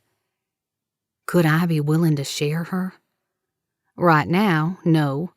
Mostly because I was still inside her, but not just that. Sharing her with other guys would likely trigger some jealousy, even in me. Especially in me. It might even trigger some triggers. I had no right to feel like I owned Wren, though, especially when she had a greater role to play that was more important than the state of my heart. My heart would be fine, for the most part. Or fine-ish. Without her, the Southern clan wouldn't be because Queen Ravana ruled without a heart. I'd known that even before she was framing me for murder. Allegedly, I supposed, since I had no proof. Your thoughts are louder than our sex was, she murmured against the top of my head. Anything I should know? I'm just thinking about you. I smoothed my hand over her shoulder, mesmerized by the silky feel and the shadows from the oil lamp flickering over it. Thinking about what's going to happen. Me too. I don't want to hurt you, Wren. You didn't. No, I mean, good. But I meant on the inside. I hurt your feelings before at Edna's Itchin', and I can't do that again. Seeing that... I shook my head at the memory of Jessica, bruised and beaten. But that had been nothing compared to the hurt and betrayal in her eyes. Yes, it was weird to be thinking about my sister right then, but seeing her like that had destroyed me right down to my soul. It had hurt even more with Wren, because I'd been the one who put it there. Seeing people hurt like that, it's like my Achilles heel. Well, now I know how to manipulate you without even really trying. Thanks for making it so easy. She pressed a kiss to my forehead and then ruffled my hair. I'm kidding, of course. I laughed against her skin, if you say so. We stayed like that, and both of us drifted off to sleep.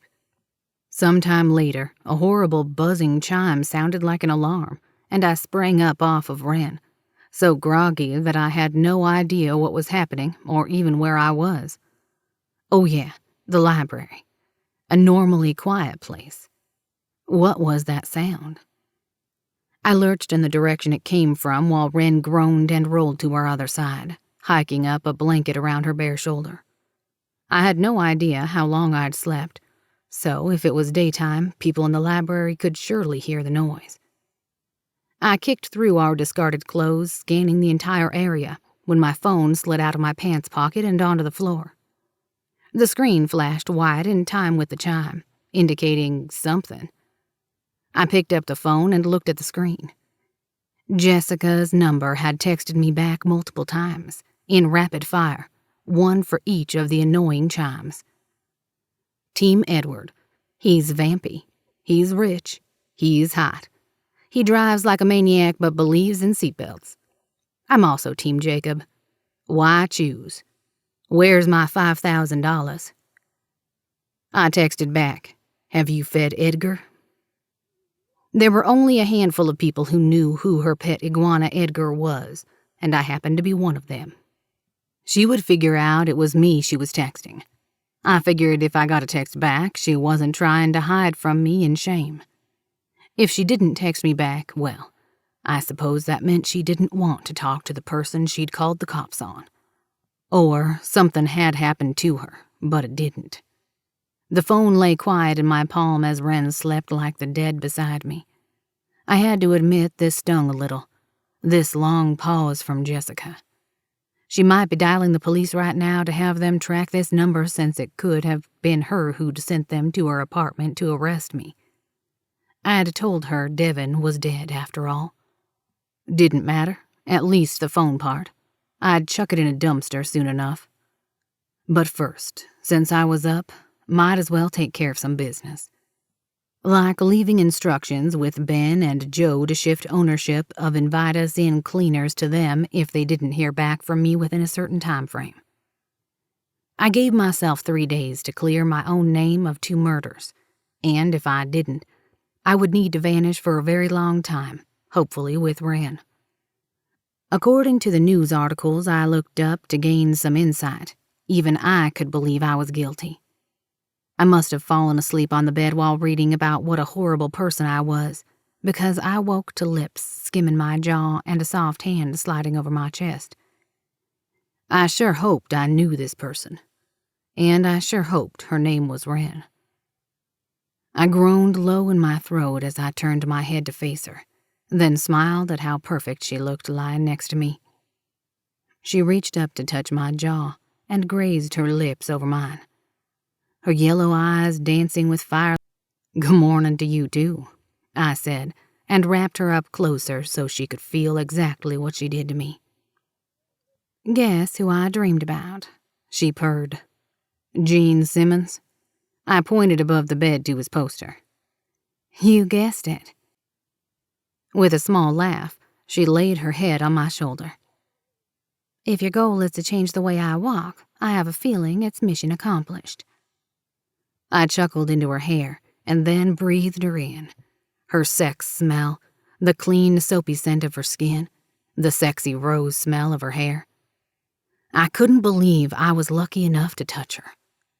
I had to admit it made me want to pound my chest a little, but also hold her close.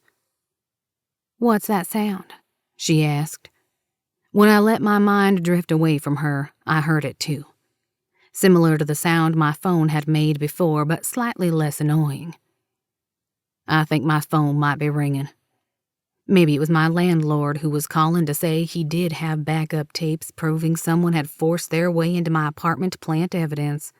Or maybe it was Jessica. "Oh." Wren reached over to get it from where I must have dropped it on the floor and then pressed a button. Her yellow eyes stuck on the screen, and then she froze. "Ashe?" The phone still rang, and I held out my hand for it. "Let me answer, and then I need to get rid of this phone."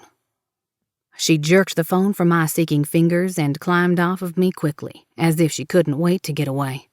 Her gaze was laser-focused on the phone, and then she finally flicked it up to me.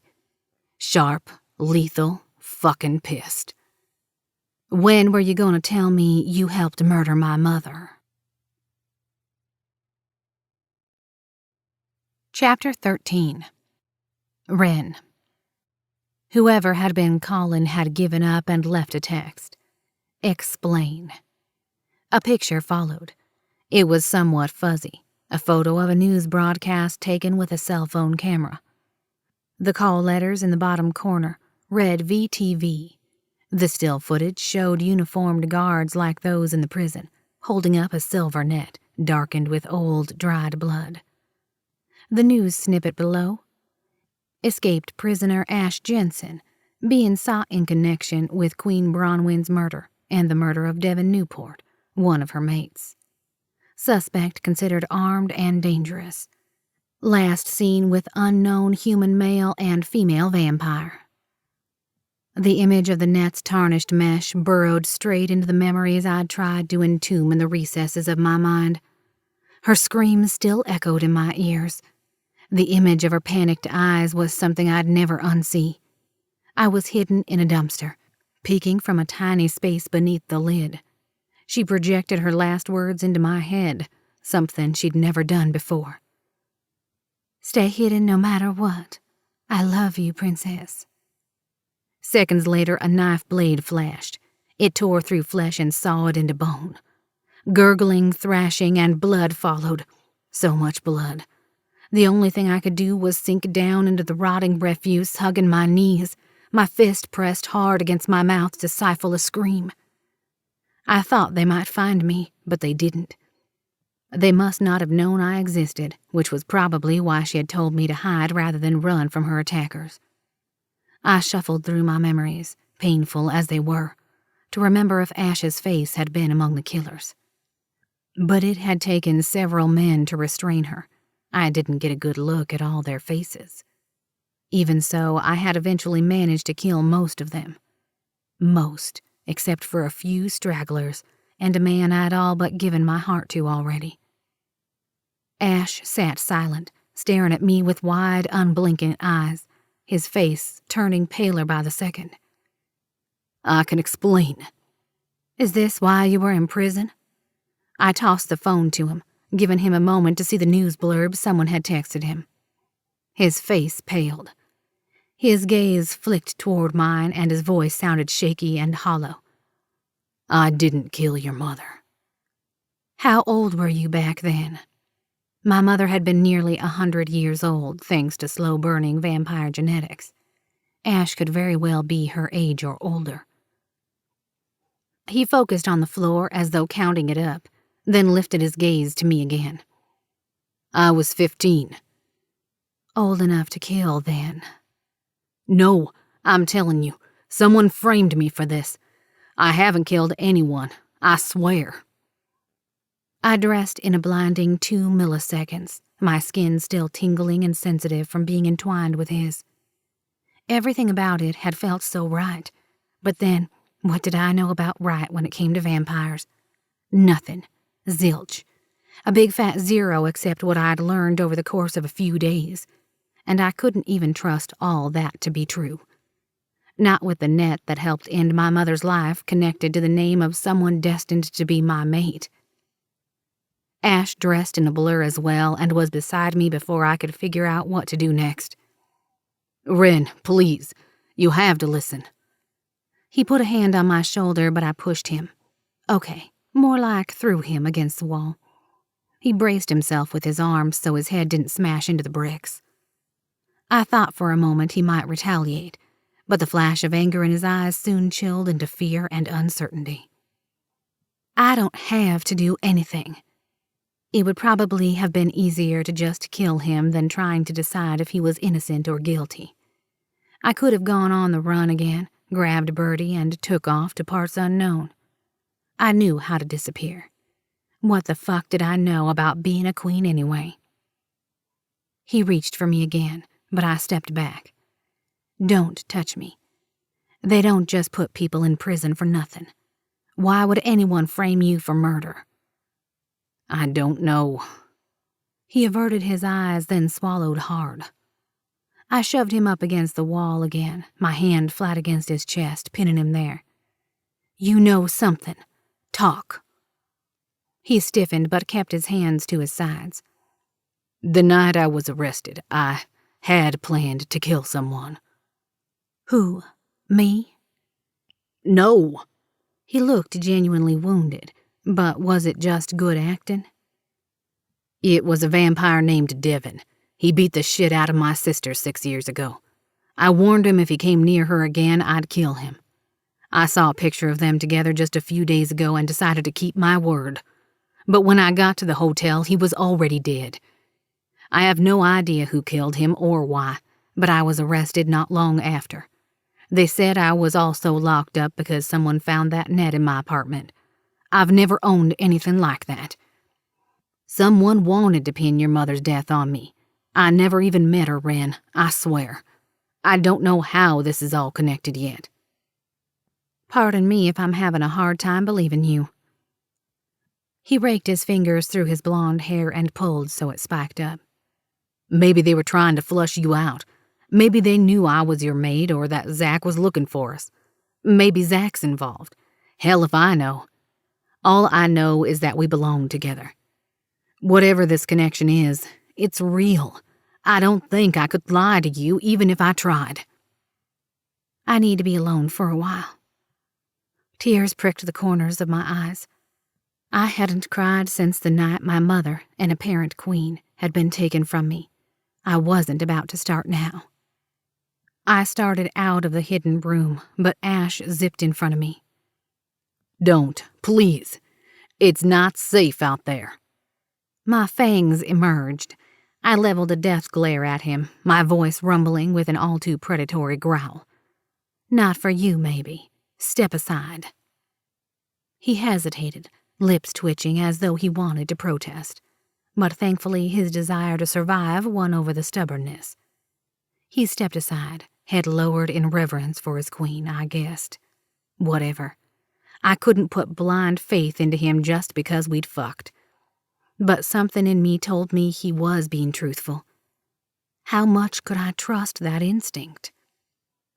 I started toward the stairs, but a stubborn pebble of guilt irritated my conscience. I won't go far. Stay here. I zipped upstairs into the library's main floor where Chip's Mysti form hovered over a wooden train set, meant to distract living kids so their parents could read in peace. He had to concentrate hard in order to pick up anything. I must have broken his concentration. The caboose he held fell through his hand and knocked a few train cars off the tracks. I glanced up at the security camera aimed in his direction and smiled. The library staff would be in a tizzy tomorrow when they viewed the footage of trains being tossed about. That in turn would bring on a slew of ghost hunters for Chip to mess with. Chip floated over to me. "Where's your friend?" We spoke in almost silent whispers. Only ghosts and vampires, not security cameras or humans, could pick up. "He's asleep," I lied, and really hoped the little spirit hadn't spied on us. Even a dead boy didn't need to see our mating frenzy. "Okay, it's been real quiet up here. Want to play?" "Sure, for a minute. Hide and seek?" His mouth stretched into a ghostly grin. "You're it." He whooshed into the stacks, disappearing with a poof of white mist left behind. Covering my eyes, I counted out loud to 10. Ready or not, here I come. All I had to do was use my night vision to pick up his cold temperature signature. But he was good at hiding inside solid objects to conceal his cold energy. Hey, no hiding in the walls or floor, remember?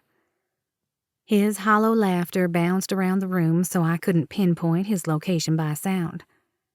"Okay, but you can't use your superpower eyes either." "As you wish." I closed my eyes, depending on scent and sound to guide my footsteps. I knew every squeak in the floorboards, but a few things had been moved around since I'd last roamed the building. I banged my shin into a new chair in the expanded children's area and bit my lip so I didn't yell out a bad word that the cameras and Chip didn't need to hear.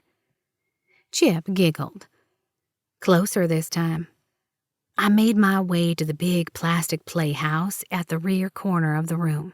By big windows that I imagined let in tons of warm sunlight for all the kids who enjoyed the space. The air around me cooled. Smiling, I realized what was warm or hot for human hide-and-seek is the opposite when you play with ghosts. I could also smell lingering smoke that carried a faint whiff of charred flesh. Poor kid. At least he'd died from the smoke before the fire burned him beyond recognition. I ducked down into the playhouse door and opened my eyes. Gotcha. "Aw, man, I forgot how good you are at hide-and-seek." "Want me to hold my nose, too?" Chip laughed. "Nah, your turn to hide." He covered his eyes with his cold, misty hands, the transparency of which probably didn't block much of his sight. It didn't matter. Playing with Chip brought back the good times I'd had as a kid and helped settle the battle of whether to trust Ashe that was going on in my head. I zipped past the reference shelves and graphic novels, straight up the spiral steel staircase that led to the meeting room. It rattled a little, which would probably give me away. Oh well, at least I was having fun. I decided to hide just outside on the fire escape. I unlocked the window, quietly slid it up, and hopped out, leaving it cracked open. Chip's voice echoed from downstairs. "Ready or not, here I come." He'd find me in no time, but I squatted down below the windowsill.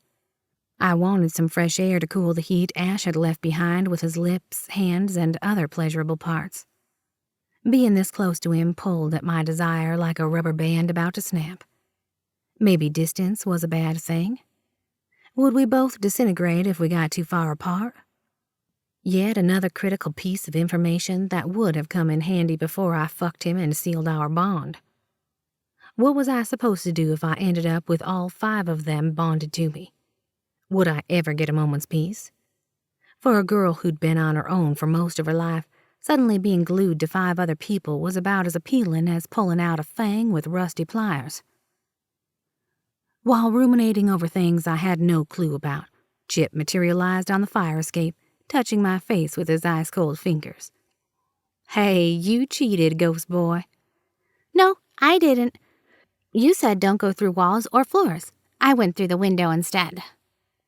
He grinned, showing spaces where he'd lost a couple teeth as a mortal kid. I guess they don't grow in after you're dead. Well, you got me there. My turn to hide? Sorry, little man. I better go check on Ashe and get out of here before the place opens. I stood, reaching for the window to go back inside. But then I caught a whiff of something. It was a nasty scent, like rotten garlic, something my prey often used to hide their smell. A hard object poked my back. Chip, what are you?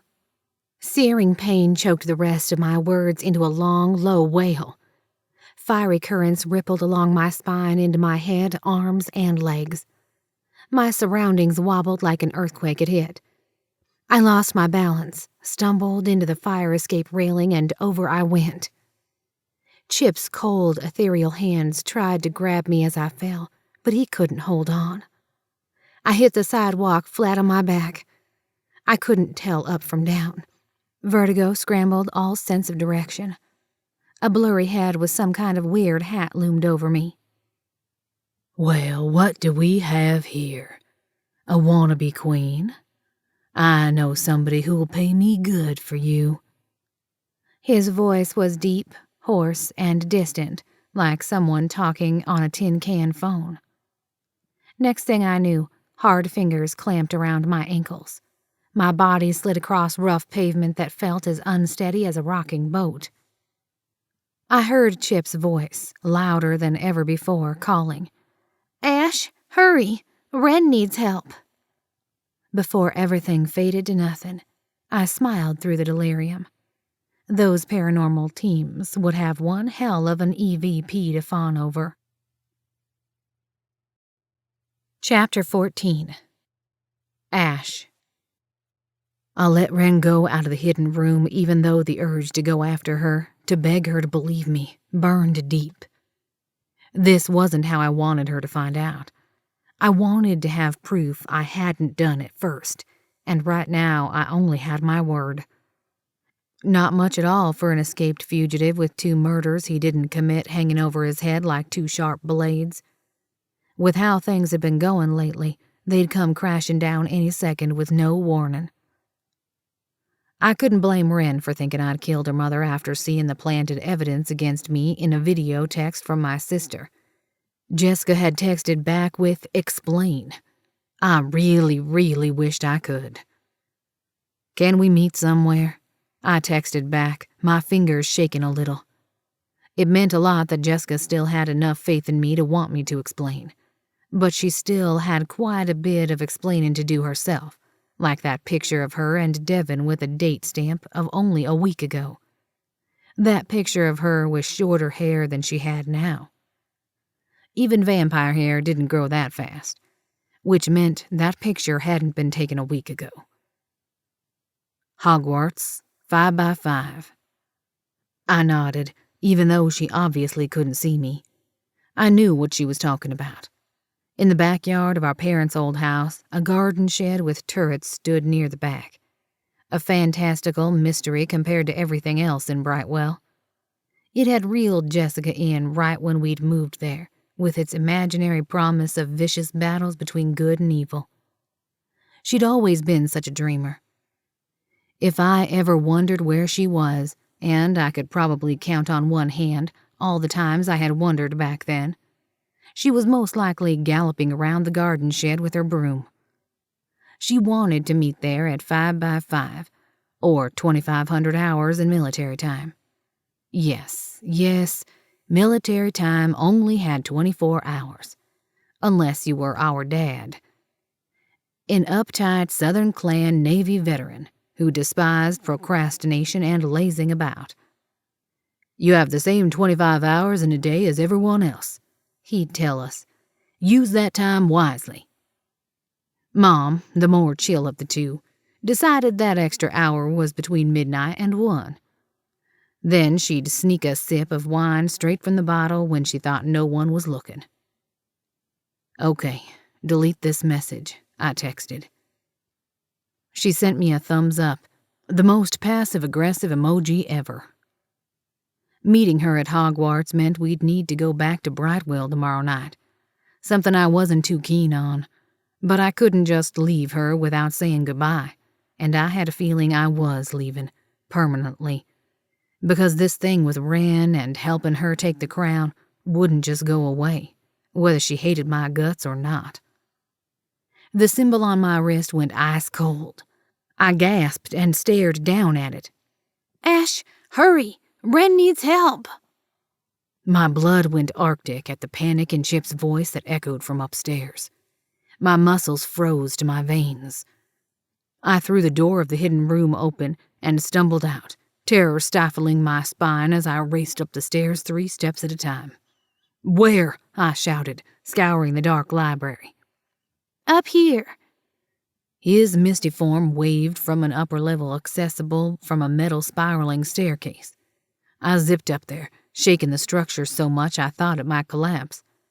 Chip hovered on the other side of the upper level by the fire escape door, his ghostly hand waving frantically. I sprinted toward him at full speed, knocking into bookstands and spilling the shiny new books to the floor.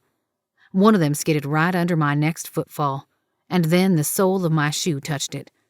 My legs skated out from underneath me. I crashed into the thin brown carpet hip first, then shoulder and head, which bounced twice. Pain flared, but I ignored it and untangled my limbs with a snarl before I stood. A female vampire with poofy dark hair smiled up at me from the corner of the book that had taken me down. A self-help book titled How to Grow Your IQ by Drinking Smart People. Oh, the irony. I dragged myself up when 3 things happened at once. What sounded like a door slammed just outside where Chip was madly waving me. The lights flipped on, and my cell started blaring its ring. I hauled balls out of there and tore through the fire escape window. An ear-shattering alarm cut through the library. If whoever turned on the lights didn't know someone was here before, they sure as hell would now. Not my concern. Neither was my ringing cell at the moment. The fire escape opened into an alley that reeked of sweaty garbage and pee. 2 large blue dumpsters sat against the opposite brick wall on either side of a closed metal door. About 10 feet to the left, near the alley entrance, sat a parked black van that might as well have had free candy scrawled along the sides. The few windows it had were painted black. "Chip," I hissed into the alley, at a complete loss of how ghosts actually worked. Could he hear me through the library walls? "Where is she?" I hurtled off the fire escape balcony toward the metal door opposite me, locked. When I turned, Chip's bluish form appeared in the open window of the fire escape above me. He pointed toward the van, but then his eyes widened. Ashe, behind you. I didn't even have a chance to look. Something hard rammed into my back. Pain fired to all points of my body, hard enough to bring tears to my eyes. The black van swam behind them, so close but seeming to grow farther away. No, they couldn't take Wren from me. But my muscles weren't cooperating to do much about it. I seemed to be folding in on myself, crumpling to the pockmarked alley filled with puddles I sure hoped were just rainwater. "Well, this is sure something," a male voice said from behind me. Familiar, especially his zero fucks given tone. When he circled around me, his dusty leather fedora confirmed it, as did the arrogant twist of his mouth he always wore. He was the vampire I'd hired to keep tabs on Jessica and make sure she never saw Devon again. The vampire who'd sent me the photo of Jessica and Devon together with the date stamp of a week ago, which now appeared to be inaccurate, at least according to Jessica. This couldn't be a coincidence, that he was here now, reducing me to uselessness with a stun gun while he stole Wren away. "Charles fucking Ford," I spat through clenched teeth, fighting to control the spasm still rioting through me. His alligator boots came to a stop inches from my head, the same murky green color as the band around his fedora. He wore tan pants and a brick red button-up shirt rolled up his forearms. An expert, no-questions-asked freelancer lady killer, so I'd heard. But I hoped with all my might that last part was figurative. Over his head and to the left, Chip appeared in the window of the library and began to frantically unscrew the fire escape from the brick wall, his ghostly face scrunched in concentration. I could guess what the little ghost had planned. Impressive, especially if it worked. Best to keep Charles' attention on me so he wouldn't see it coming. After hitching up his thick leather belt with 2 holsters stuffed with a stun gun and a real gun, Charles squatted down in front of me. I know. Dick move, huh? It turns out there are always people who can pay better, and those people become my new best friends. Much better than my old best friends. The picture, I ground out, was a fake, taken from years ago and then doctored with last week's date. So easy. I did it while in between some girl's legs. Someone really wanted to drag you into the spotlight and see what you would do to Devon, and they paid better than you did. Queen Ravana hired you. You're not as stupid as you look. She offered quite a pretty penny for you. He clapped me on the shoulder hard enough to revive the fading electrical pulses to near screaming. So sorry that it came to this. I groaned, the loose gravel knifing into the side of my face while my body shuddered. Let her go and take me instead. He gave a humorless laugh. No can do, not to mention your girl is a dead ringer for former Queen Bronwyn. I'm sure Queen Ravana will be just as curious as I am about that. I bared my teeth and fought to get my arms underneath me to pull myself up enough to chomp out his eyeballs and spit them down his throat. But I only managed to burrow myself deeper into the gravel. I'd have to keep talking to distract him.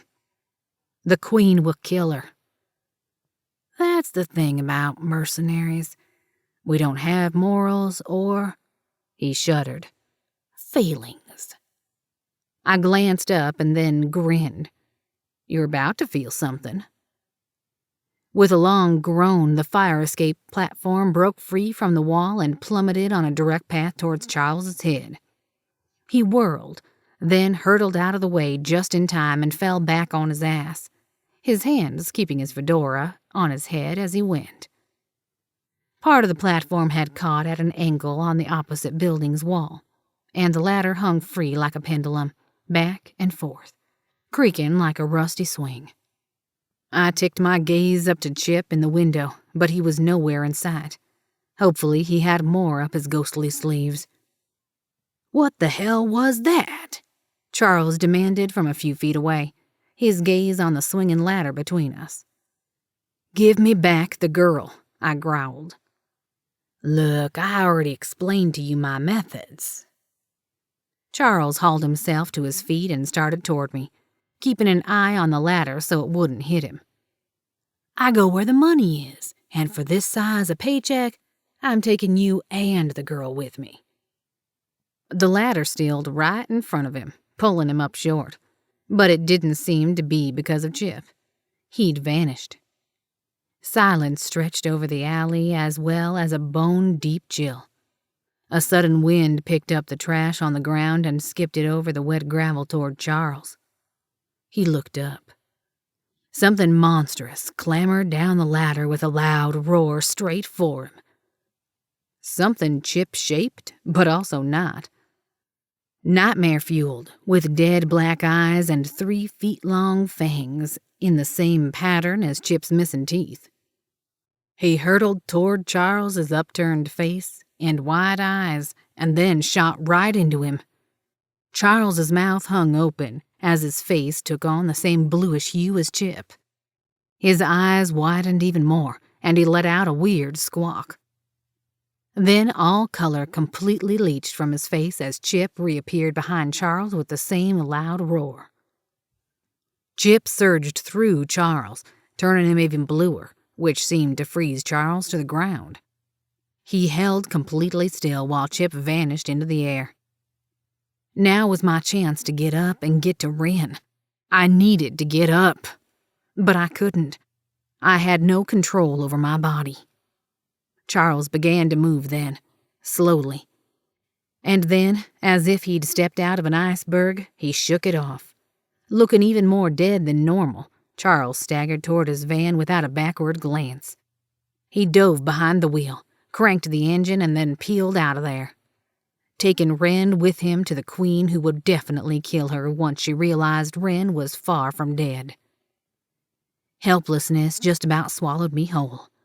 I wanted to scream, chase after them, anything more than what I was currently doing. Chip appeared in front of me, back in his little boy form, one hand on the ladder, his shoulders slumped and shaken. I thought the bad man was just playing with us at first. This is my fault. I'll get her back, I growled, and it was more of a vow to myself than to him. With one clumsy, painful finger wiggle at a time, I finally dragged my phone from my pocket and immediately dropped half of it into the puddle next to my nose. Cursing, I flipped it out, spraying my mouth with whatever liquid it happened to be. Never mind the gross factor. The 5-second rule had to apply to phones in questionable water, too. It really, really had to. With a combination of my nose and fingers, I dialed Zach at the hotel and about lost consciousness at the flood of relief when it connected. What happened? Zach answered. He took Wren. It hurt to say it, because that made it true. But it also focused my mind on something other than the pain in my body as I forced myself into a sitting position. Fuck, Ashe. Who took Wren? Eventually, I stood on my own 2 feet, glaring after the van. A dead man. Chapter 15. Wren. I opened my eyes to darkness and cigar smoke, but finally gathered enough streetlight through the windshield to see a silhouette of a man in the driver's seat of whatever van he'd used to kidnap me. He was driving like a crazy person, taking every turn on what seemed like 2 wheels. My head bounced around on the bare metal floor of the van. Apparently, my life had devolved into being tossed around in vehicles with bad drivers in my quest to become Queen of the South or whatever. I tried to sit up or roll over, but couldn't. At first, I thought I was tied down, but my legs and arms, even my fingers and toes, wouldn't cooperate with my nervous system. I couldn't feel much of anything from the neck down. Fuck my undead life. It didn't seem to be daylight yet, so either I hadn't been out for long or we'd been driving a really long time. Homing in on the craptastic driver, I could only see a cool blue heat signature. Not human. Lovely. Yet another vampire who'd crawled out of the woodwork to complicate shit. His eyes flicked upward, their reflection in the rearview mirror meeting mine. Well now, looks like somebody's awake. The strong southern drawl reminded me of a dollar-hungry televangelist. Where'd you get that accent? Dumbfuck Georgia? Try South Carolina. No difference. He chuckled, a deep rumbling sound that wasn't terrible. Who are you? I asked. You first. Since you obviously have the upper hand with me lying here limp as a withered dick, how about you throw me a bone? It would be mighty kind of you, sir, I added in my best Scarlett O'Hara voice. All right, then. I'm Charles. And you are? Melody Songsmith. I call bullshit on that one. And we're here. Where's here, Charlie? Don't call me Charlie, he spat. What was up with that? Don't you worry your pretty imposter head now, darling. You won't be here long. Charles, don't call me Charlie, resumed his charming southern drawl. My eye twitched. Darling? As soon as I could get my limbs working again, I'd show him how much of a darling I could be. How about you don't call me darling and I won't call you Charlie? Deal? He shrugged. The van came to a stop. The soon-to-be headless Charles got out. A few seconds later, he opened the rear door of the van and dragged me out feet first. Thankfully, he didn't let my head smash onto the concrete. Instead, he eased it down gently, then dragged me none too gently through a fine layer of sawdust across the floor of what looked to be a wood shop. Extension cords hung from the rafters, swinging in the breeze like vipers waiting for their chance to strike. My head bumped across the threshold and onto the scratchy astroturf of a smaller room. Charles dropped my feet, which landed with a numb thud, and opened a squeaky door to a cage as tall as a man and about twice as wide. I still couldn't see him clearly, except for an Indiana Jones kind of hat and a cigar dangling from his mouth. Seriously, a cage. I won't make a good pet. You're not a pet. You're a paycheck. You running some kind of vampire sex trafficking ring? Nope.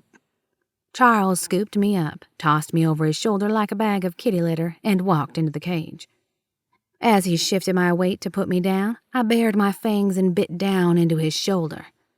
His cigar fell from his mouth as he cried out and tore me away, dropping me onto a musty-smelling mattress. Damn it, you ruined my trench coat. I spit out the shredded piece of said coat. The tough leather had only allowed my teeth to graze his skin. Traces of his blood lingered on my fangs. I licked it off, the taste of which was immediately intoxicating, like the best fucking wine I'd ever had. Were all vampires this yummy? Then I recalled the vampires I'd killed in the jail and Edna's itching. No, they were pretty damn gross, come to think of it. He bent to pick up his cigar, the end of which was now bent and smoldering. He started to stick it in his mouth, then growled and dropped it, squishing it under his boot. Thanks to the filtered security light coming in from the dirty windows in the overhead door, I got a better look at him. He had wide-set dark eyes, a confidently solid nose, and a chin dimple that wasn't nearly as impressive as Zach's, but still worth a good lick or two. But as he towered over me and my limp as a wet dish rag body, a touch of fear prickled the hairs on the back of my neck. It had been a very long time since I had been this vulnerable. In fact, I'd never been quite this vulnerable before. I wasn't a maiden-in-distress kind of girl, but I kept watching the still-open overhead door and listening in hopes that Zach or Ashe would come storming in and waste this guy's ass. I willed my voice to be steady and converted my fear to the sharp tone of anger. If you're planning on raping me, you better damn well kill me. Charles grinned. You think I'd stoop that low? I may be wrong, but a man who paralyzes a woman and takes her to a remote building then tosses her onto a nasty mattress kinda screams sex offender. Charles waved a hand at me, rolling his eyes before he ducked slightly and stepped out of the cage. He closed the door and turned a key in the lock. After closing the overhead door, he dragged a metal chair across the concrete floor. The legs screeched a high-pitched wail that could deafen a dead man. I gritted my teeth and turned my head as far away as I could, which wasn't very damn far, thanks to the numb rest of me. Finally, the eardrum gouging stopped when he straddled the chair backwards, his elbows draped across the chair back. Removing his gloves, he drawled at me. A little bird told me you're trying to impersonate a queen. Want to tell me about that, Wren? Not particularly. Lovely. He knew my name. Our little rebel trio must have been making waves in the vampire community. That could be bad. Why had I ever agreed to this madness? He pulled another cigar from his coat, then tossed his hat onto a nearby workbench. His messy chestnut-brown hair hung in his eyes before he shook it back. After striking a match on his boot, he lit the cigar and puffed, then let the smoke roll from his mouth. Those will kill you, you know, I added, wishing him dead, but in vain. Funny. His chuckle triggered a flutter in my fingers. My fingers? Whatever he'd injected was starting to wear off. I had to lie still, though, until it wore off enough for me to bust out of here. The cage was fully boxed in, and from the looks of it, bolted onto the floor. I figure we have less than an hour until the fang away wears off, and less than that before your buyers arrive. You might want to practice your bullshit story on me before they get here. They're not nearly as tolerant of lies as I am." I squeezed my eyes shut and laughed, shaking my head before I looked straight at him. "Fang away? What the fuck is that? Sounds like a dentist anesthetic." The smirk he'd been wearing slid into a frown and he looked away. "It worked, didn't it?" "You really drugged me with a dentist anesthetic. What did you do? Steal it while they were getting your Ninja Turtles toothbrush?" I laughed again, rolling my head to stare at the ceiling. My eyes searched for good hand and footholds. And, if I were lucky, a skylight. I couldn't fly, but I could jump like a jackrabbit and climb like a spider monkey. But no dice. Solid sheet metal roof. He hung his head, knocked some ashes from the cigar. "It was a Batman toothbrush," he mumbled. When he looked up, he wore a lopsided grin that did nice things to his face. And then he went and ruined it with a hateful scowl again. "You're stalling," he said. "I'll ask again. Who are you? Because you look a whole lot like somebody that ought to be dead." "Do I? And who would that be?" "You tell me. All I know is that there's a big old bounty on your head, and the ones offering it are not nearly so merciful as I am." "So Ravana's caught wind of me already?" "Damn right. And what I'd really like to know is why you are impersonating her dead sister." My legs and arms began to tingle. I could move a few toes within the privacy of my boots. "I'm not impersonating anyone." "You're not fooling anyone. The dead queen and they're dead." He shook one of his arms as though shaking off a fly, then rubbed it through his coat. "You look a hell of a lot like a dead queen. So, why are you with a human guard dog and the vampire accused of that queen's murder?" I'd have to choose my words carefully. Just how much did this guy know? Probably more than I did. I still didn't know if I could trust Zach or Ashe or anyone for that matter. But the good thing was I could finally feel the damp mattress under my hands. Ignoring the gross factor, I kept still, but sensation was returning quickly all along my body. Would it help if I told you that I had no idea she was a queen until yesterday? "Who do you mean? Ravana?" No, Bronwyn. "So you did know her?" I did. "Did you kill her?" The mere accusation sent a fiery heat into my fingers, which I curled into fists to keep from breaking through the cage. I still had a bit of unparalyzing left to do.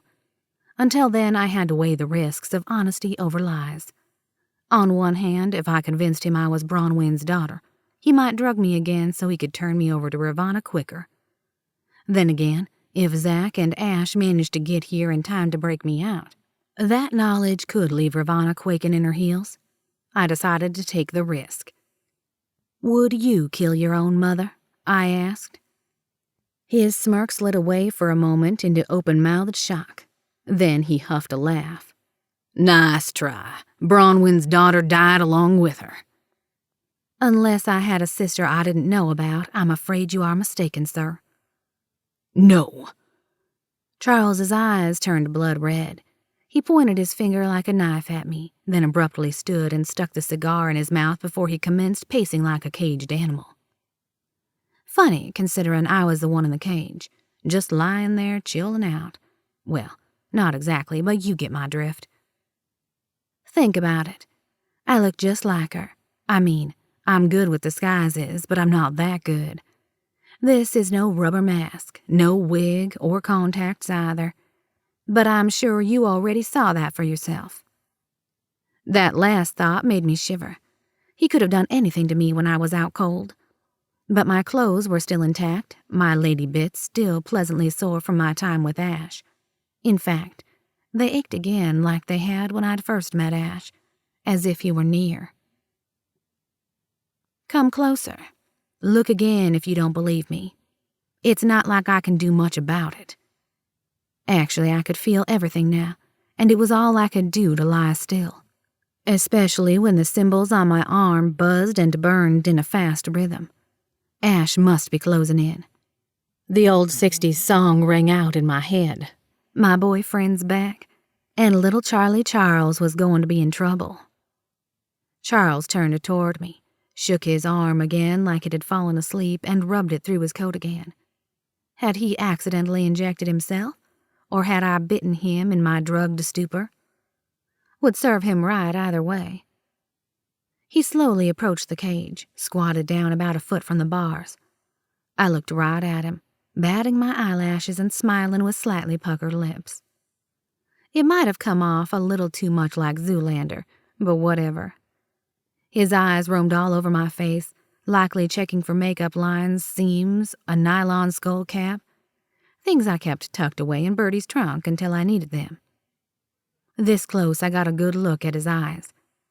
They were pretty for a kidnapper, a warm amber with flecks of dark brown. The frown he wore deepened the longer he looked. My arm and lady bits throbbed painfully. Ashe had to be very close. Now was my chance, while Mr. Pretty-Eyed Kidnapper was caught like a fly in the web of my mesmerizing gaze. I sprang up and grabbed the bars. I'd rip this cage up like a tin can and stab Charles with a twisted shard of metal. But instead, searing heat scorched my palms. The smell of burning skin invaded my nose. My fangs dropped involuntarily. I screamed and fell back onto the mattress, holding my shaking hands in front of me, and stared at my blistered and charred skin. It was worse than the sunburn I'd gotten when breaking Ashe out of jail, and hurt like a sumbitch times 10. Charles had already leapt back, standing there with the chair held toward me, legs first, like he was fending off a circus lion. He was afraid. That was one thing I had going for me. "Silver," I groaned. Of course. I'm not that stupid. Electrified, too, for her pleasure. The metal had been so tarnished I hadn't realized what it was. He approached again, slowly, and crouched down by the cage. His voice softened, as did his face. He looked almost regretful. If you're really Bronwyn's daughter, answer this question. What was her middle name? She didn't have one. At least that's what she told me.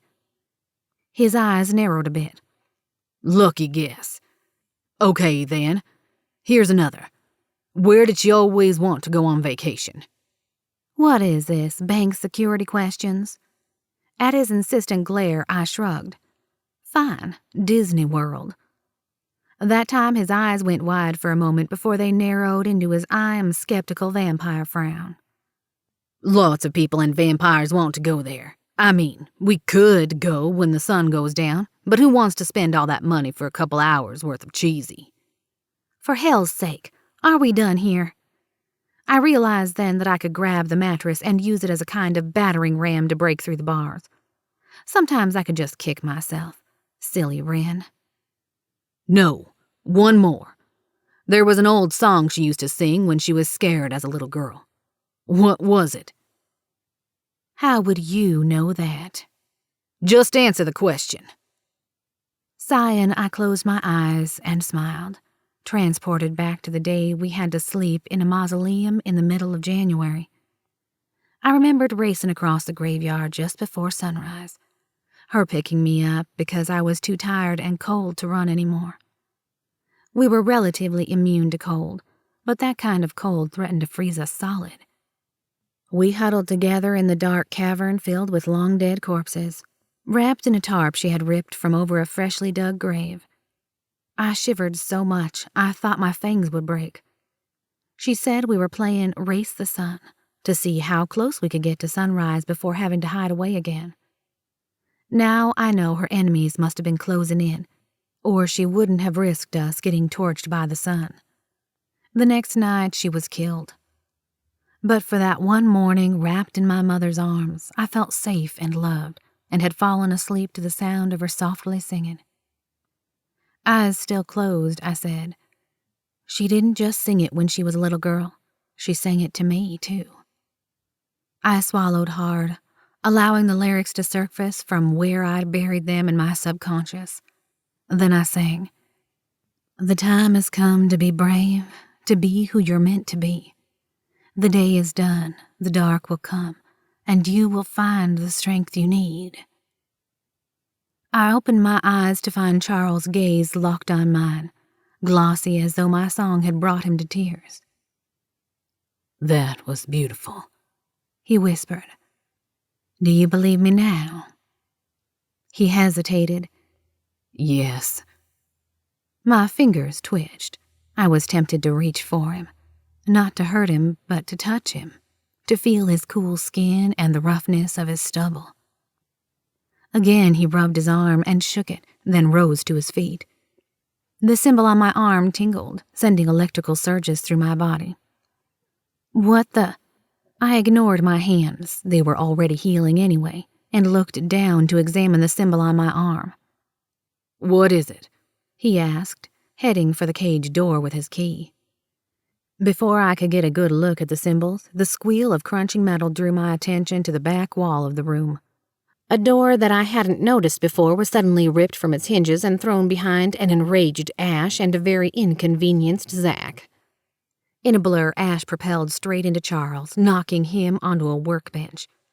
They slid across it and off the other side with a thud, along with wrenches and rasps and screws that clanked, rattled, and tinkled as they hit the concrete floor. I shot to my feet, almost grabbing the cage bars again, and frustrated as hell when I remembered they were silver. "Stop, Ashe! Don't kill him! Zack, do something!" He aimed his gun at the blurry mass of vampires rolling across the floor like two tomcats high on PCP. "No, don't shoot!" He wasn't listening. Ashe wasn't listening either. As soon as Zack had a clear shot, he'd take it. If Charles hesitated at all, Ashe would rip his head off. Charles must have gotten the upper hand. One good side kick sent Ashe flying across the room. Zack took the shot, but Charles had already blurred back into Ashe. And they were at it again, throwing punches and kicks like an MMA fight gone berserk. Damn it! Was this what it was like being a mother to a bunch of boys? It was enough to make me want to schedule a hysterectomy. I grabbed up the mattress, held it in front of me, and backed up as far as I could. Then I charged. The hinges on the cage snapped, as did the lock. The door sailed through the air and slammed into a table. It must have hit the switch because the saw roared to life. I flung the mattress aside and zipped past Zack, who was aiming his gun once again. Nope. I ripped the weapon from his hands, tossed it out of reach, and went for the brawling vampires. Somehow I managed to get between them and struck out with both fists. And a nice, scary battle cry, I might add. Ashe flew one way and Charles went the other. Both hit the floor and slid a few feet through the sawdust. I'd moved so fast, Zack was still staring at his hand, his eyes wide, until he looked up at me and did a double-take. "Wren, are you okay?" "Yeah, no thanks to you." I turned and pointed at Ashe and Charles in turn. Or you, or you." Ashe shot to his feet and was at my side in the blink of an eye. I kept him at arm's length with a hand on his chest. Charles got up slowly, his eyes darting from Ashe to Zack. He backed up and stood a respectful and safer distance from us. "Just tell me you're okay," Ashe said, his voice shaking and eyes still red with slow-dying rage. "I'm okay. Charles isn't a threat." "What do you mean he's not a threat?" Zack bellowed. Having found his gun, he racked the slide and held it down toward the floor with both hands, ready to fire if Charles so much as moved an inch in my direction. "I can explain," he said quietly. "See, I was supposed to." Motorcycle engines growled outside on the gravel drive, getting louder the closer they came. Charles zipped to the dirty window of the garage door and peeked out, ignoring Zack, who instantly aimed the gun at him. "You have to go. Take Wren and hurry." "Who is it, and why can't I have the pleasure of ripping their throats out?" I asked. "Because you're not strong enough yet." He turned toward us, anger reddening his eyes. "I said take her and go. Out the back. Just get her the fuck out of here. I'll handle this. Go." "No, We can fight them." I tried to go to him, but Ashe threw his arms around me. He and Zach pushed me toward the back door while Charles locked eyes with me one last time before they forced me outside and into the back seat of Bertie, where Ashe pinned me down. Charles's horrendous scream sliced through my eardrums and stabbed my heart before the car door closed and drowned it out. Chapter 16. Ashe. Rage, the searing kind that coiled across my shoulders and set my fangs on edge, continued to chew a hole through me miles after we left Charles and his wood shop. Part of me wanted to go back and tear Charles's throat out slowly until his head rolled free. Even though Wren sat next to me in the back seat of her car completely unscathed, physically at least, he'd hurt her, terrified her. I could still see the relief shining bright in her eyes at being away from him, could feel it in her death grip on my hand. Though she sat straight and stiffly alert, I could feel her body trembling through her leather jacket. But while part of me wanted to go back and make sure he was dead, another part was just plain confused. Story of my life lately. Why had he had a sudden change of heart and let her go as soon as he heard motorcycle engines? I could still hear his screams echoing in my ears, the sound of his pain a strange mix of therapeutic and gut-wrenching. A shudder raced down Wren's body. Her side pressed tightly to mine. She must have been hearing the same echo. I squeezed her hand tighter and traced little circles onto the backs of her knuckles in an attempt to soothe her and me. "Are you all right?" I must have asked that same question about 50 times. She nodded and offered a brief smile. Yeah, not sure I was buying it. But I'd do my best to give her the space she needed until she was all right. "I'm fine. But what about him?" she asked. "What about him? If he's not dead, he'll wish he was if I see him again." "But She rubbed her arm through the jacket. "Never mind." I couldn't begin to know why she'd show that loser any mercy. Her heart was certainly more forgiving than mine. Maybe whatever he'd injected her with had affected her judgment. "We've had a hell of a last few days," I said. "You'd think we'd be dead by now." Wren's lips firmed as she stared hard out the window at the layers of fog. "Not even close." Zach flicked his gaze to the rearview mirror. "It'll be sunrise soon. There's a motel about 5 miles up the highway." "Or you could stop driving like an old man and get us to Bridewell," I said, scanning the horizon. A strip of dark blue had begun to creep into the night, as slow as the fog blanketing the road. But we still had time, and that was me being conservative. Still, I couldn't blame the guy for being overly cautious. "It's your funeral," he shot back. "I'm driving the speed limit for a reason, you know." "I know."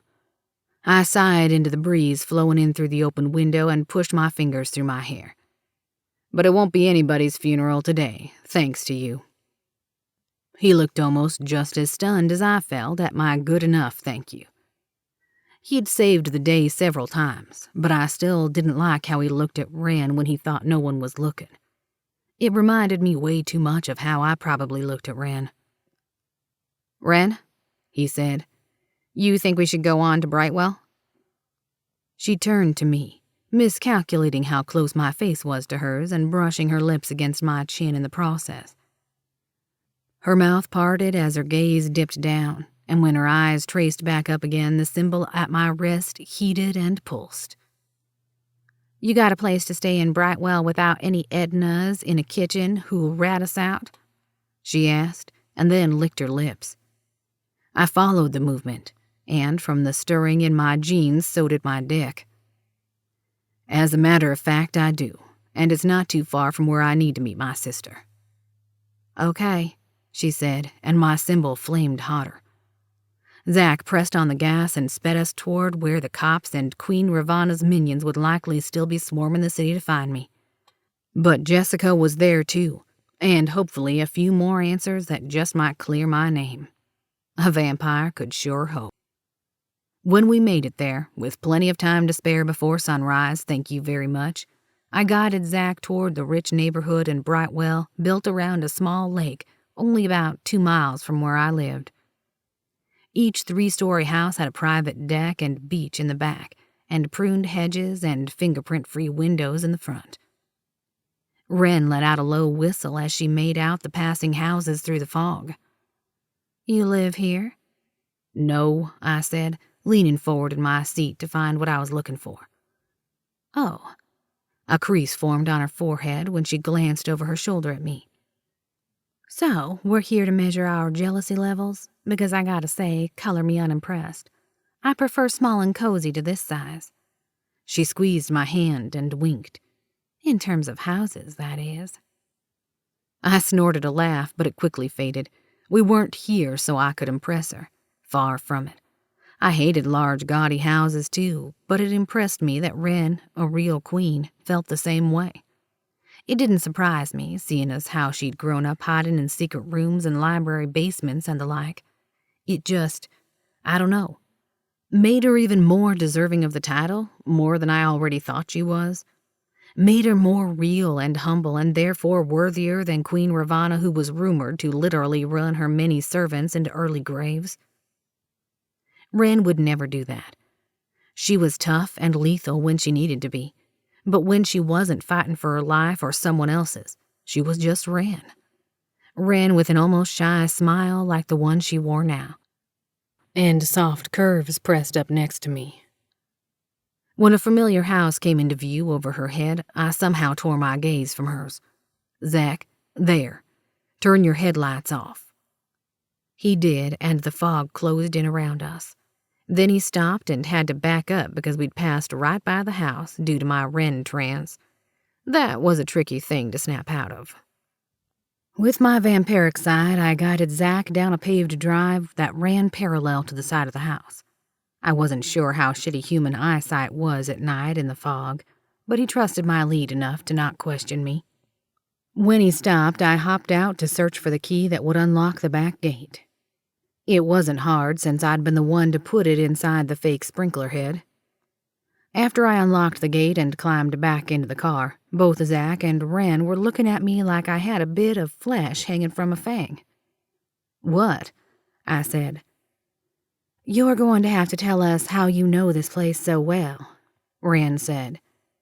"Does a vampire version of Mrs. Robinson live here? Do you have a sugar mama?"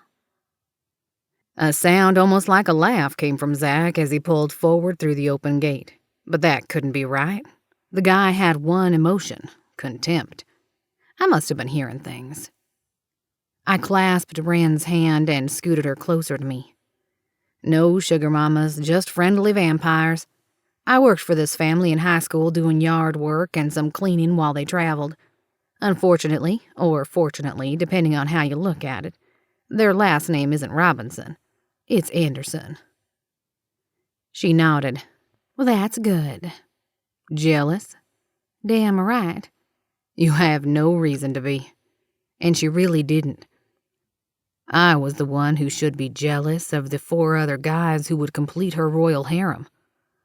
Who would touch her, taste her, and I was jealous.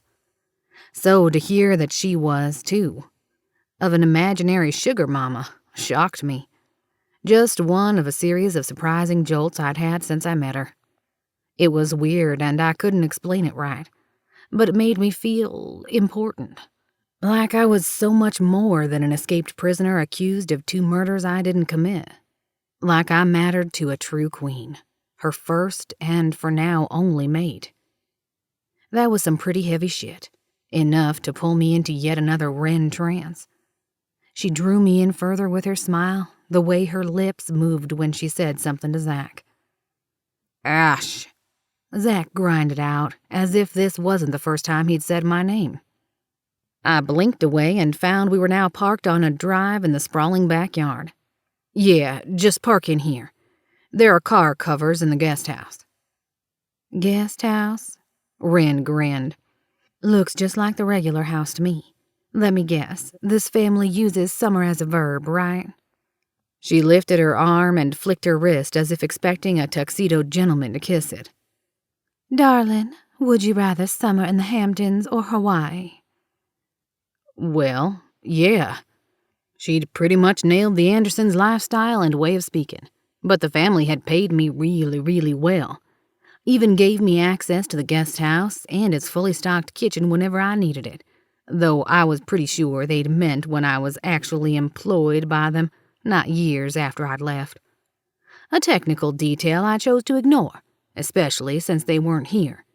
They would be in Hawaii this time of year. The guest house was tucked back against the far fence, with ivy climbing up the eaves and tall, heavily draped windows with night-blooming rose bushes in front of them. The key was hidden inside a tiny birdhouse hanging from a ceiling hook on the porch. I let us in, the cleaning chemicals inside burning my nose even though I wasn't inhaling. Whoever worked for the Andersons now didn't know the meaning of dilution, apparently. I hit the light switch on the wall, which threw a soft glow on the modern chrome, granite, and wood, then double-checked I'd locked the door behind us. The car covers are in the utility closet. I pointed down a hall to the left. There are 5 bedrooms throughout the house, so take your pick. There might be human food in the fridge, Zach, but I can't guarantee it. Figures. He shook his head and started down the hall in the direction of the closet, his heavy footsteps thumping on the wood floor. I don't want my own bedroom, in case you didn't know. Wren stepped in close, one eyebrow lifted, and slid her lips along mine. Just a touch, but more than enough to stir everything right the fuck awake. Not difficult at all, since my need for her started simmering just below my skin while we'd been in the back of the car, very literally at my rib. I touched my fingers to her face. My God, Wren. You're welcome, but also, thank you, again. Fucking anytime. She laughed, such a gorgeous sound. It seemed to take hours to come back to my senses. I didn't know anything anymore, especially how, hours later, I woke up face down on a bed with Wren tucked into my side. I supposed I'd passed out. Typical and selfish. I'd make it up to Wren once she was awake. In the meantime, I could suck the wings off a mosquito's thieving body. I was so hungry. My stomach was about to start a revolt. A glance at the wall clock showed me why. I'd slept for almost 12 hours. I made my way to the kitchen where I found labeled, plastic-sealed packs of blood arranged by type in the refrigerator. I chose type A positive, which was the heartier, most savory of the types, in my expert, not-so-humble opinion. There was also a sausage roll in there and an open box of Ritz crackers on the counter, so it looked like Zach had already dug in. I'd been kidding about the lack of human food in a vampire guest house. We would never starve our DBDs, not that he was. We weren't monsters, most of us. I heated a mug of blood in the microwave and then drank deep while I wandered into the darkened living room. Grayish evening daylight shined through the cracks in the heavy drapes, which at one time would have put me at ease that all was well and right with the world. But Queen Ravana's vampires had come to Edna's Itchin with the sun blazing down outside, which should have been impossible, but obviously it wasn't. We weren't safe at any time of day, and most especially back in Brightwell. They would find us again. I had no doubts about that, but I hoped by then I would have some kind of proof that would clear my name. Or at least shine a different sort of spotlight on myself, one that revealed I'd only been trying to protect my sister, to fulfill a promise I'd made to her, and to keep her from making a mistake it turned out she wasn't even making. Not the greatest light, sure, but I hadn't even gone through with murdering Devon. Would I if he hadn't already been dead? Yes. Same with Charles, even though his screams haunted my dreams while I slept. A light switched on behind me. Sleep well? I'd just about slopped the rest of the mug of blood all down my front. Zach the bastard had been sitting alone in the dark like a creeper. What the fuck, man? I hissed. Why are you just sitting there like that? He glared hard at me like he expected me to scream in terror or prepare myself for a long-winded lecture. Maybe both at the same time. Why didn't you sense me with your preternatural abilities while I took first watch? Fair point, damn it. I'd been so focused with what might be lurking in the fog, I didn't even spare a thought to what might already be inside the house. I got the watch from here. I dragged a black leather armchair to the window and sat with my back turned to him, so he'd hopefully take the hint and leave. No such luck. Do me a favor and try not to piss off the future queen so she doesn't stomp off again and get kidnapped. She was under your watch, Ashe. Keyword, watch. Yeah, I get it. It won't happen again. He was right, damn him. I shouldn't have let her out of my sight in the library. You go where she goes, he snapped, and now I go where the both of you go until we're not constantly running for our lives. I sighed and shook my head. And if we never stop, then the three of us will be stuck like glue to each other, including tonight, when you see your sister. Think you can handle that? 3 was most definitely a crowd with this guy, but if it meant putting Wren in power in place of Queen Ravana, then yes. If this whole glue thing also involves you gluing your mouth shut, then I can probably be talked into it. Not by you, obviously, but you get the idea. Uh-huh. He grunted and rose from his chair. You're a real funny one. What is your stake in all of this anyway? I asked with a glance behind me. Why do you care who's queen and who's not? My stake is the same as yours. Sharp, pointy, and could go right through the heart if we're not careful. You're not a vampire. Try again. Like I said. His footsteps sounded behind me as he crossed toward one of the bedrooms. My stake is the same as yours. Are you always this cryptic when you're tired? I shook my head.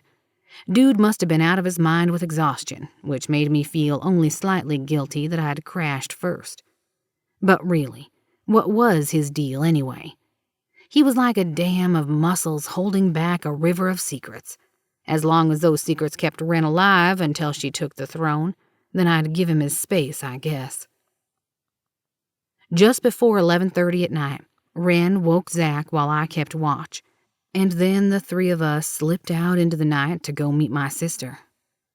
Like the night before, fog clung to the air, only thicker. It was a good cover for us, though, while we walked to my old house, moving like silent shadows. We kept to the cover of trees and bushes mostly, and avoided the commercial streets altogether. The fog smothered any noise we made, but it would also quiet the sounds of anyone coming after us. I kept my eyes and ears sharp. None of us spoke hardly a word, and when we did, it was at a whisper.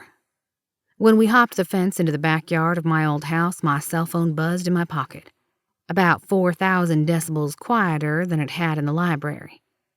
I fished it out, fully expecting it to be Jessica canceling her Hogwarts visit with me tonight. But no, it wasn't. It was Marta, possibly with news of the security footage in our apartment building. If my heart ever beat, it would have crashed through my ribs right now. I pressed Wren and me to a wide tree trunk next to the turreted garden shed before I took the call, grabbing her hand for luck. Zach disappeared into the fog, but I could still feel his contempt spiking through my chest. Marta, I whispered, light of my life, tell me you have good news. Wren's brows climbed up her forehead as she stared at me, her expression fiery. I squeezed her hand harder, willing her to trust me. Well, Ashley, Marta started, I have good news and I have great news. Which would you like first? Good thing I had the bulk of the tree at my back because my legs about gave out with a surge of relief. Both all at once. Marta clicked her tongue, and I could feel her smile through the phone. I'll do my best. There's grainy footage of 2 men in the hallway outside your apartment door. Grainy because they spray painted over the cameras, but were sloppy about it. Neither of them were you. One is holding what looks to be like a silver net in gloved hands. That's the good news. I sank my eyes closed and grinned. And the great news? An outside camera at Dora's Florals across the street shows 2 shadows inside your apartment seconds after the first video was taken. My grin spread to an eardrum-cracking one, and I opened my eyes to stare at Wren. I could kiss you right now. Wren had lost her pissed-off fire, seemed to read between the lines of the one-way conversation she'd just heard, and a deep crease formed on her forehead as she studied me. Yeah, well, you better make time for the kissin', mister, but only after you clear your name, Marta warned. Yes, about that. Is there a way you can send the videos to me? No, I can't. But I figured you'd ask that, and my son Dominic is working on that right now. Remember Dominic? I remember. Dumb as a rock and just as lazy. My phone chimed in my ear. I think I just got them. That was fast. You're a literal lifesaver, Marta. I know. Which means you're coming to Thursday's bridge club? For my kiss while I'm kicking your ass. If I can make it, I'll be there. Thank you. I mean it. Go save the day, Ashley. She hung up, and my fingers shook as I opened her son's texts. Instead of looking at them myself, I thrust the phone to Wren. My apartment, I said. Her fingers folded around mine as she took it, her eyes filled with questions as she gazed down. After a moment, she shook her head and smiled. It doesn't change anything for me. I knew deep down you were innocent when you told me you didn't murder my mother. She handed the phone back. But it does change everything for you. It does.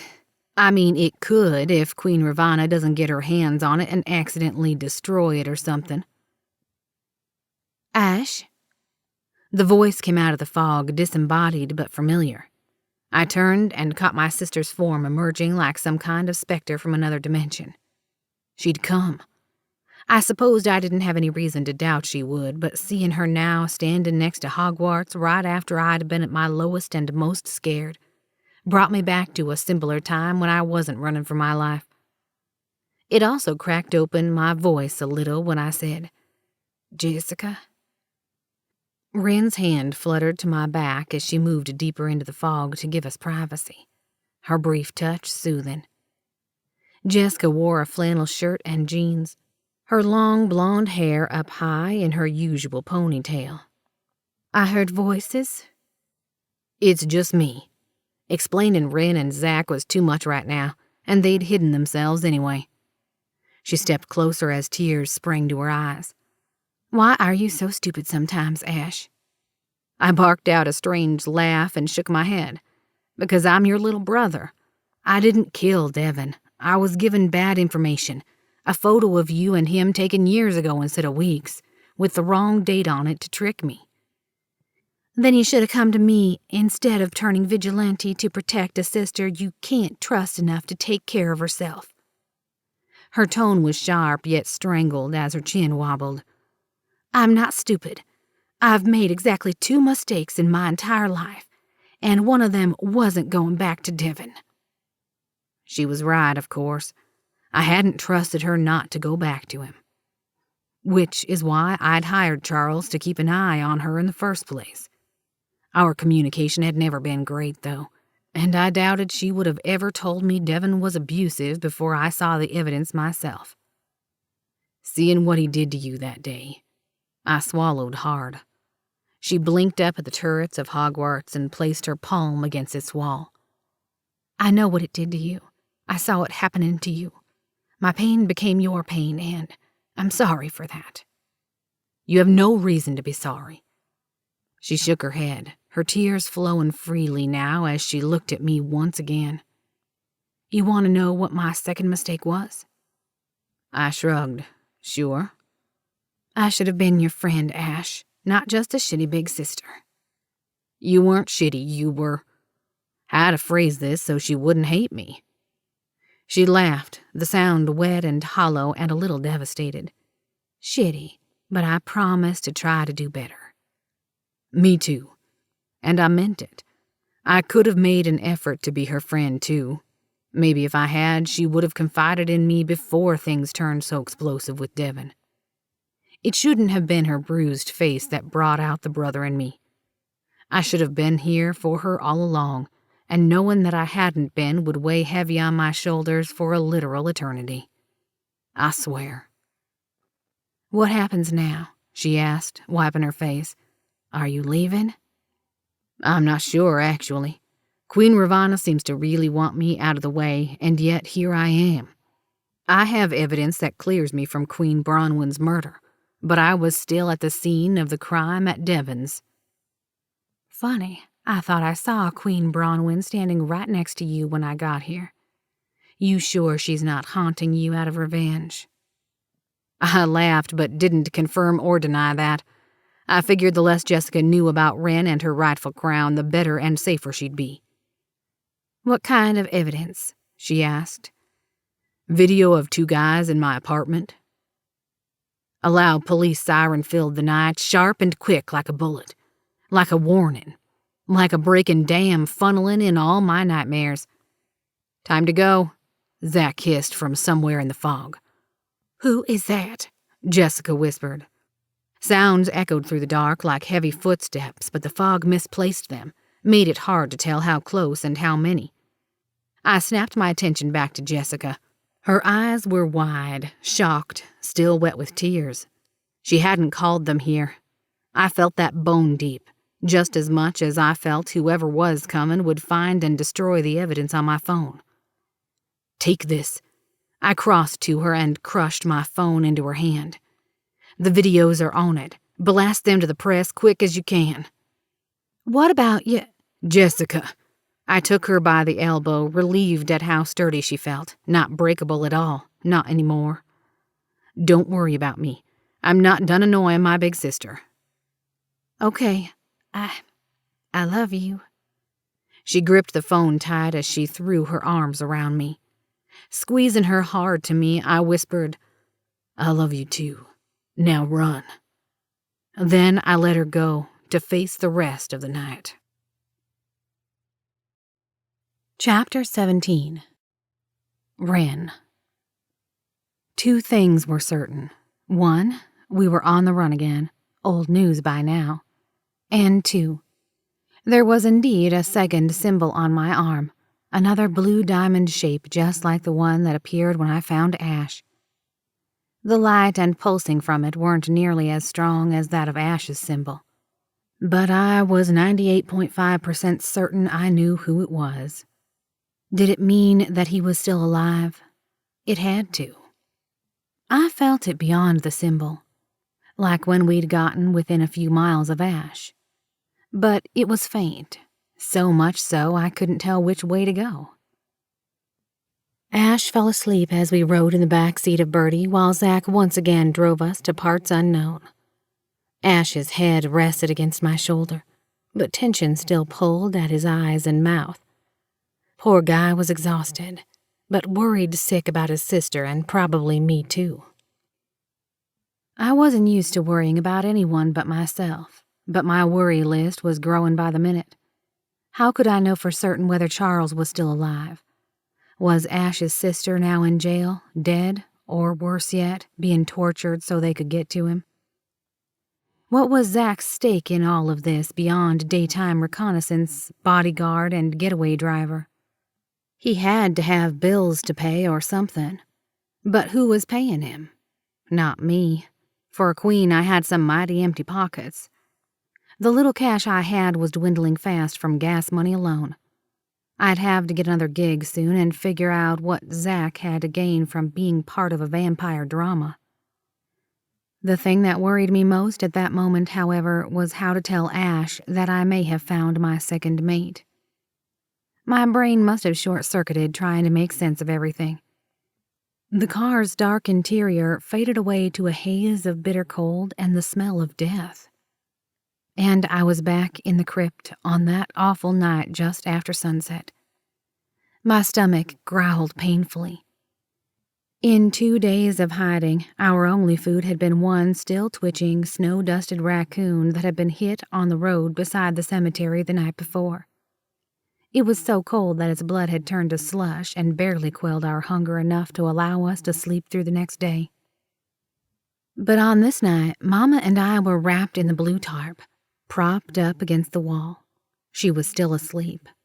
I sat motionless, watching as a scrawny rat wandered in, nibbled at some crumbs on the floor, and crept toward me.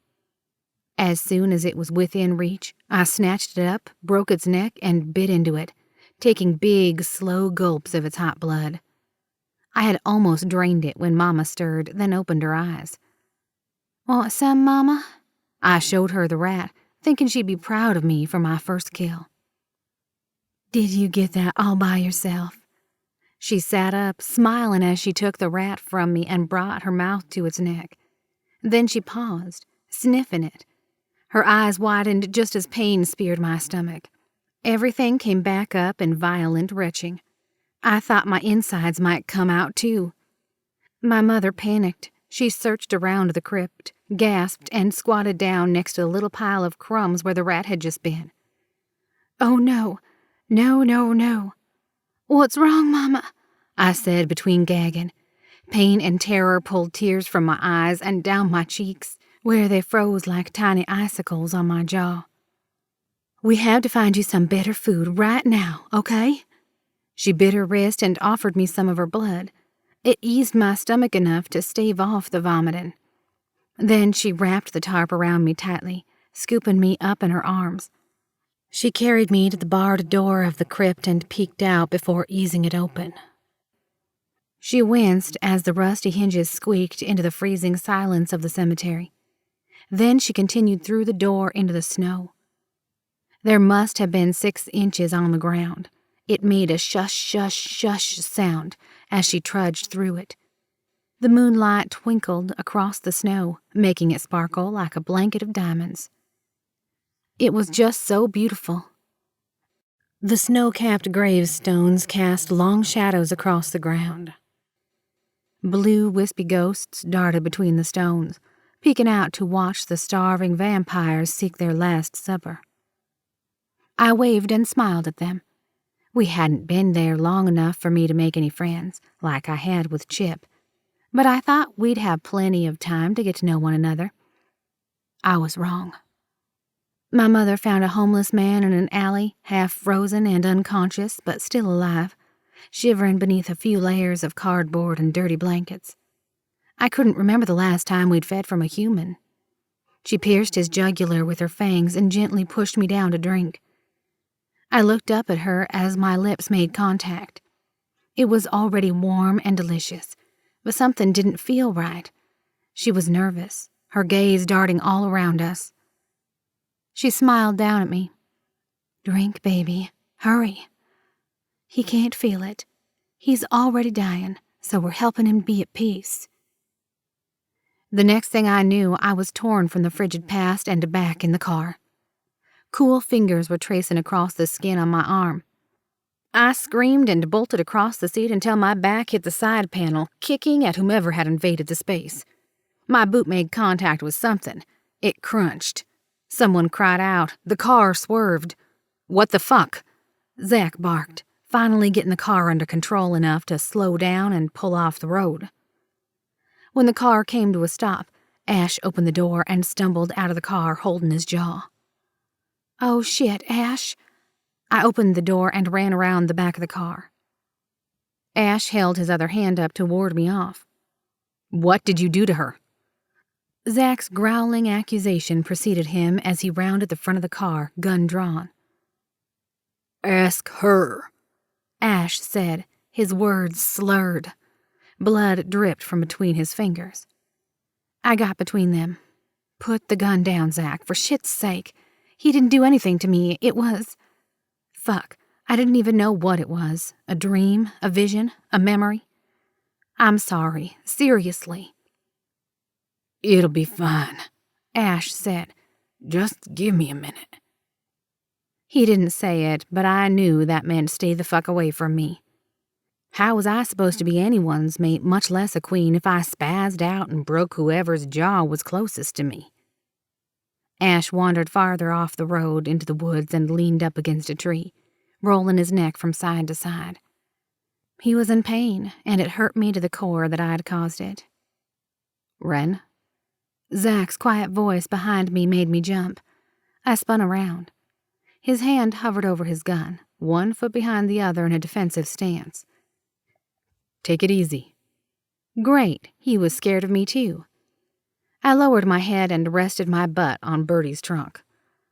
Maybe don't sneak up on me next time, especially if I've just spazzed out. Noted. But what happened? Glancing over to where Ashe had wandered, I couldn't see him anymore, which was either a good or bad thing. I didn't want to go chasing after him for fear of him thinking I was coming to finish him off. I pulled up my jacket sleeve where the symbols glowed softly in the dark night, Ashe's brighter than the other. Zach, eyeing me uneasily, slowly came closer and inspected them. Number 2? When did that happen? When I was caged in the wood shop. Him? I think so, yeah. Or maybe... What? He scratched the back of his neck, peering around us at the dark countryside where crickets, cicadas, and a distant dog conversed in the summer night. Could have been one of the others. The guys on motorcycles? Yeah. No, it can't be. Ravana could have persuaded a potential mate to her side. It's happened before. It has? When? Did you see a symbol on his arm? Yeah, no. A sudden thought struck, but he was rubbing and shaking his arm as though there might be something there. Maybe you injured him.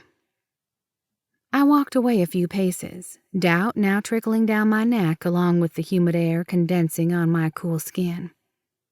He let me go. Why would he if he didn't realize he was my mate? I don't know.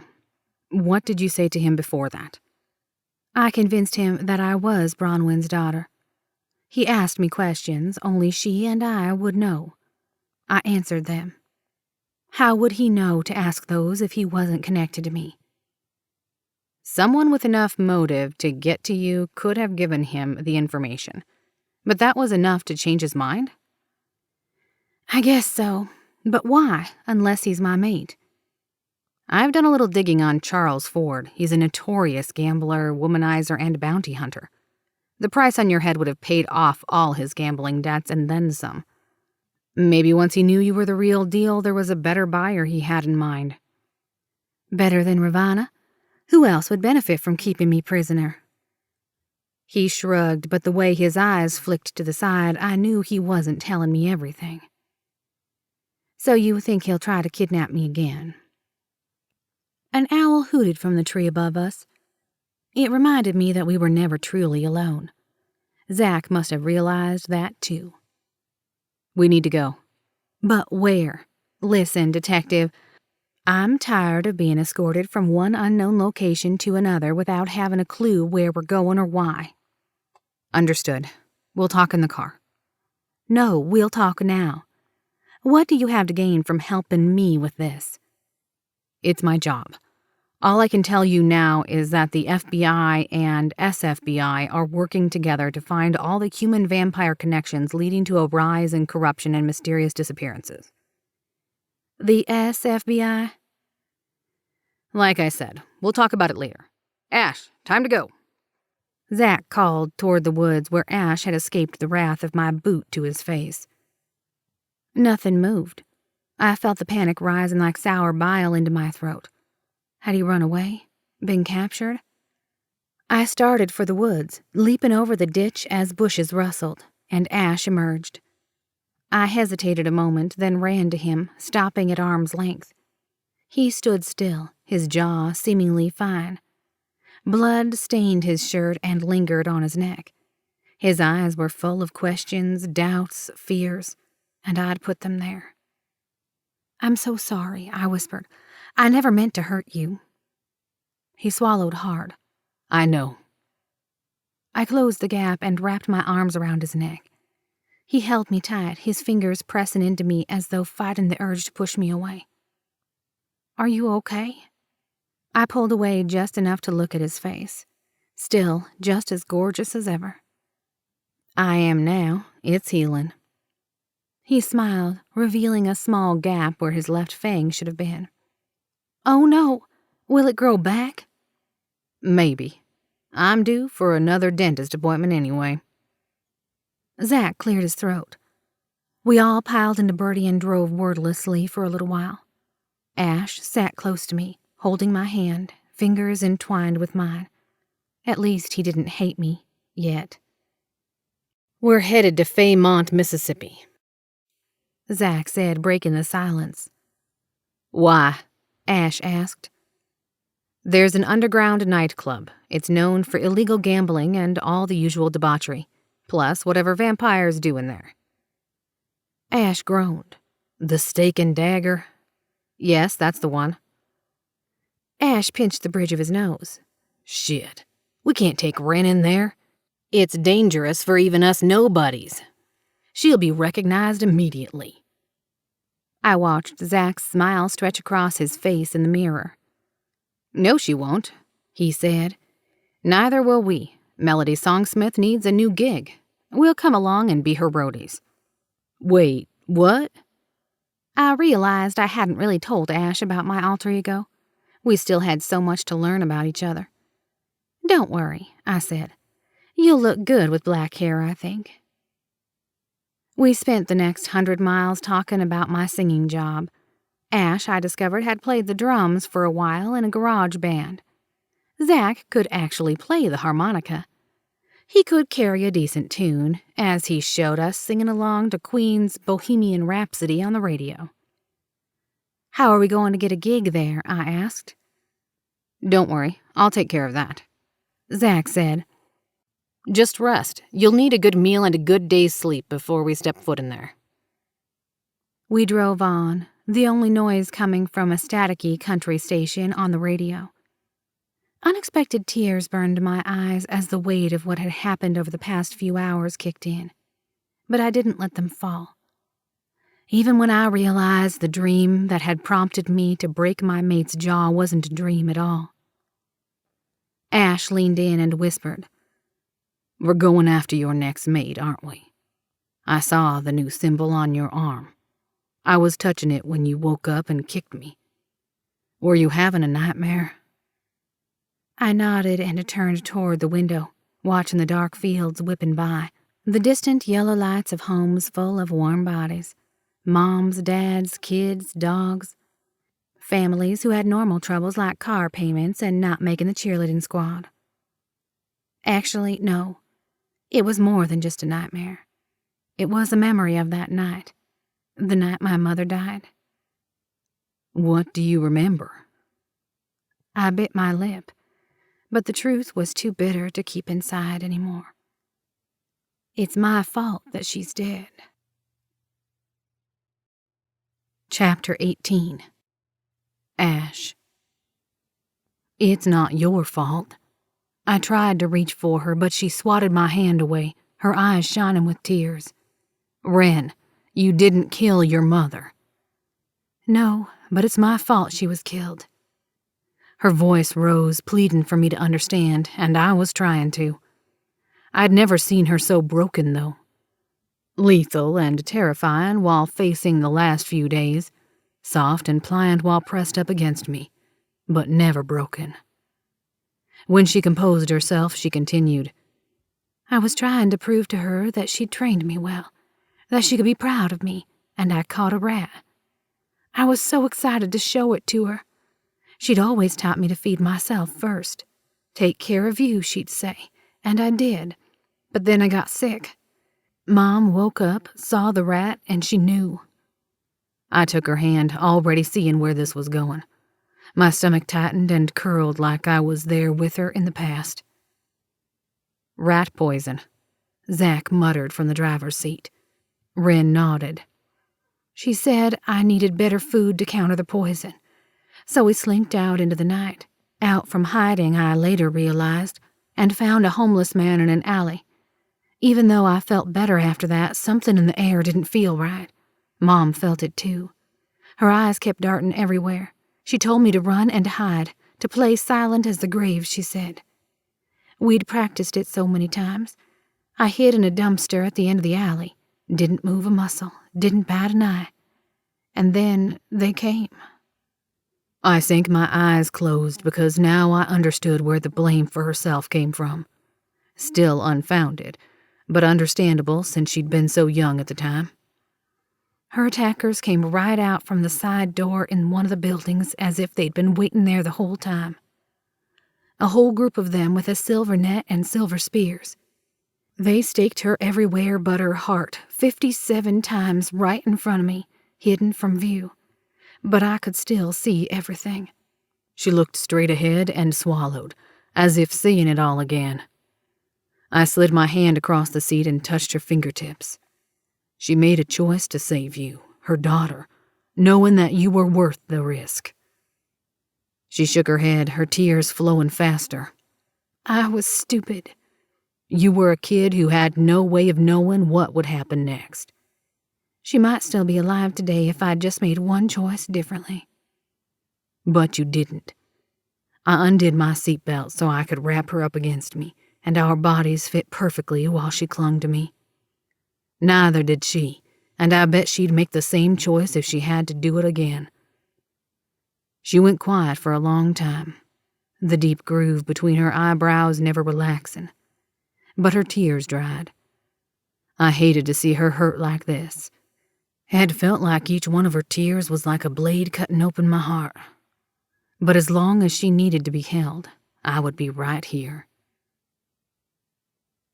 The three of us left a literal hole in the wall hotel looking nothing like we had when we arrived. Zach and I wore short, itchy wigs, colored contacts, a fang implant from my unfortunate meeting with Wren's foot, and, get this, makeup. Never in my life had I let a woman contour my face, shade in my eyebrows, or tell me that my eyelashes made her want to apply mascara to me. No way on the mascara. A guy had to draw the line somewhere. I had to admit, though, when I looked in the mirror, my whole face appeared to have changed shape. It was a little unnerving staring at the face of a stranger. But if I fooled myself, I figured I would fool most people. And Wren.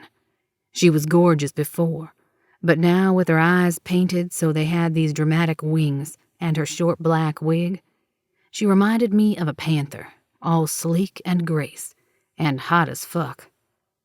While we rode in the back of a taxi to the Stake and Dagger, my hand on her knee and a raging boner begging to be freed, it took every bit of restraint not to part her thighs and start humping like a rabid animal. I knew she could sense everything going through my head because the instant I saw her as Melody Songsmith, the symbol on my wrist had flared.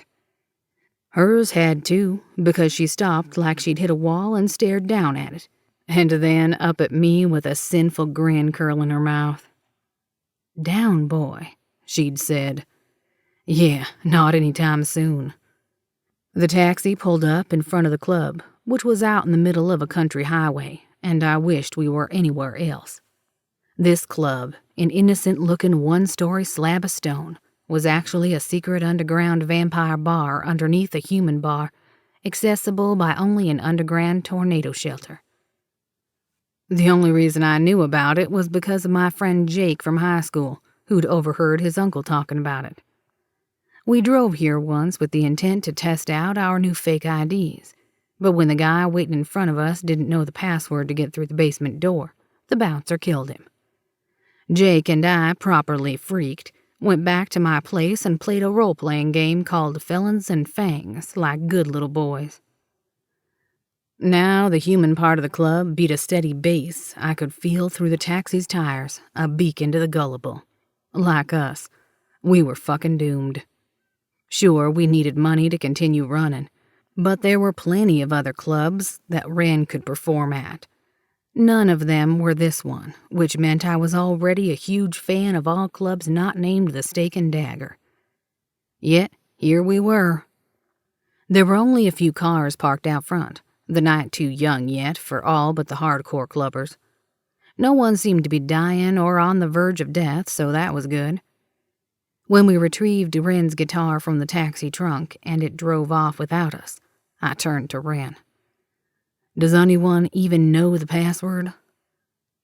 "Isn't the password always password?" Zach asked, and I couldn't tell if he was fucking joking. Wren put a hand on my chest. Relax. I doubt that's happening. But like I always did, I tried to blend in with my surroundings. Make it not only look like I belonged, but was damn happy to be here. It was a struggle, let me tell you.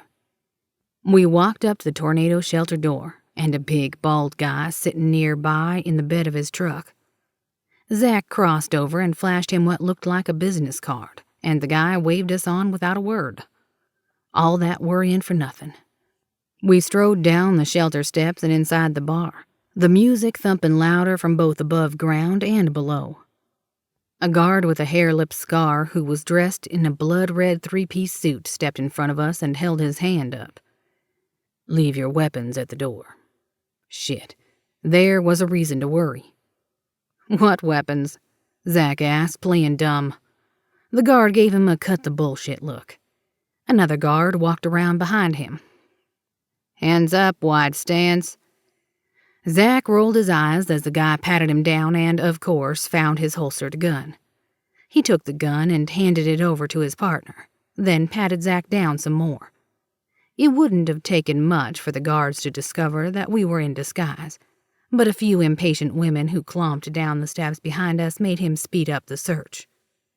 He patted me down, finding nothing because I had no weapons apart from my good looks. Then it was Wren's turn. When he got a little too close to her breast, she growled, "Hey, watch it if you want to keep that hand." The guard finished quickly and waved us inside. If all went as planned, we wouldn't need a gun anyway. Only a few high-top tables were occupied, and even fewer booths along the right wall. The bar stood to the left, with two vampires behind it slinging drinks, and straight ahead through the curls of cigar smoke sat an elevated stage. The colored overhead lights spotlighted the duct tape holding the microphone to the stand, and the scuff marks threw half an inch of dust on the stage floor. I caught Wren's eye, and she shrugged. "I've performed in worse," she said. "I'll go find the manager. Let her know you're here." Zach stalked off toward the bar. Wren and I sat at a nearby table. She propped her guitar case on a chair, her attention straying to the mildly curious faces turning toward us. "Nervous?" I asked. She craned her neck to look at those sitting at the bar behind her and then flicked her stunning gaze at me. "I don't get nervous before a show, She rubbed at the symbol on her wrist with her thumb. Yeah, I felt it too. A prickling sensation centered in a different spot on my symbol. Not unlike the feeling that runs up the back of your neck when someone's watching, which I hoped to vampire Jesus they weren't. Zach came back a second later. "Okay, it's showtime when you're ready, Melody. One song to see how these yahoos like you." "Just one?" I asked. "Should you wait until these guys are good and hammered?" "At least give me a little credit." Wren gave me a teasing smile as she stood.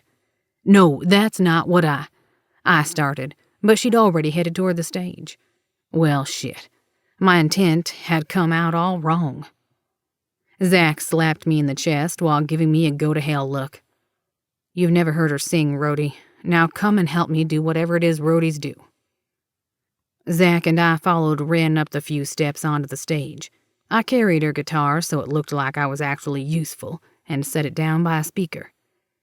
The music quieted and loud voices softened some, and chairs scooted behind us in anticipation. Zach went straight for the taped-up microphone, which had flopped down to the side like a sad dick, grabbed a nearby roll of duct tape and wrapped it around the microphone until it stood up like an excited dick. He ripped the tape strip with his teeth, grinning at me as if to say I wasn't the only one with a dangerous bite. "Wren, I'm sorry," I whispered as I swooped in on some extension cords that lay on the stage. They didn't seem to be attached to anything but each other. She touched my shoulder and smiled, the colored lights reflecting the excitement in her eyes. "It's fine, really. I knew what you meant." I deposited the bundle of cords behind a speaker so she wouldn't trip over them. "Then break a leg." "I will." She broke out in a grin, an infectious one, and I couldn't help but notice how at home she appeared up here, about to perform. Have a seat and relax. Some guy came up to the stage and asked her a question about the sound and some other techno-speak. She hooked up her guitar to the amp, and then, having no idea what else to do, Zach and I made our way to the bar to enjoy the show. A burst of feedback squawked through the microphone. Wren winced, then leaned in and introduced the song. Good evening.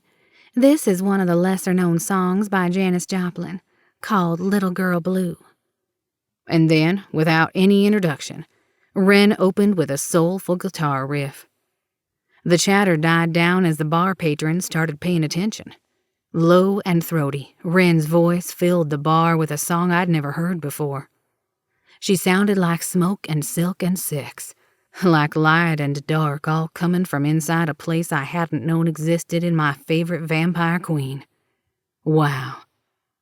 When she'd said she could sing, I didn't imagine it would sound like this. I turned from my seat at the bar and looked around at everyone else's expressions. Most leaned forward and listened as hard as they could. Some wore dreamy smiles, and others tapped their feet in time with the music. She had all of them under her power, including Zach sitting next to me. His gaze aimed at the steps leading toward the stage and a relaxed version of his kill you later expression on his face. That was a first, all because of Wren. When the last note faded, the bar erupted with applause and glass banging on the tables and bar.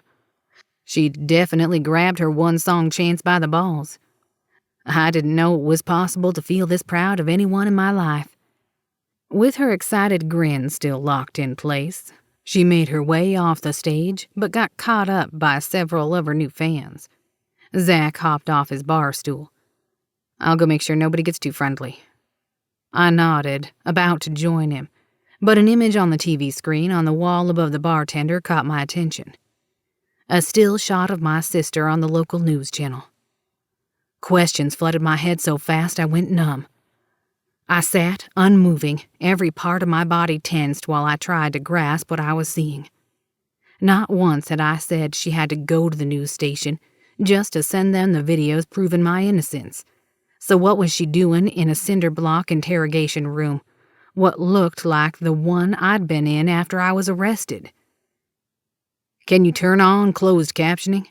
I asked the bartender, my voice surprisingly collected while worry chewed its way through my gut. Whatever was happening, I didn't want the sound on so the whole bar could hear. The bartender did at the same time the still shot turned into a video. My brother didn't kill Queen Bronwyn or Devon, my sister said, her words scrolling across the bottom. If these videos I've shown you don't clear his name of Queen Bronwyn's murder, then I have something else that will clear him of Devon's. Email exchanges, money transfers, all to an anonymous assassin hired to take out Devon. Hired by me. She glanced up at the camera in the corner of the room, her eyes so much like mine, looking right at me, a sad smile on her face. She patted what looked like her closed laptop that sat balanced on her knees. All right here.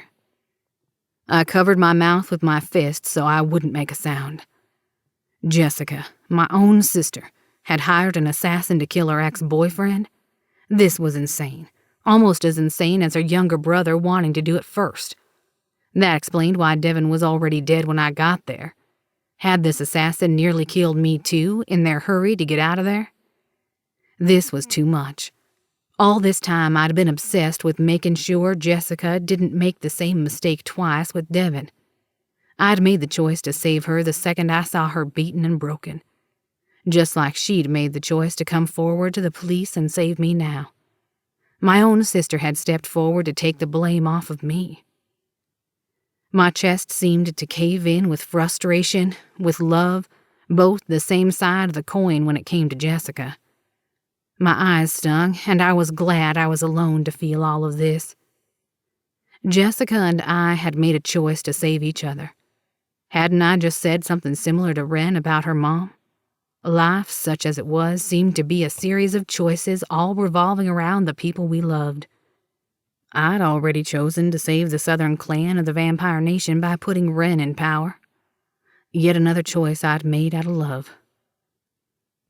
All right here, Jessica had said.